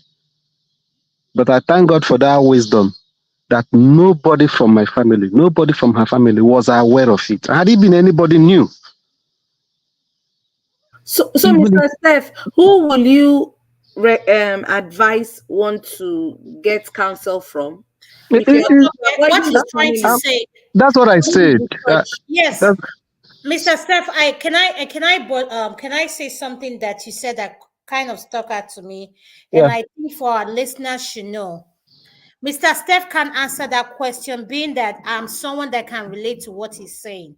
You, as a person, know those people you have in your life. If I say here and stay your mom, your dad, everybody know the person, the kind of relationship they have with their parents. And we cannot all stay here and air our dirty laundries in a public forum. Yeah. At the end of the day, you know that person that will call you to order, regardless of where you are in life. That person will tell you, like for me, I know that person that will call me and say, Adama, sit down. And once I hear their voice, I don't care what I'm doing. I honor their voice because they have proven to me they are very consistent. They are not biased. They don't care about how I feel. They don't care how about the other party feel, like whoever feels. So, Mr. Steph, that is so God important. bless you. That's exactly where I Yes. was going. Yes. Exactly, So that's 100%. why I came in, because Tokwe thought you have to pinpoint. You No, alone, Tokwe, can you, answer that question. yeah, yeah. Only you Let can that answer person it. speak to you. My mother loved me so much to the extent that I know I can never involve her in my family issue, because if I do, even if I'm wrong, she's going to side me. That love will blind her. You understand? To side me. So you, it's a question, like Adama said, that you and your spouse must answer by yourself. And that's what, there was one of my cousins that got married last year, and I was telling him, asking him about the guy, the things you know about the guy. And I asked her a question. You guys have dated for like 3 years. Do you think there's somebody in this man's life that can tell him something and he will not question it? As in, no matter how stupid that is, somebody that can sit him down and advise him and say, no, you are wrong. And he will say, okay, wow, I think it's true. Or let me go, or he will go home and think about it. And not the type of, nobody tells me. Any man you see, whenever you see a man, a woman that tells you that nobody on earth tells me what to do, it's a very big red flag. Wakwaso. Somebody that tells you that nobody on earth tells me what to do, that once I'm angry, no matter who the person is, you can't tell me what to do. Run away. It's a very big red flag. So I think that goes a long way. Like I said, when up to today, whenever I look back, I am always grateful to God. I'm happy that none of my family members was aware of what happened. None of her own family members was aware. Because sometimes when you take things to the public place like that, you could reconcile at the end of the day. But because of the knowledge, there are so many people that are aware of what happened. You understand? It tends to eat you up. It makes you uncomfortable. So that's why, even in the midst of that anger, that crisis, be careful who you take the issue to. Be very, very, very, very careful. You may be a man, it may be your wife, you take her to your parents or your whatever. When you guys reconcile at the end of the day, you may have siblings, brothers that are also married. How are they going to be looking at your wife when you people gather together as a family? That's the question you ask yourself. So that's why I say that preferably, I would tell you that one person shouldn't be a member of your family. You know, it shouldn't be. But then, like I said, always exhaust settling the issue among the two of you. 90% of the quarrels, even 99%, can be settled between two of you. But there's always if you're unlucky, there will be that one issue that when he rears his ugly hand, most times it happens at the beginning of a marriage. You understand? It will be like ageme kon ayeme. You understand? And if care is not taken, that is always the one that breaks it. And if you guys are able to surmount that particular one, I doubt if there's any other thing that two of you cannot sit down and iron out. So I wouldn't say it's strictly okay. No, it's private issue. Don't ever involve an outsider. I will not cast it on stone like that. I will not. Except God bless if you have decided that, okay, I'm going to divorce her or run away or leave her or whatever, or leave him. If not, when he reaches that peak, that particular point in time, before you call it go, find out that one person that can speak truth to power if it's politicians. That's all for that, my dear. Thank you, Mr. Steph. I can relate to that issue. And when I speak to that issue, this person I'm talking about happens to be my father. And he said to me, he said, Adama, he said, meaning that nobody wants to see their child maltreated. So please handle your issues, because I am going to listen to you from a view of a father, and your mother will listen to you as a view of a mother. But me knowing who you are as a Dhamma, there are some issues I don't want you to come to me with. My dad made that disclaimer, not just to me or his children. I have 4 siblings who are brothers, who are married, 3 married except one who is engaged. And I can tell you, Mr. Steph, what you just said now struck out to me, because at the end of the day, be careful who you discuss your situationship with, because who you get advice from. One thing you need to ask. There is one thing I always tell people when if I don't know, if you ask me a question, I always tell you one thing, the disclaimer I give, whether you're telling me the truth or you're lying to me, I don't care. I'm going to give you an advice based on the information you gave to me. It's up to you that shared that information with me, that knows if what you shared with me, you want it to favor you or you want it to be against that person you are sharing that information to.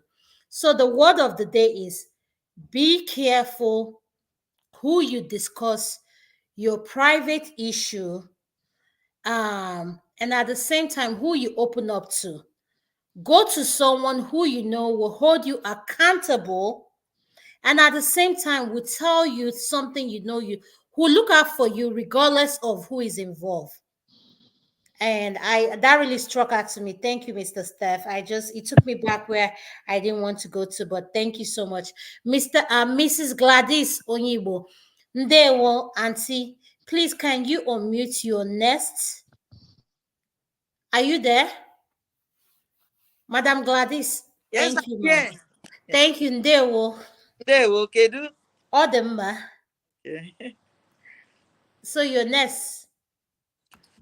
Sorry, what do you want me to talk about? Sorry. So we are talking about, I want us to pick up from what Mr. Steph said now, which is a topic we all relate to. When we have disagreements as couples or whatever relationship, engage or this thing, who do you take that matter to? That's the question. Who do you take your situation to, your disagreement to? You're having a disagreement with someone you are in love with. Mr. Steph says, and I support him, do not go to someone do not go to family member. And I said why I agree with him, because for me personally, my parents will look out for me, and the person, my spouse, they will look out for the other person. His family will look out for him. So the question is, who do you go to that will hold you accountable regardless of who you are? That's the question. Thank you. Definitely going to family members when you have problems. Most times, I've seen in some situations where it does not end well. because your family members want to talk for you. The woman's family members as well want to also speak on her behalf. Possibly the best way is to get your situation resolved within you, within the two of you. Because at times you expose yourself by telling people things about you. They'll use the same thing to fight you, especially a situation where a man and a wife have a problem, and then they invite maybe the man's mother or father to step in to put in peace in the home. Eventually, most times the man and woman will settle and then that's over. But at times you see that they bring in more problems by extending your hands of friendship to people to come and help you resolve your issues. No one will help you to resolve your issue. You can only resolve your issues within you, the two of you. So most times I don't encourage people calling family members into situations. It doesn't end well most times. It creates bad blood at times. That's my take. Okay, Auntie Gladys, Yeah, I want to ask you a question. okay. When you say family member, what do you think the family member do to make the situation worse? Could you please highlight and detail what you mean by family members? Thank you. Thank you so much. Family members in this case could be your blood brother or your blood sister. Most people at times they pretend they love. There's still bad blood in homes. There are others that when they are maybe their siblings or maybe their cousins or whatever it is that they have problems, they make mockery of it. They laugh and yeah, such people at their backs. So that's why I said no need bringing in anyone, because at times you bring in people, you see that there's so much division, it creates bad blood. That's the way I say it. Because I take a situation from maybe something that has happened to someone that is around me or within my home, whereby the man's family will come in, the woman's family will come in, then they'll begin to try to sort out to bring in peace. But at the end of it all, the marriage couldn't hold. The man went his way and the woman went away. So I think the whole situation where it cannot be resolved within the man and the woman, inviting family members does not help at all in most cases. That's the way I see it. It rather brings in bad blood, creates a lot of enmity, pains and hardship. That's the way I see it. So I don't think. Thank you so much, Ma. And for those asking, I am the only daughter in my family. I have four siblings who are brothers. So I can see some people are wondering, Adama, how many siblings do I have? Four brothers. I'm the only daughter. Yes, I'm Are spoiling you it. the firstborn? Just to ask. No, I am the second. Second, that means you have soldiers behind you. Otigbo, Tokpe. Okay. I am the second, and stop it, Mr. Triumph. I'm going to go to Mr. Pansad because I like his views, the way he states things and disclaim it. Uncle Pansad, could you please unmute your nest? Thank you. Yeah, sorry about that. Go ahead. Yeah, the question was when you have situation going on, when you have disagreement between couples, whatever situationship you have, who should you go to seek for advice? Family member or so, like what will your advice be? Well, that is a dynamic question, you know. It depends on what kinds of friends you have and what kind of family you have. Love is not hierarchical according to your relationship. Uh, Respect people you respect. So it could be any form. First of all, you should prepare yourself when you go into a relationship. You should prepare yourself for all these uh, intangibles. You should counseling is a very good thing. Coming from Nigeria, obviously, we don't look at things like that. Going to counseling doesn't mean anything. But I'll use a typical scenario. Let's say you go to church. Your first call should be to your pastor, for example. People who are not biased. It's actually the way you have to set it up. Your pastor will be a good one if you're a Christian. Your church, family is also very good if you have sensible family members, right? Not everybody has. We take it for granted just because we're in a family, then they're smart. So it doesn't work that way. So you want to be able to, first of all, avoid the situation. It's easier said than done. In your family, it should be jurisdictional. You shouldn't just look for authority and control over your spouse. It should be something where they have sovereignty in some areas, administration wise. It should be an administrator in your family, both men and women. And try to gain the respect of your spouse. That is fundamental, not love. Love is a good thing, I'll take it, right? But respect is very, very important. So you go to the person you have the most respect for. Somebody who is fair, not somebody who wants to tell you what you want to hear. Now, but we'll bring it down to pedestrian levels, normalcy, where we all we have. Not everybody has the money to afford a professional to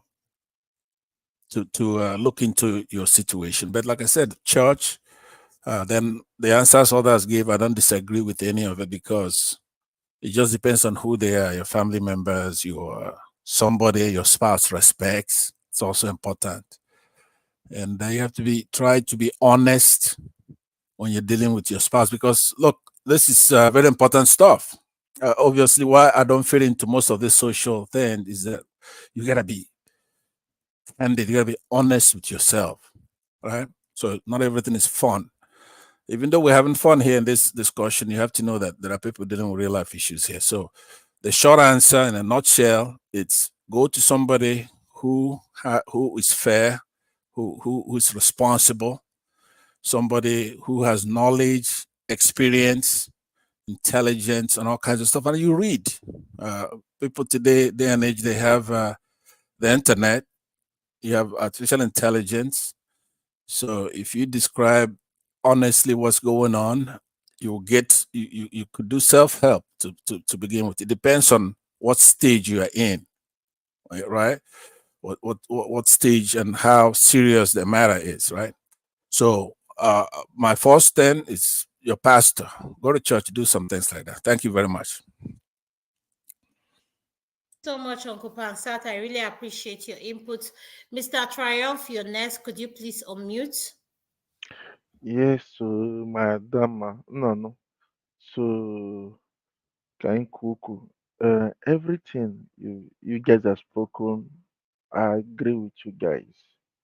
I accept it all. Understand? And and for me, for couples to be very, very strong, I call communication and compromise. There's some people, as I said, that there's some people that you have to feel like now. In my own siblings, my younger brother's wife, my sister-in-laws, they call me every time, enter their phone as few friends of mine call when their spouse calls. I know that there's problem at home. There's problem at home, and I used to tell people that you always call somebody that does not really likes your spouse. Understand your partner-in-law that will tell the partner the truth. Like now, they don't go and meet my mom. My mother loves my brothers a lot, both of them a lot. So they come and meet me. So when I start talking, all of them they sit tight. They sit tight. They call me Iron Man in my family. They call me the Iron Man. So when I say something, whether they like it or not, they will sit tight. And again, God come bless me again. So I thank God for that. So that's it. And again, I don't abuse that rule to start talking down on them. I just see them that in the front of their wife, I shout at them, but when their wife is not around, I talk sense to them. See, that's not how they do things. You understand? You have to behave. There's some things you overlook. You overlook. Not everything. You open your mouth. Understand? You just let it go. Let it go. Sometimes you just move out and come in. Sometimes I used to hear that the ladies will lock the room and say, "Beat me, make I see. Beat me, make I see." So you understand. So one thing that I say, those try and avoid. After sometimes, the lady will come down and apologize. That's the lady, those that have brains, understand, that understands, and they have conscience, understand, those that are well trained.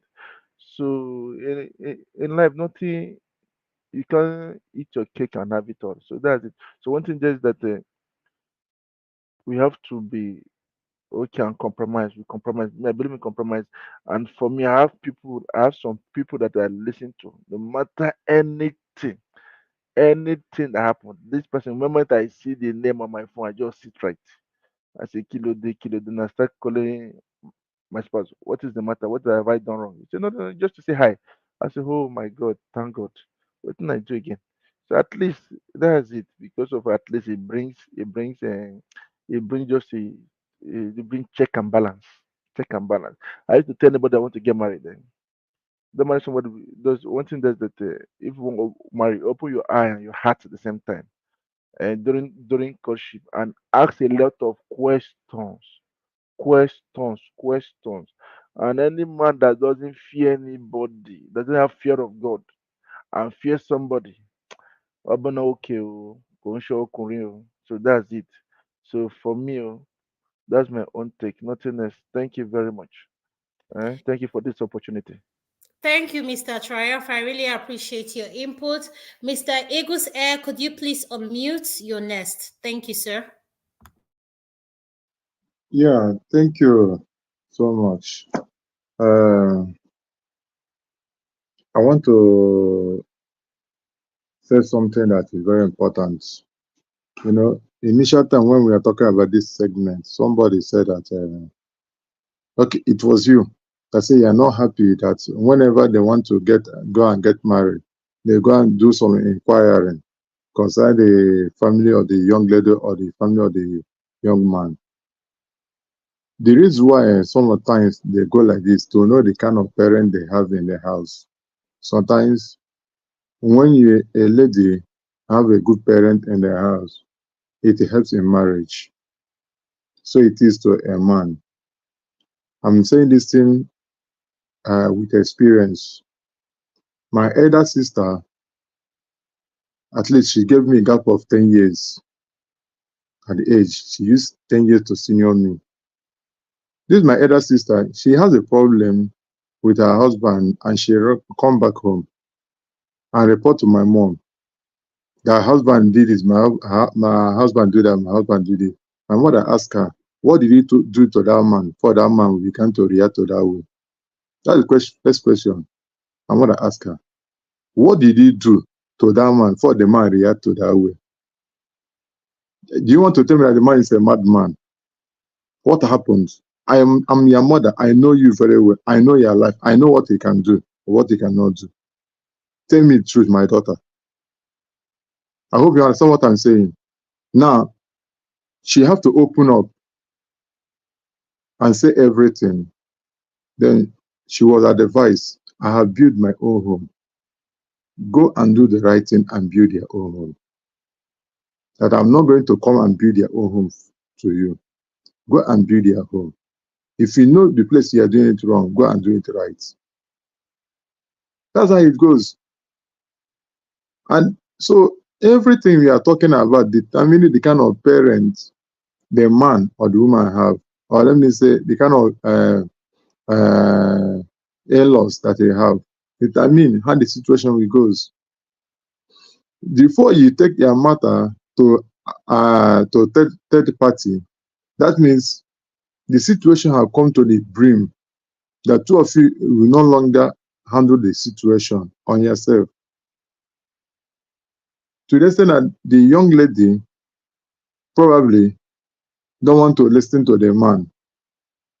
Then who next are you going to talk to so that the person will advise the woman or talk to the woman? If they have a good parent, fine and good. If they don't have, you look for somebody. I have said it time without number. Before you marry a woman, Try to find out the person the woman used to be afraid of, the person the woman used to listen to. Number one.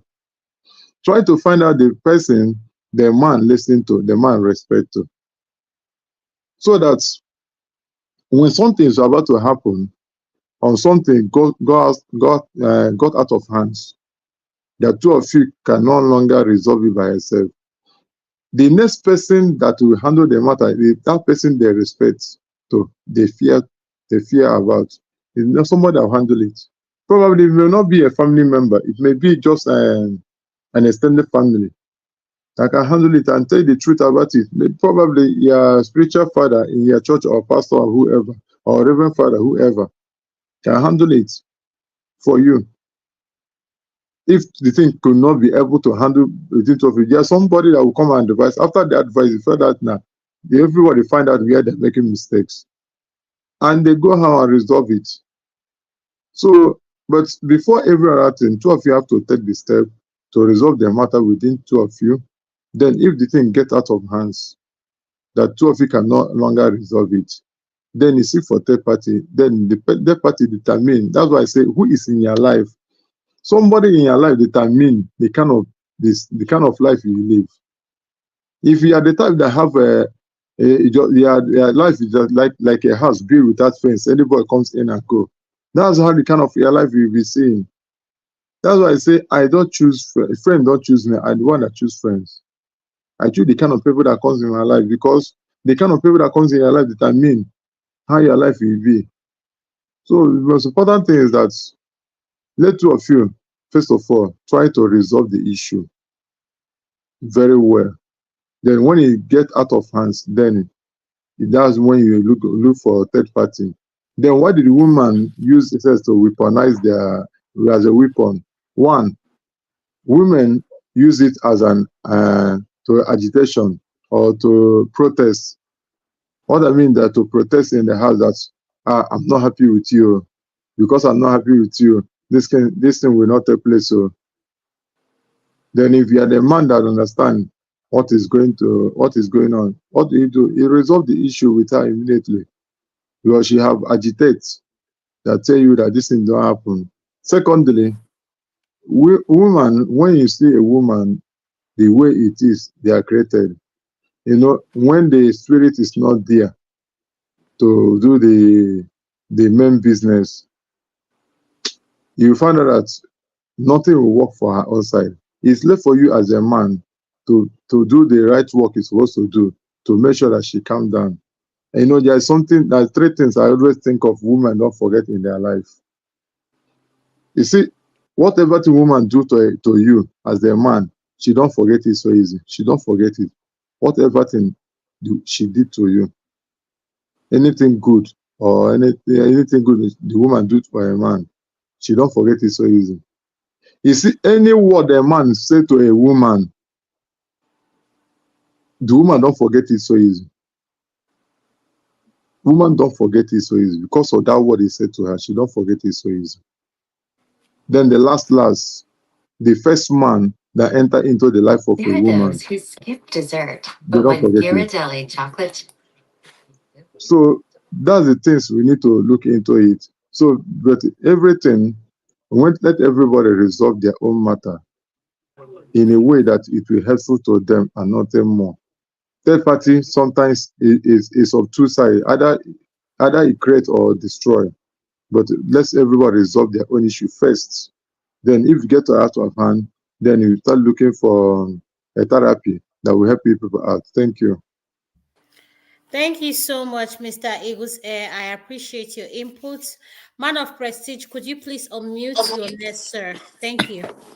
Yeah, thank you very much for giving me the opportunity again. I see where the conversation is pivoting to. I think when I first came initially, I made a broad, narrative about the whole thing about about domestic violence, and I stated about what entail like physical, sexual, emotional, economical, psychological, you know, all those are part of what I said is psychological. But going back to what we are talking about right now, um, men and women, like I said, if like I have some example, that I can use pertaining because I've been married for about 22 years. Actually, it's going to be 23 soon. But anyway, having said that, there's always going to be problem in a marriage. There's no doubt about it. But communication is the key issue, you know.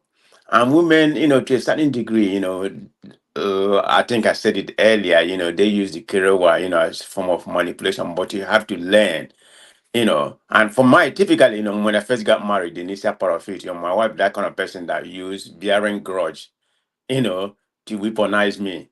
But in due time, you know, we was able to work out that through communication or something like that. We don't even be a grudge. And before anything that happened, we have to sit down and talk about it.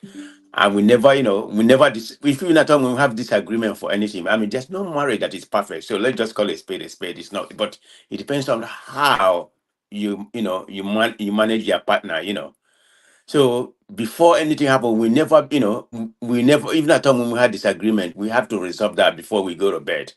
We don't go to bed, we die. She's gonna call me and say, "Oh, let's talk about this." I said, "Let's talk about it." That's gonna happen. So we do try to iron everything before anything happens. So that's part of what keep relationship going. So talking about whether we should have outside people involved in our relationship.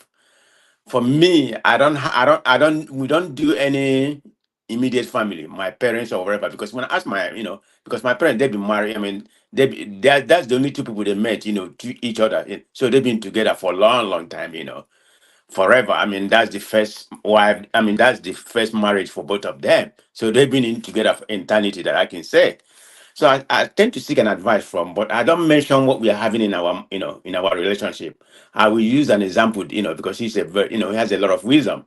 So he can give me an advice, how to maneuver, how to handle marriage and all that kind of stuff. But there's never a day I say, Dad, I'm having this problem. What can I do? Because he's gonna be, he's gonna be very sentimental. I mean, I'm his son, regardless I love my wife, but I'm still the son. So I don't want any kind of biasness in our narrative. So what I think it might be proper, if you have a problem with your wife, you're trying to communicate and resolve it issue. I think over time, it depends on what kind of communication you develop. If you have used the previous event, in order to resolve the future event.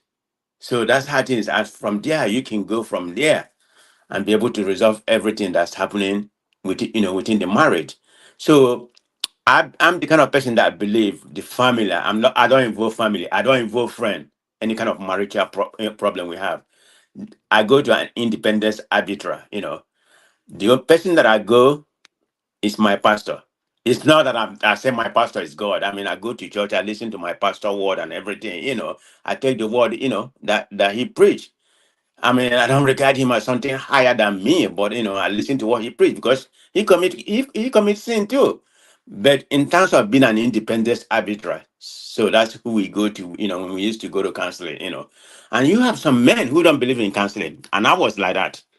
Believe me, I never really believed. I said, what can you tell me? There's nothing you can tell me. It's going to be going through this ear. It's going to be coming out of the other ear. Because I don't believe that, any counseling can resolve something. But over time, I was able to open my ear and listen to both sides, and it's what I make up, if we want to make up that counseling I was given, I mean, the person that give you that counseling, maybe if you want to go with the family member, but I don't believe in that because that's not a proper way. This is just my own strict opinion. Maybe it work for some people, but I've seen it, whereby it take opposite direction. If I have to guess, it take more opposite direction than being good. If I have to involve family member, so I'd rather go to an independent arbiter, that can call a spade, without being sentimental, to the narrative in that regard. So that's the way I look at marriage. Communication is very important in that.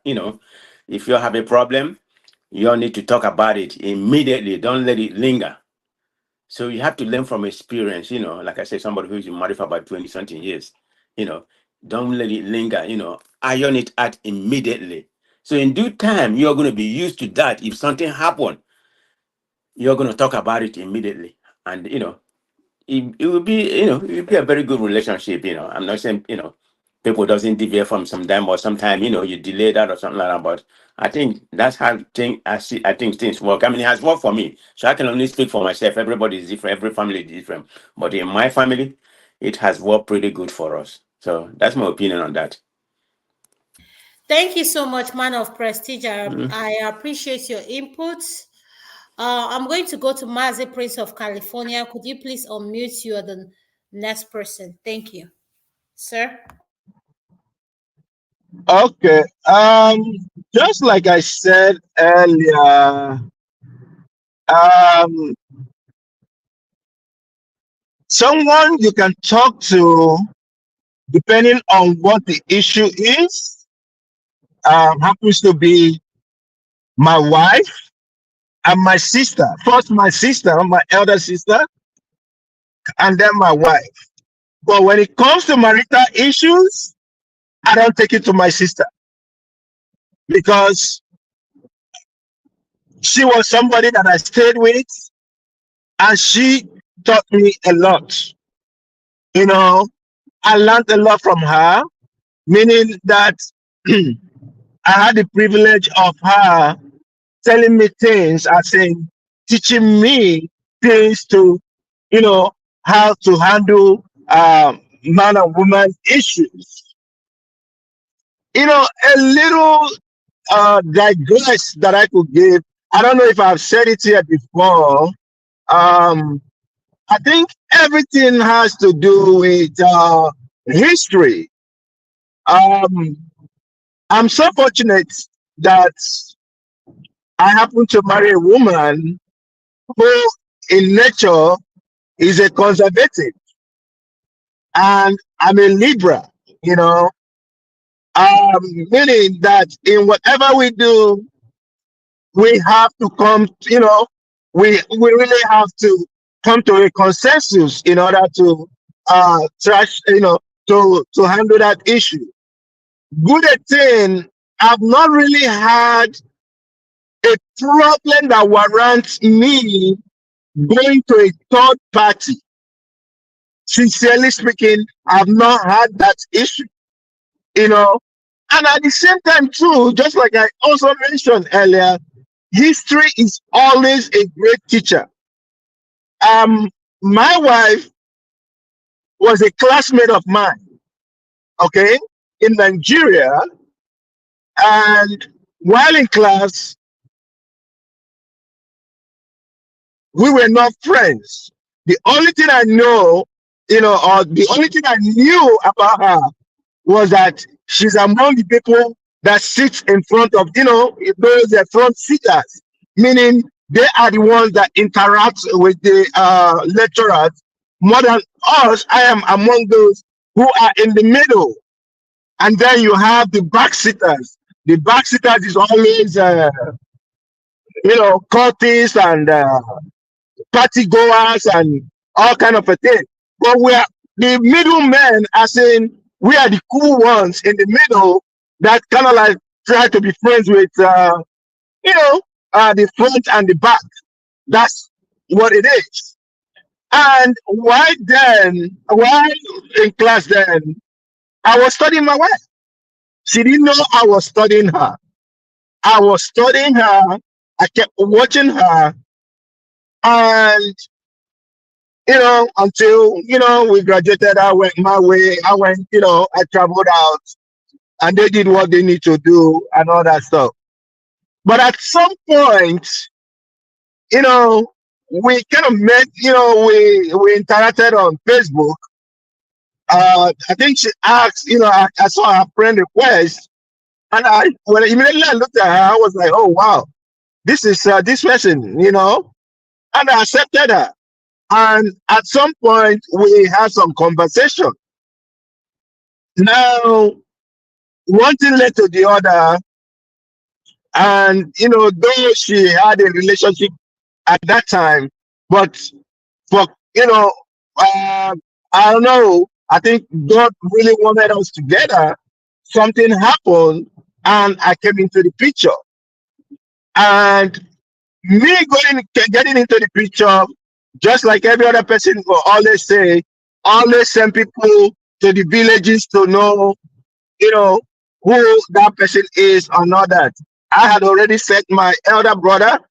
He went with his entourage and he did his findings about her.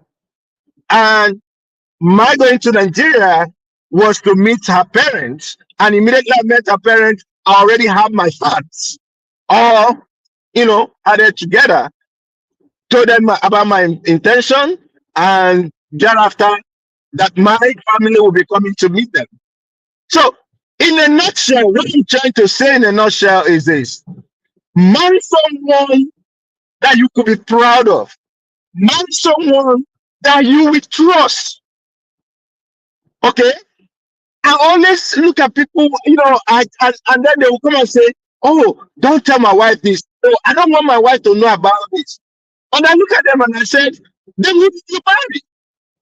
If you didn't marry a friend, somebody who you can trust to be with you, and I'm telling you the fact, you can call my wife right now and talk to her. She will tell you that my husband can do this or my husband cannot do this, based on the fact that we are open to each other." Okay, so like I said in a nutshell, I've not had a situation whereby I've included um, a third party into my marriage, and so far so good. God bear me witness, it's been a success in my marriage. Yeah. So thank you. Thank you so much, Mazi Prince. I am California. I really appreciate you. Mr. Steph, you're next. Could you please unmute? Yeah, I don't know if I still have the need to go for a second missionary journey.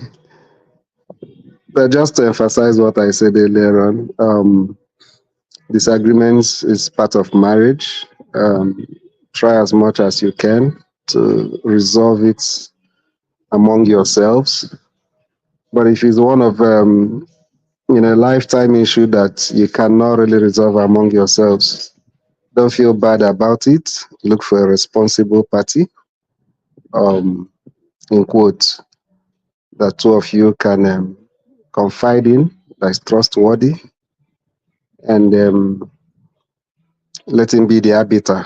And while doing it, two of you should have an open mind towards it. Like I said before, I cannot really define who that trusted third party is. I wouldn't say pastor or this or that, because some pastors may not fit into that category, in my own opinion. But if you are lucky to have a pastor that fits into that category, well and good. But the only thing I can advise is that you have to be careful so that it will not be somebody who is not responsible, so that you don't finish discussing it, and even if you resolve it, and when you look back, you still feel bad that such a person was even aware of what happened in the first place. So there will always be that one person. That's just all I have to say for now. Thank you so much, Mr. Steph. As we are coming to a close in this segment, I just want to tell everybody thank you for joining us. And if you know anybody going through what we are discussing, please seek help. Um, I want to say find someone you can trust to communicate with. And at the same time, we are having this conversation, so we stop it. I'm on the live show. Um, I want us to be at the same time, let's have empathy for whoever we are dealing with, and realize that there's something Mr. Pansat said that really stuck out to me. Every situation is different.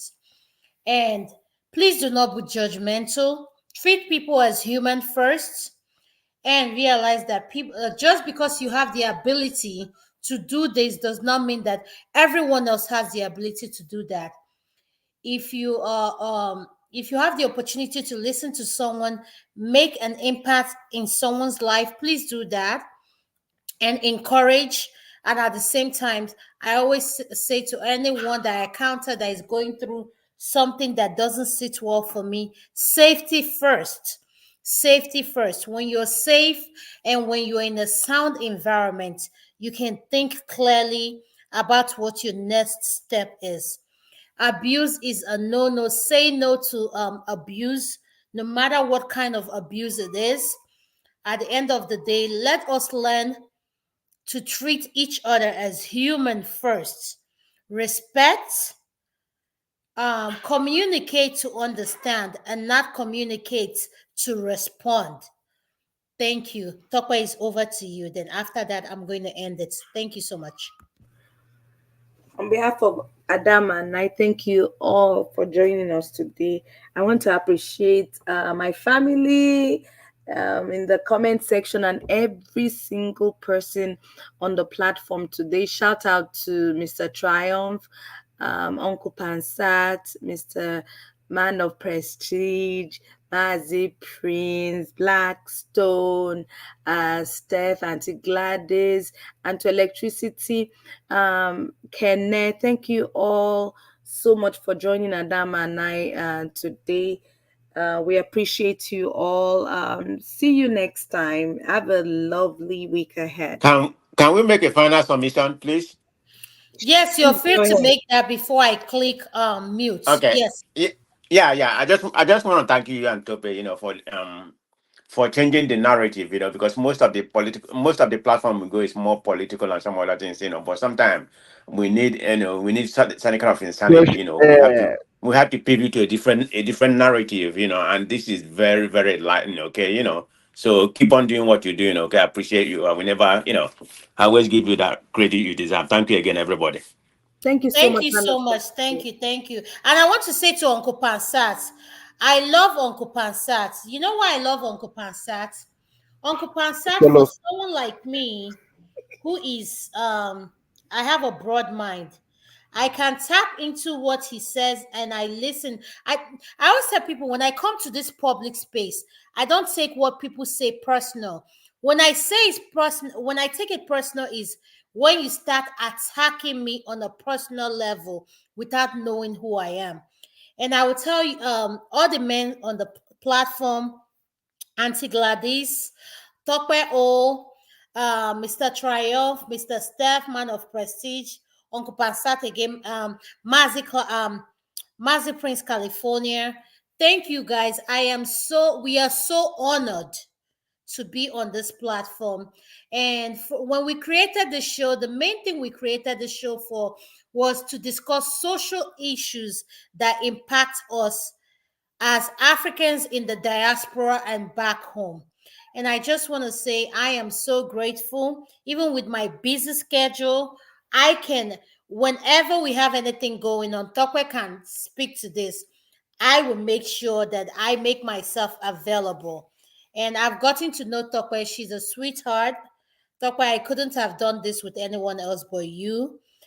Mr. Electricity, I know you're working tomorrow. Thank you for trusting me and Tokwe.